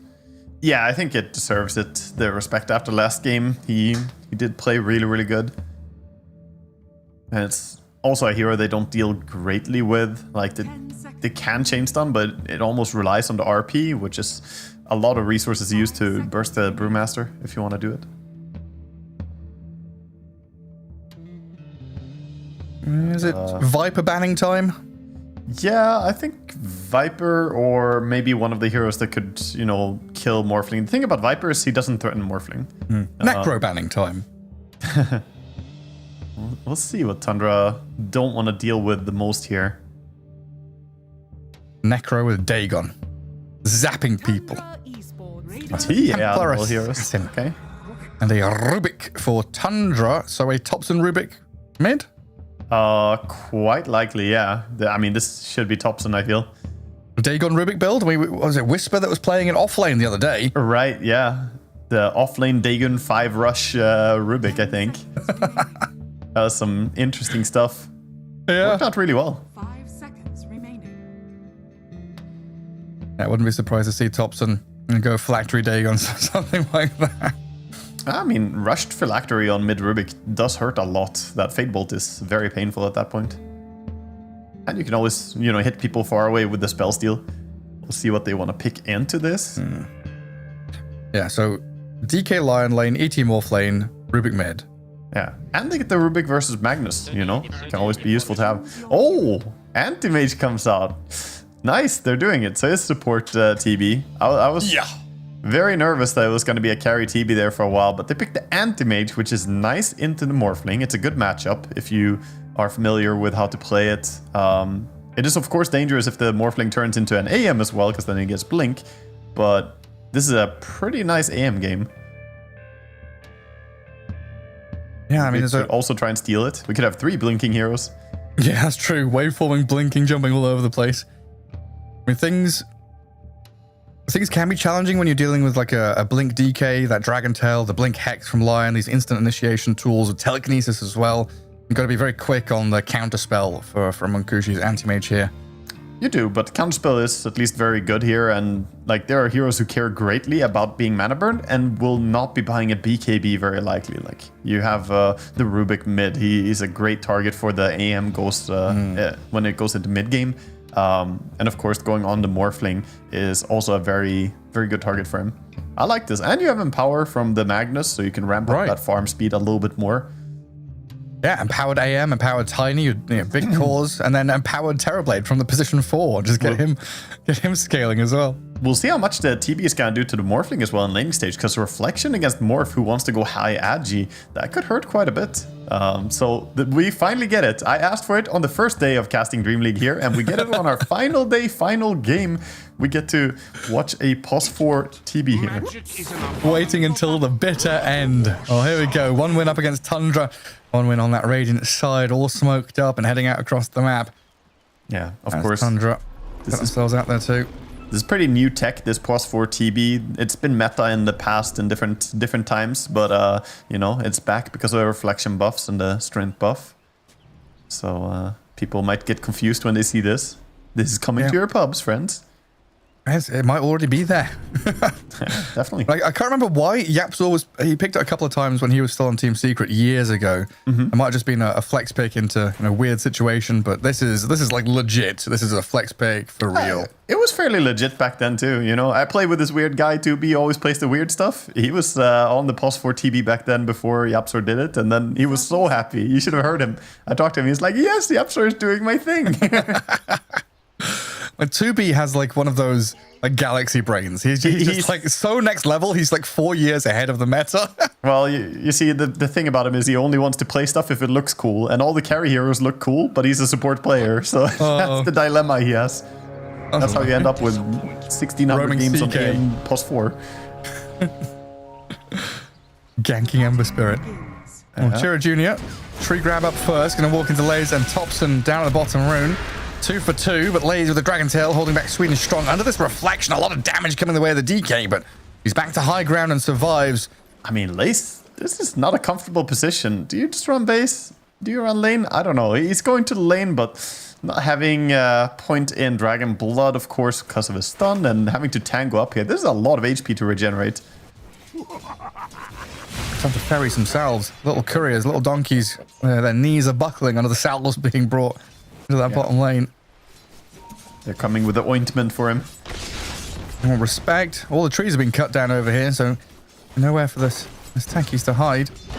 Nowhere for the lion to hide either, though. And top lane Pure getting a bit of a battering from Cloud and Sweden strong. And Whitemon trying to be that bodyguard for the Morphling, but like you said, early levels here with this reflection causing some issues for the Dire.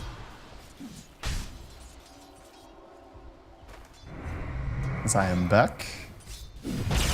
Welcome back. Thank you. Having some Discord hiccups again? Yeah, some Discord vacation, you know. Nah. I don't know what he's doing. It happens. Pretty chill. Yeah, just spamming spells. Pure getting reflected upon over and over again. It's got to be irritating as a carry when you're just having spells put on your head non-stop. Yeah, this is a very harassing lane for the Morphling. Getting Shockwave far away and getting the reflection on you as well. He's going to have to work pretty hard to get his HP up, but he does have the Magic Stick at least, and he has Whitemon ready to, you know, jump in front of the bullet here for him. The Elder Titan, ready to sacrifice his life.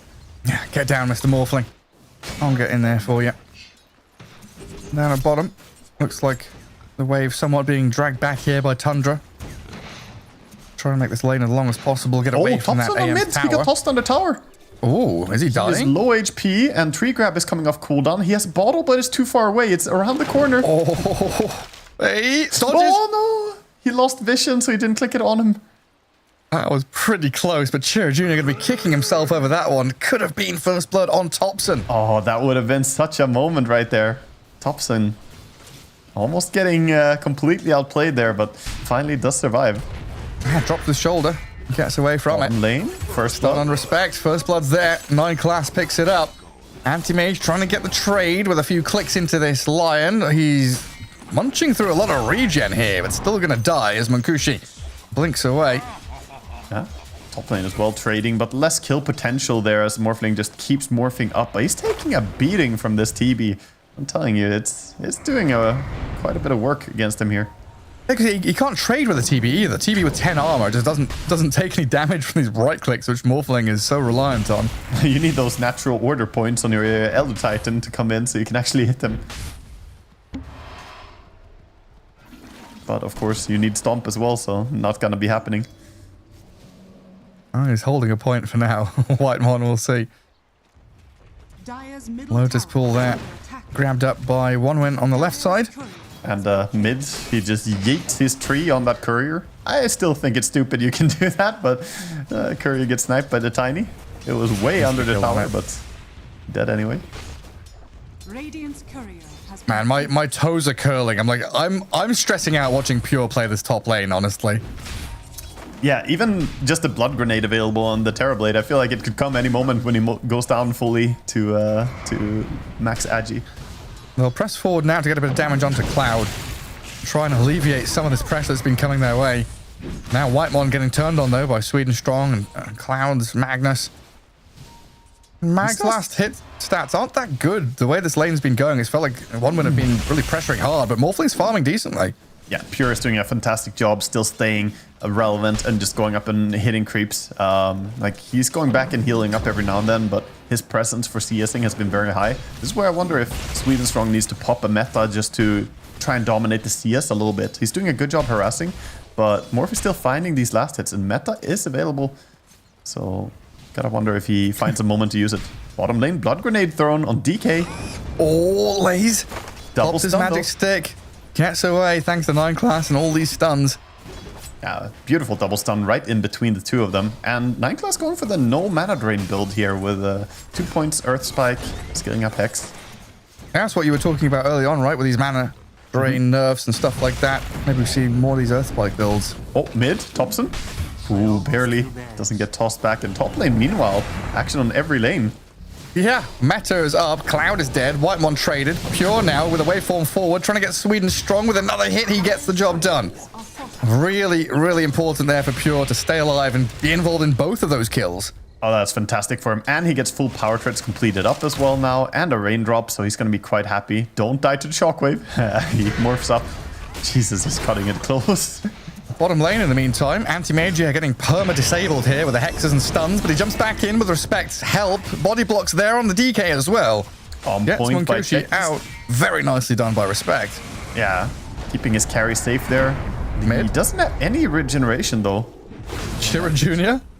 wandering around, getting chased by Whitemon and Thompson. Nearly got found there as a kill for Tundra, but Sweden Strong was available to protect him. TP bottle refill for the Rubik. Gonna be happy with that. And 2 supports helping him on the rune control as well, so quite likely to get himself a rune, whereas Chair Jr. really needs one, but unlikely to get it. Whitemon guarding the top. He's gonna get casually getting bottom rune. And the lift on Sweden Strong to get the kill on TB. Chira Jr. trying on Thompson now, but surrounded by 3. Tundra just really guarding Thompson's Rubik in this mid lane. Oh, it's starting to go a little bit rough here for One Win, losing out on these fights. First the top fight, and now this one as well.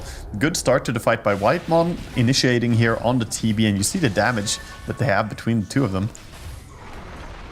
And now with the stolen level 3 Avalanche looking towards mid. Oh yeah, start off with a Hex. Techie's in trouble. Down he goes with a counterpole wave here as well. Some good damage on this tier 1 mid. Shira Jr. just charging straight towards them. See what he can do to guard his objective in this mid lane. Just take damage on the way through. Yeah, he wanted to try for a toss back, but with Lion there, no way. Meanwhile, the Wisdom rune is coming up. Sweden Strong gonna stack top and pick up the rune. The other rune not being taken by anyone for now. 9 class will TP over and secure it. So it's gonna be 1-for-1 on the Wisdom runes, no stealing. Now we're starting to see these dire cores really emerge as the victors out of these lanes. Top 3 net worth. We've got that Rubik right up at the top alongside the Morphling. Anti-Mage not too far behind. DK also making a name for himself, doing very well with treads being delivered shortly. Yeah, I like the choice as well to go for the Urn on the mid Rubik. So getting some early extra kill potential with that. And sending himself up to be a bit tankier as well. Stuns bottom on the AM. Good blast off from the tankies. Protecting Munkushi at all costs. Really hasn't been a comfortable time for him. Chair Jr. runs into Rubik. Yeah, he's going to get the Avalanche toss down. Thompson and Whitemon playing around in that bottom jungle. Chira Jr. getting some more hits in with the tree. Zoned back by the ET Stomp, though. It's enough to secure the rune. Tiny doesn't get it. It's going to be top. Shield rune for the Rubik. Yeah, and this is where that problem lies you were mentioning earlier on, right? Cloud has been left 1v1 against the Morphling. He's going to get some CS under his tower, thankfully for him, but he's still level 5, and Pure is just clearing wave, clearing large camp, small camp, pulling every little bit of efficiency here for the Morphling. Yeah, Morphling is gonna dumpster his lane. He's definitely gonna come out ahead as the big victor. And meanwhile, the fights are not going very well for Tiny either. Look at him. Yeah, I mean, he's zapped down by Thompson. Doesn't get finished off in the end. I thought maybe he'd got around the corner. Not speedy enough, unfortunately, for Chira Jr. And Respect looks like he might be dying as well. Another Fade Ball gives a double kill. Thompson's Rubik popping off. The earn value as well immediately there, helping him after one kill, getting the next one. As we see a bit of recap. I thought Tiny was going to get away safely there, but, you know, can't underestimate the range of that Fade Bolt. Yeah. That comes from miles away. And Oh, Rubik now has... Is that Spirit Vessel done? Yeah, I think he has the entire Spirit Vessel. Very early timing. Now, Good this lift. Magnus in trouble. Cloud. Nope. Done for. Point RP, so can't even use it. And if he did, he might just be giving it away to Rubik anyway. And if you're relying on this anti-mage to kind of pick up the pieces and carry you through this, he's miles away from the Battle Fury with the build he's gone, the treads, double Wraithband, very lane focused. Monkushi needs plenty of time, and I don't know if his team can give him that time. I don't have much space on the map as Tundra, start to collapse into these lanes, look for tier ones. The big problem is Tiny's getting shut down, right? We said it before the series started. Chair Jr., he is the catalyst for their team. They need to play around him, and he honestly just hasn't had a very good game here. He was so close to solo killing Topson. Things could have looked very different for him right now, but he has a long way to blink. Yeah, it's like Chira Jr. is simultaneously the strongest and weakest link on the team, it feels like. No, I can agree with that, yeah, because of his importance, if the enemy shut him down well, we saw the rotations coming in to control the runes, and they brought more people to the party. Tekis was a bit late for the 6-minute rune. Oh, the stuns on bottom. Hey, they've got him with 9 class, the Finger of Death, and the final hit. Beautiful. Didn't even need the help from the DK, just solo killed him there. Yeah, I mean, that's just beautiful catch by 9 class. He's definitely a really, really strong post 4. He recognizes timings. Now Tiny in the mid. Caught again. Earth Splitter into Rubik control while down at bottom, just watching these DK pummel into Sweden strong. Tier 1 towers, both mid and bottom lane, look like they're going to be claimed by Tundra in a short amount of time here. Cloud is maybe eyeing up a move in the mid lane with Anti-Mage arriving. No blink, though. Has to walk in. Yeah, they're going to go on to Topson. RP only connects on Whitemon, though. Now the stolen RP, Topson turns. No. Oh, this is a tragic turn of events for 1win. Potential TP rotations coming in. A lift up, an Earth Spike. Anti-Mage in trouble now, and Monkushi does blink away, but the Spirit Vessel's on him. He dies. Takes over to Topson, who runs away and stays alive. Tundra. Goodness. Oh my god, that is such a painful rotation to make as Anti-Mage. You just died bottom. You commit mid to try and do something here. It was a nice try by Cloud. I mean, he went in, got the RP out, but he didn't really connect on Rubik. Nice dukes by Topson moving straight down instead of running away to the east or north. And yeah, that fight just backfires entirely for them. Topson, what a guy. Oh, this is really a one-way street, this game. I mean, 6k lead, 12-3. Tier 1 towers all collapsing. It feels like Tundra... No matter what they do, their moves just work out. They see a hero, they go towards the hero, they cast their spells, and 1win, they just fall flat on their face. They die. They're just executing really well. Their moves are very clean. And they're going to control bottom rune again, but Respect actually there in time to deny this one. Finally stopping some of the momentum. Does he die for it, though? I think he does. I don't think he can run away from this one. They all so fast. Double tranquil boots. Chira Jr. is trying to go on Topson here. Tundra going to turn onto the techies, decide to go for this easier target, zap him as the blast off lands on Topson's head. Chira and Sweden Strong both arriving from the left-hand side. Not going to really continue this fight, though, and trying to escape. Oh, he didn't reach Dragon Knight's coming. He's been slept and stomped, Dragontail stunned, and in comes the stolen sticky bomb to blow him up. And that's one more Spirit Vessel charge as well. Topson just running around having a field day at this point. Such a good game for him. He spot travels now as well, coming in on the courier. Meanwhile, we haven't talked much about Pure, but top lane, he actually managed to claim the tower here as well. See Cloud sitting around looking for a cheeky shockwave kill, but yeah, there's a recap of the fight. Chiar Jr. just doesn't have Blink yet on Tiny. We're 13 minutes in. He has 4k net worth. I don't know. I feel for him. He's just not finding a way into this game. Yeah, do we have heat maps by any chance? Because I would love to see a Pure heat map.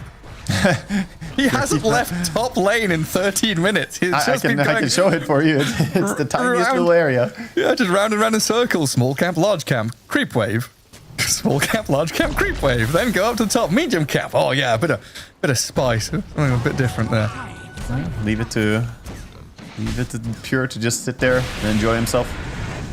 Oh, the lift. Mid skewer. Cloud half HP. Let's see if they commit. They don't even need to commit bodies to this. They've got such long range control and damage. They're just zapping, controlling. They do get a jump onto the Rubik in the back. Topson in trouble. Chira Jr. will take him down with respect. Big streak to be grabbed there by 1win as Swedish Strong and Chira are still trying to fight alongside Monkushi.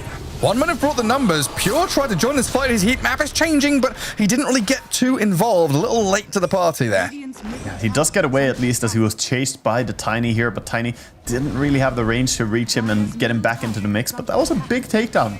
Getting the Rubik 1300 gold kill to bring him down, ending his streak there. Most of the gold going towards the techies, unfortunately. Would have loved that gold over on your Tiny. Would have put him at the Blink Dagger already. But it does give them a bit of chance for him to catch up. You can see him jungling now, trying to just finish it up. Just a bit more money. That's all he needs. Sweden is strong. Yeah, gonna come back for the Wisdom Rune. It has an urn. But yeah, it's been a difficult one for this support Terrorblade. Currently just stacking camps for his team, it looks like. Yeah. Lion and DK looking for a bit of an anti-mage kill. Nice timing from 9 class. Let's see if they've got the damage to bring him down. I don't know if they do. They did have Finger and Death, but not going to be enough. Now a skewer back from Cloud. Good RP. Dragonite and Lion all caught up in it, and Munkushi starts slicing away. As Dragon Tail stun, Lay's keeping them back. Tundra. Whitemon was there, sat just behind the DK with Thompson. That's some good move, good counter kill there, and finally getting some value from this Magnus as well, getting involved. They need something like this. They need the rotation to start going their way because they're getting outfarmed heavily right now. All the top 3 networks are going the way of Tundra. I see a good catch. Unfortunately, only getting one of those kills. A bit tentative to go in and full commit here. Maybe they could have brought him down as well, but of course the fear of the ET stomping you, Rubik showing up, it could have backfired. So maybe they did the best thing in playing it a bit safe. Yeah, I don't know how much of a difference it would have made, but AM was not empowered in that fight. Gets the empower a little bit later on. Oh, AM. He's under a ward right now. Spooky place to be. And 9 class has had his number this game. Immediate Hex into the Finger of Death. Munkushi gone. Anti-mage blown up by magic damage, would you believe it? Cloud now being drained of his mana. Skewers across onto Thompson. Crazy team fight spreading left and right as Thompson tries to juke and jive. Cloud in trouble. He will die. And Thompson escapes through the tree line. Moving back in towards Sweden Strong now as Pure opens up on Chira Jr. Kills the Tiny. Sweden Strong Terrorblade trying to hide behind his tier 2, but I don't think that offers you any safety, mate. Gets the Sunder off. Whitemon and Lay's thinking about the dive even further in. Sticky Bomb thrown, going to blow up Whitemon, and it looks like he will actually get out there. They do get Whitemon at least, but another nice kill for Thompson there, just using the reflection against the TB. We see the nice initiation there, finding the anti-mage first, and then the kidnapping of the Finnish genius here. They toss him away, skewer him back even further, and Thompson's like, where am I? Back in the game, we actually have Thompson being gone on again here by the techies. Whose mines are whose, honestly?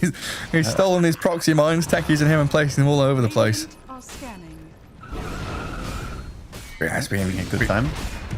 Been great stuff out of this mid Rubik from Thompson. Not going for the Phylactery or the Dagon build, going this Spirit Vessel has been very good, and then Agnum Scepter next. I think he's proven the value of the Spirit Vessel being better here. This is definitely opening my eyes to how strong that is as a first item, because it gives you, a lot of different things. You get a bit of mana regen built in as well, which is really nice, and the sustainability of just spamming Vessel on yourself after the fights is really useful too. You're just like a long-range sniper as well, just zapping with Fade Bolt, putting Spirit Vessel on someone. If it doesn't kill them, it's going to put them in this situation where they don't want to or can't rejoin the fight. They can't blink in. Yeah. I mean, it's a lot of damage too. He's got the 31% spell amp with a Fear Trinket. Oh yeah, 18 minutes in using a tier 1 neutral item. Well, tier 1 that, by a lot of mids is rated as a very good one. I mean, Tiny still has it as well. Look at Respect. He's just said, okay, guys, I put mines here. You guys bring them to me. We kill them. This is a little trap. They have Magnus and they have Tiny.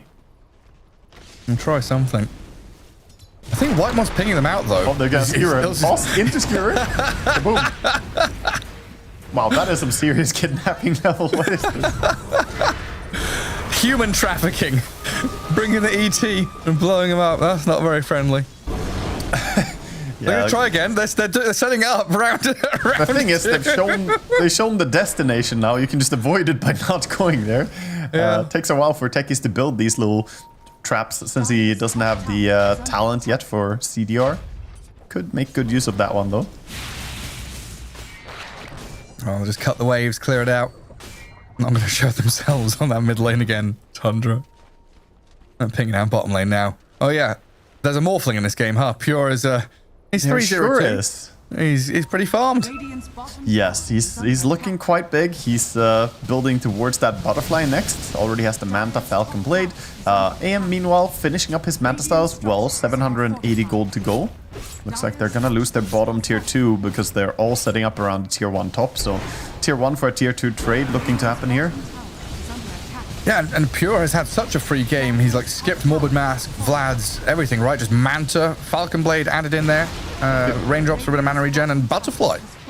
Dude, how is this DK skin a red dragon right now? What? I mean, I don't understand.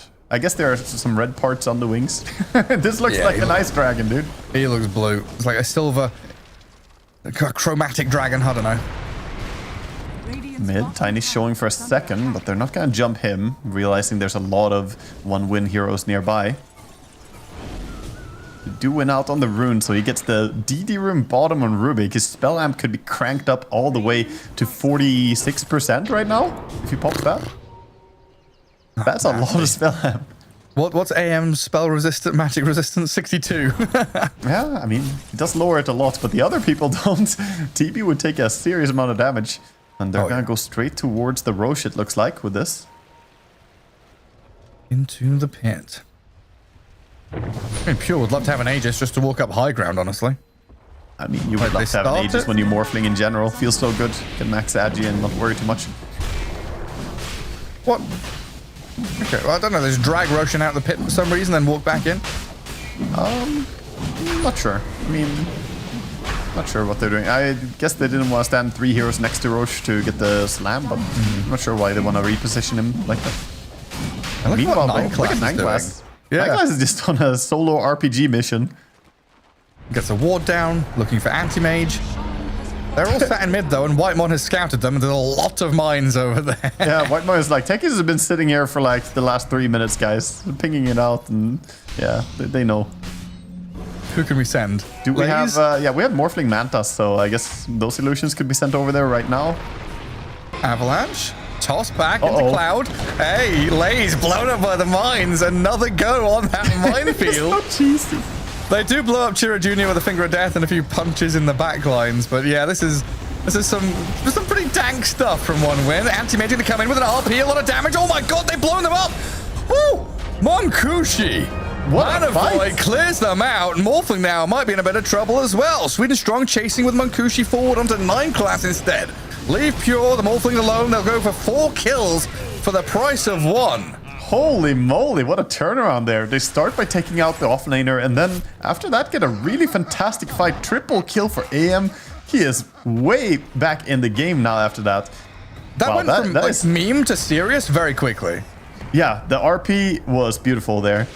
And maybe, you know, you want to say the fight looked like it was going to go poorly there, and you could see the confidence here in Tundra as they brought down the Tiny first, but then boom, out of nowhere comes in this two-man RP, enough to stop everything from progressing, getting the Rubik and the Morphling.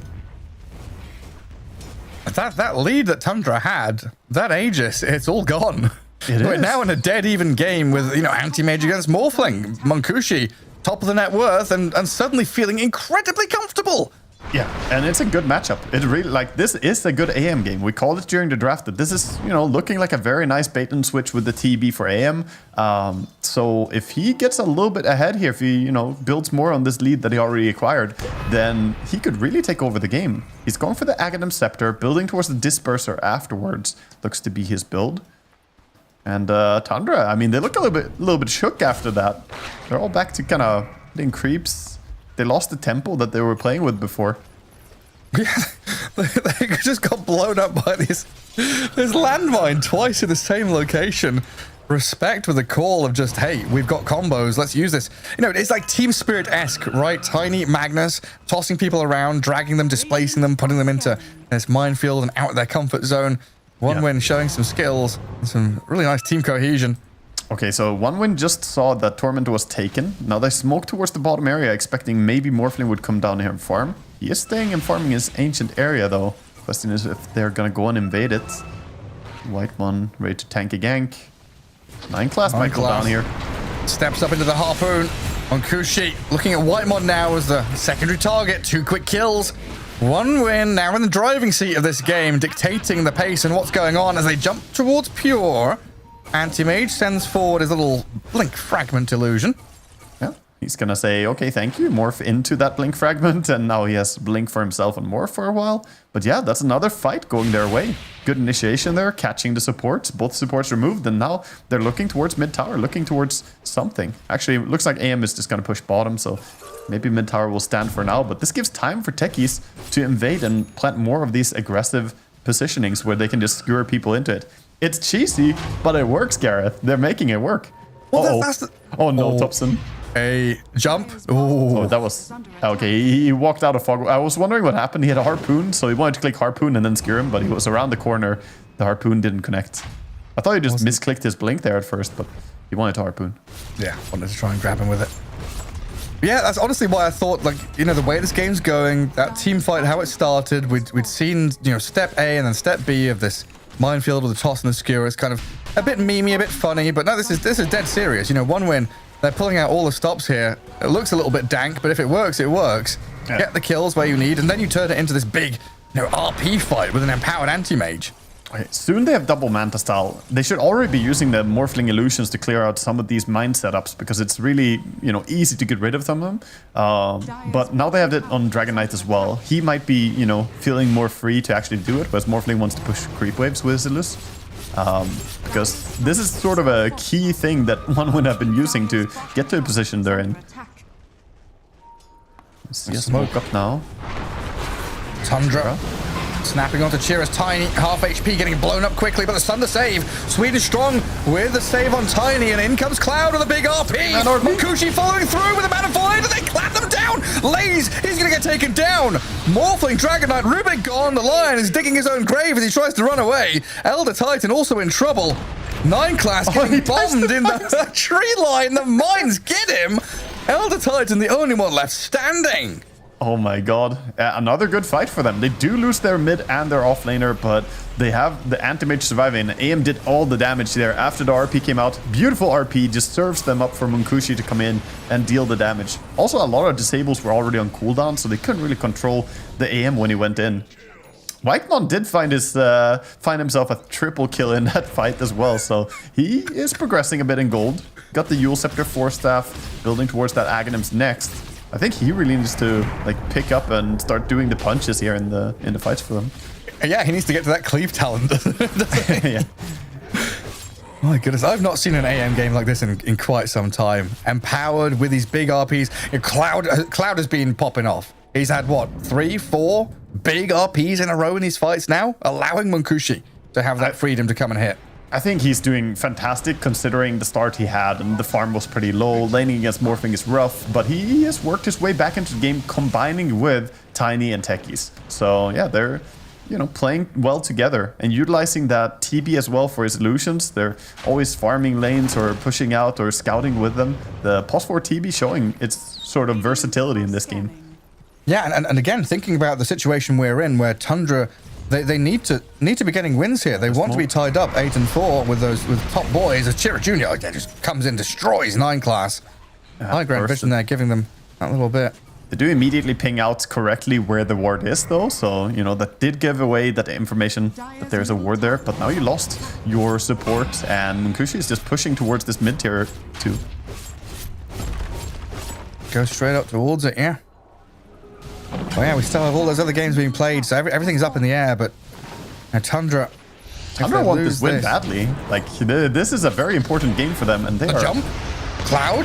Getting counteracted by the Yule Scepter, looks like there, as he does skewer away. Being slapped and jumped Dragon Tail from Lays. Good Thunder again, buying time for Cloud, surviving against these Morphling illusions. Ooh. Glimmer Cape gets him out of danger. They stole Skewer on Rubik, but he doesn't have a Blink build. He has Aghanim's Ghost Scepter Spirit Vessel, so he can't really make too good use of a Skewer here, other than survival. Same with the counterspell. He doesn't really have the most aggressive options here. They're gonna clear out the mines now, using Dragon Knight's body.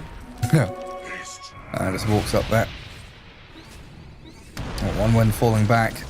Anti-Mage pretty distant. He's swung up top. the looming threat of the AM, the split push, always going to be out there on the map.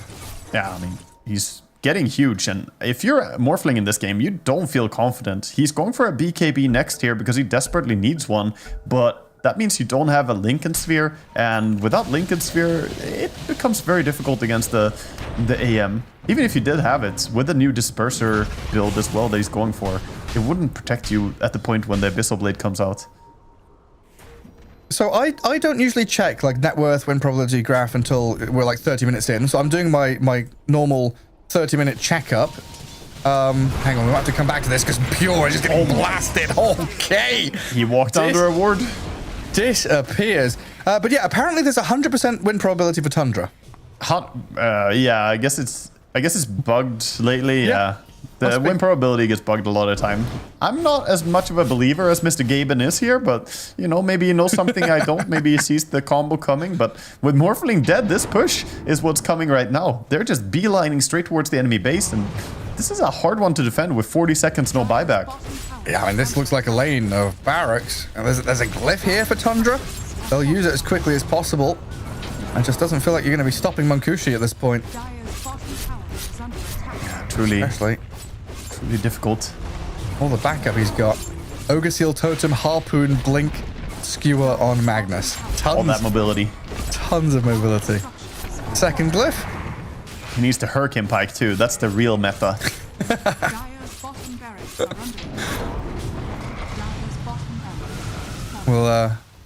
We'll talk to Arise. We'll see if that passes the Arise Magnus test.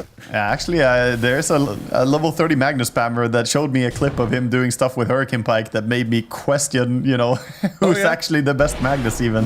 Interesting. Completely crazy stuff. They're gonna go into Roche now. And this is a hard contest for Tundra as they're stuck in their base after the push came in. Doesn't look like they're gonna be anywhere near contesting this one. And Tundra just, they lost all their pace. This mid Rubik is, you know, it's strong when it's winning, but it is a feast or famine type hero on mid lane. And I can't help but feel like right now he doesn't have enough tools to swing the state of the game. It looks very good until it doesn't. Yes. He should have gone that Dagon build that Whisper was showing. You know, we like the Spirit Vessel, right? But yeah, this Aghanim Scepter, Ghost Scepter, maybe it could have been a Blink or a Dagon or something. I do feel like not having a Blink hurts you a lot. I understand the Ghost Scepter against the AM because otherwise it's hard. Oh, they're gonna go for AM. He does have Aegis though, but nobody nearby. Lincoln's pop. Tons of stuns. My God. Everything was 7 kitchen sinks on the floor there next to the anti-mage. And it's going to get split earthed as well, slept up. Let's see the follow through here with the Earth Spike. Another Hex, another layering of stuns. They've got it done. Beautifully executed by Tundra. Chira Jr. now into BKB mode, trying to run away from Pure. Morphling giving chase though. Trying to stop his Blink Dagger there. It looks like they've succeeded in doing so. Swedish Strong is found on the other side of the fight, but Tundra with the 3-hero sweep through this top lane and perfect layering of stuns on the AM. Might not be done yet as well as the chasing after Cloud, but he's gonna be fine. He's got stuff. But yeah, that was a really nice chain stun. The stomp here by ET. Look at that timing with the split as well. I think the split stopped him initially, and then the stomp catches him. And wow, that is amazing. Even walking close there. Whitemon, he just pushed his hero to the absolute limits for that kill.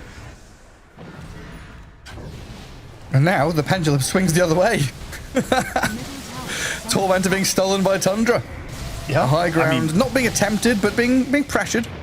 Yeah, they do get the shard over for Whitemon as well, and you know we've been saying it. I said it earlier that he needs to be the key here for them to have success. Picking off the AM puts this game almost back to dead even net worth. By the time AM respawns, I think it will probably be evened out entirely, perhaps. And now Thompson has that blink as well. That's so crucial, getting a bit of mobility. And he has Toss right now, a pretty good spell to have. Gives you a lot of options, you know, defensively, aggressively. You could toss in your DK to the enemy. DK, by the way, who has full Aghanim Scepter now. This is a massive power spike, level 19 Aghanim Scepter. Yeah, he's an absolute monster, especially when it comes to pushing high ground. So if Tundra can win a fight on the doorstep of One Win's base, they could easily take multiple lanes of barracks. Yeah, for sure. They're smoked up. Tundra hunting. They know they're now the ones dictating the pace of play. Techies has a couple of mines up on this high ground, but nothing really meaningful. Oh, they're not smoked on one win walking up a ramp. Monkushi. Oh, they get the jump in onto the Tiny. Chiro Jr. fingered, killed. The Cloud, he came in here with an RP. They're trying to kill off Pure and they're getting it done. It's Monkushi anti-mage now clapping into lanes. The Dragon Knight dragged down, his big wings flapping, but he's over the cliff tops, trying to get far away, but he's surrounded here by sweet and strong Cloud and respect the Techies with a double kill, in fact. Cloud again with that clutch RP, catching the POS 1 and the POS 3 together. And since both of them are the right clickers, you don't really have any sustainable damage fighting any further. So just impossible to win the fight from that point for Tundra. Again, so clutch reactions by one win. And Chiro Jr., how many times do we see him just die at the start of a fight and then his team gets to work with that information? He's not having a glorious game here, but his team is picking up the slack. It's like he's exactly tanky enough and exactly annoying enough that they want to kill him, but they can't do it quite fast enough. Oh, aim is in. So much time. Monkushi, you're just going to go dive tier 4s for 9 class. Beautiful kill there. Nice recognition that he could bring that down. He does have buyback on Lion, but I don't think they're going to use it. And this is mid-Rax going down very quickly. Morphling doesn't want to click it. DK doesn't have it. Bottom Rax is open and exposed as well. Are they going to greed for more or are they happy? My head is spinning. This game, back and forth, up and down, but now one win the ones to try and take these buildings, claim some barracks, getting into this dire base. Another set down south looks like it's inevitable here. As Tundra need the Lion to respawn, 15 seconds to go. Just the blink fragment. Sleeping. Monkushi, Lincolns, does keep him safe.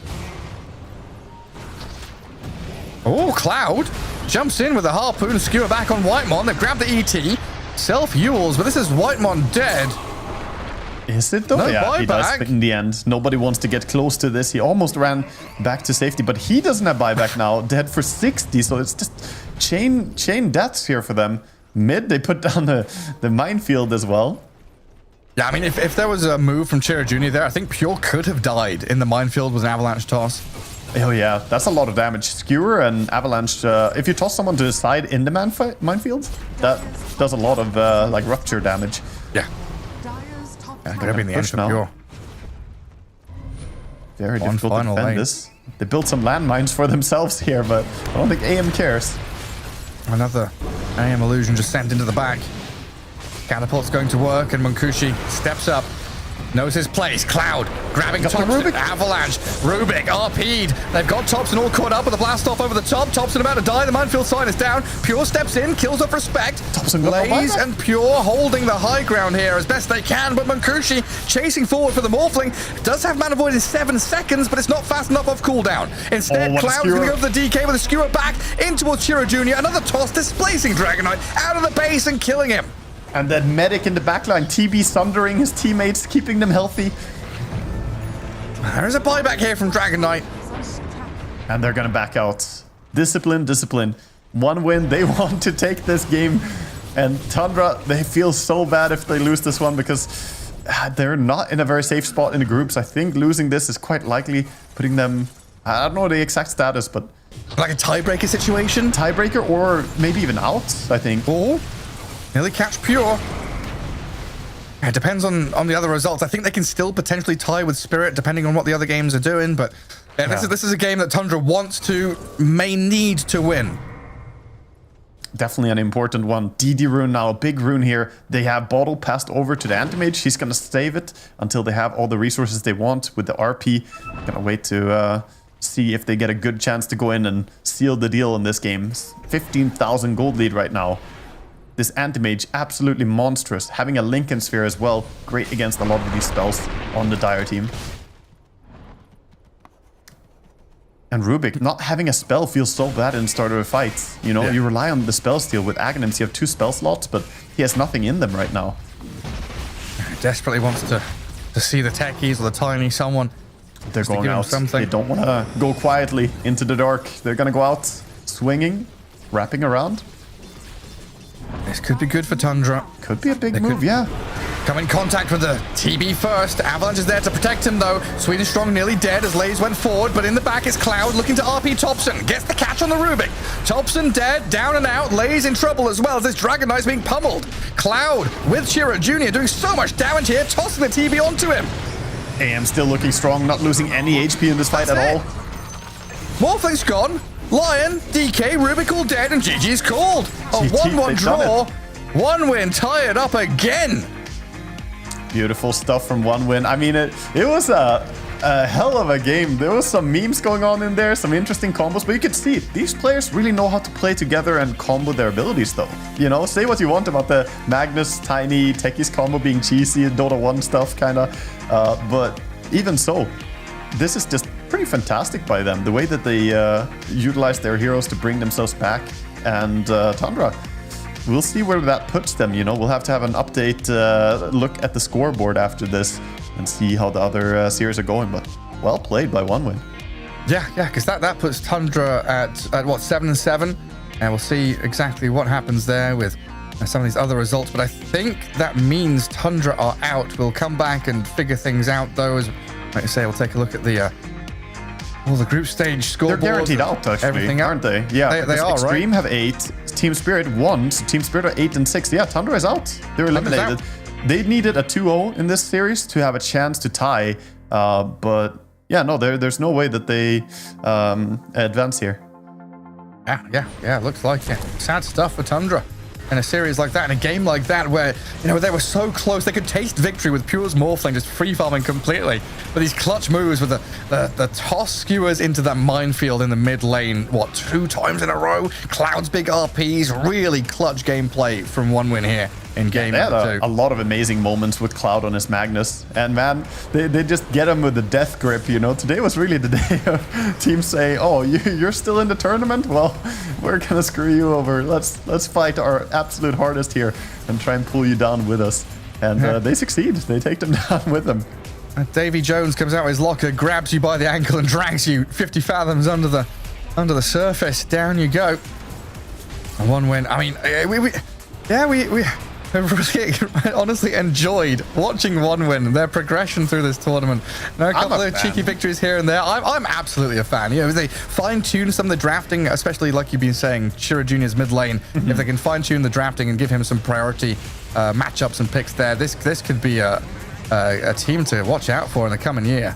Yeah, and seriously, again, you know, it's also valuable experience because this very young team, they said it themselves in our interview, they need to find, you know, what they can do. And here, after they were guaranteed eliminated, they look like they've, you know, relieved that pressure and play just good Dota. You know, this is valuable experience for them having played here. And honestly, yeah, I look forward to them going forward. Yeah, well, sad stuff for Tundra and their fans, unfortunately out, but a good victory in the end for 1win, as we'll have a quick break and return with an interview with one of them.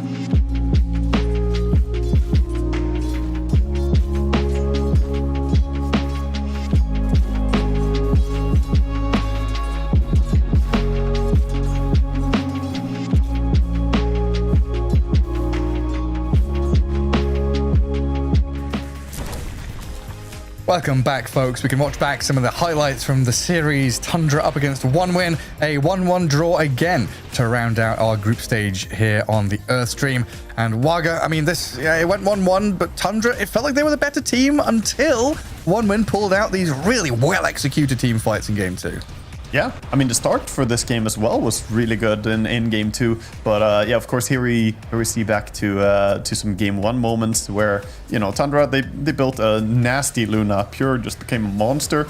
Things were looking really well for them there. But this Game 2, already going in here with one of the nice RPs, get a 3-man RP delivery for your anti-mage. I mean, this is the kind of stuff you dream about when you play carry. Empowered AM with a 3-man RP, and it's not just the 3-man RP, right? He's consistently getting 2 or 3 cores in the RP. Oh yeah, always getting the right targets. He did a great job. I mean, Cloud, I think he would be the MVP for me in that game. Just did an absolutely amazing job. But all of them, you know, pulled their own weight, did some good stuff, and they managed to Davy Jones, as you say, Tundra, and bring them down with them into the lower elimination, I should say, here of the group stage. Yeah, down into that bottom 4. So we now have it confirmed. Yeah, OneWin, Team Liquid, Tundra, Team Secret are out. As we do have a phone call coming in. I believe it's Respect joining us for the interview. Congratulations, Respect, on that Game 2 victory. Some really beautiful teamfight execution at Tiny Magnus Techies. It was like watching Team Spirit. You know, it was gorgeous. Yeah. Hello. Our pressure was off.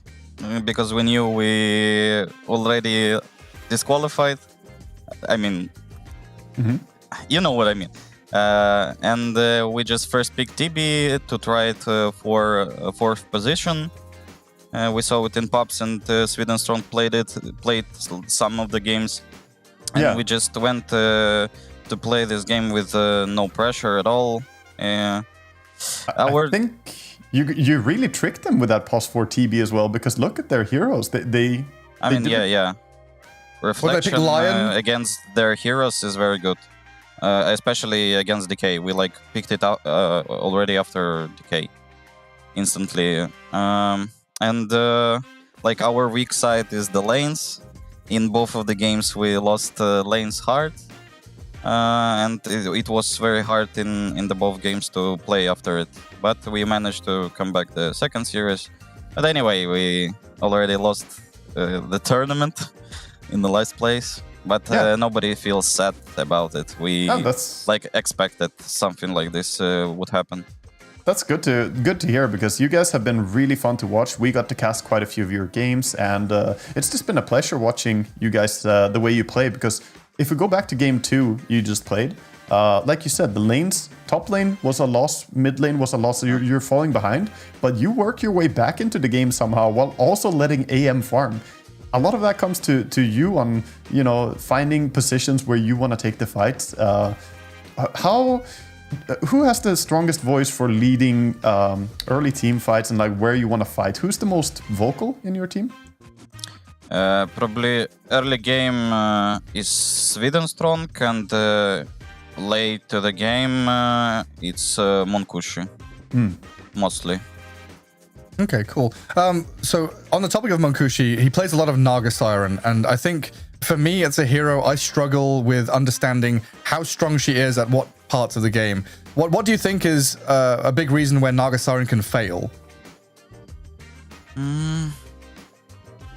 Can fail. I mean, you play with Naga 4+1 until minute 25 and Naga items, and if you feed too much with 4 of your other heroes, it's becoming really hard for Naga to play after these minutes, after his items, because you gave so much advantage to the enemies. So it's a bit similar to Alchemist?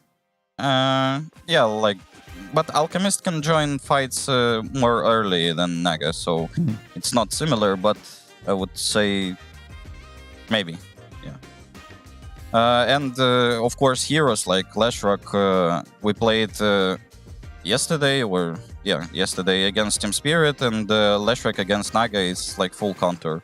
It's so hard to play against Lashrock on Naga. Got anything else, Wagga? No, I just want to say, you know, that I think you guys like have really shown that between you as players, you have a great understanding of how to utilize what you have at your disposal. And this final game you played really was a testament to your ability to find good fights, because that early game, it looked rough, man. And I just want to say well done on bringing that game back. I think Tundra are smashing keyboards right now over that. So, you know, you definitely played well there in game 2. I mean, we are young team. Everything will be in the future. I don't know how to say it properly in English, but we will progress. We will progress. Yeah, for have sure. a lot of time. We definitely believe so. Yeah. Super excited to see you guys, you know, at Birmingham the next 6 months, 9 months, the next year or so. Really excited to see you guys progress and how you do in the future. Thanks for joining us, and thanks for putting on a show. Some of your skills in Dota 2 was really, really beautiful to watch. Thank you. Goodbye. Goodbye. Bye. It's always great to hear, like, you know, the pressure's off. They're kind of, you know, taking things seriously, but still having, you know, experimentation times, right, with this position 4 TB and having a bit of fun with things as well. Yeah, I mean, you could see it in the way they played. You could see that they loosened up and didn't really worry as much and found, you know, initiatives. They didn't play as scared, especially I want to say on Munkushi. Their carry was looking for more in the games that he played after they were eliminated. I feel like he went for stuff, you know, that deep blink onto the Lion in the enemy base there. You know, recognizing 2 heroes are dead. I'm not worried. I'm a big farmed carry. I can go for this. I think before they were, you know, definitely eliminated, maybe that wouldn't have happened. But, you know, this is a valuable experience they got here. So really excited for what they're going to bring in the future.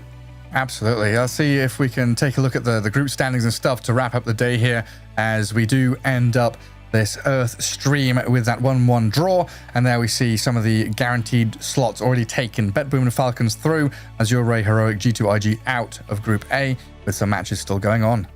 Yep, we'll see who's going to actually advance there. Group A not finalized yet.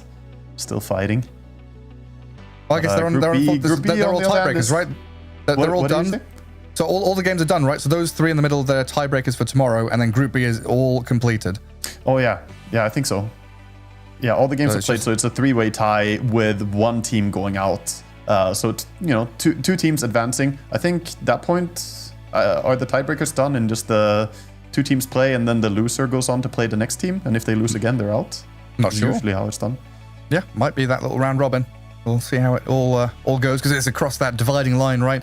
Important slot to be in. And there, Group B, Aurora, Shopify, Extreme, and Team Spirit all up at the top. Tundra just eliminated, as we saw there, against 1win. Secret and Liquid down at the bottom, and I think I saw Blitz tweeting out Liquid's 3rd Dream League in a row where they've been taken out in the group stage. I mean, Dream League is pulling out some amazing group stages in general. I think a lot of teams are stepping up to it as well, so very hyped to see. And rough for Liquid, you know, maybe not their place to shine, but at least we get to enjoy some great Dota coming out from all these teams. Absolutely. But that's it from us. Wagga, it's been a pleasure again, as always. Make sure you do check out that main stream, as they do have a game still going on, believe. We do appreciate everyone tuning in and watching, as we can pass you off to some monster moments and head over to the mainstream after.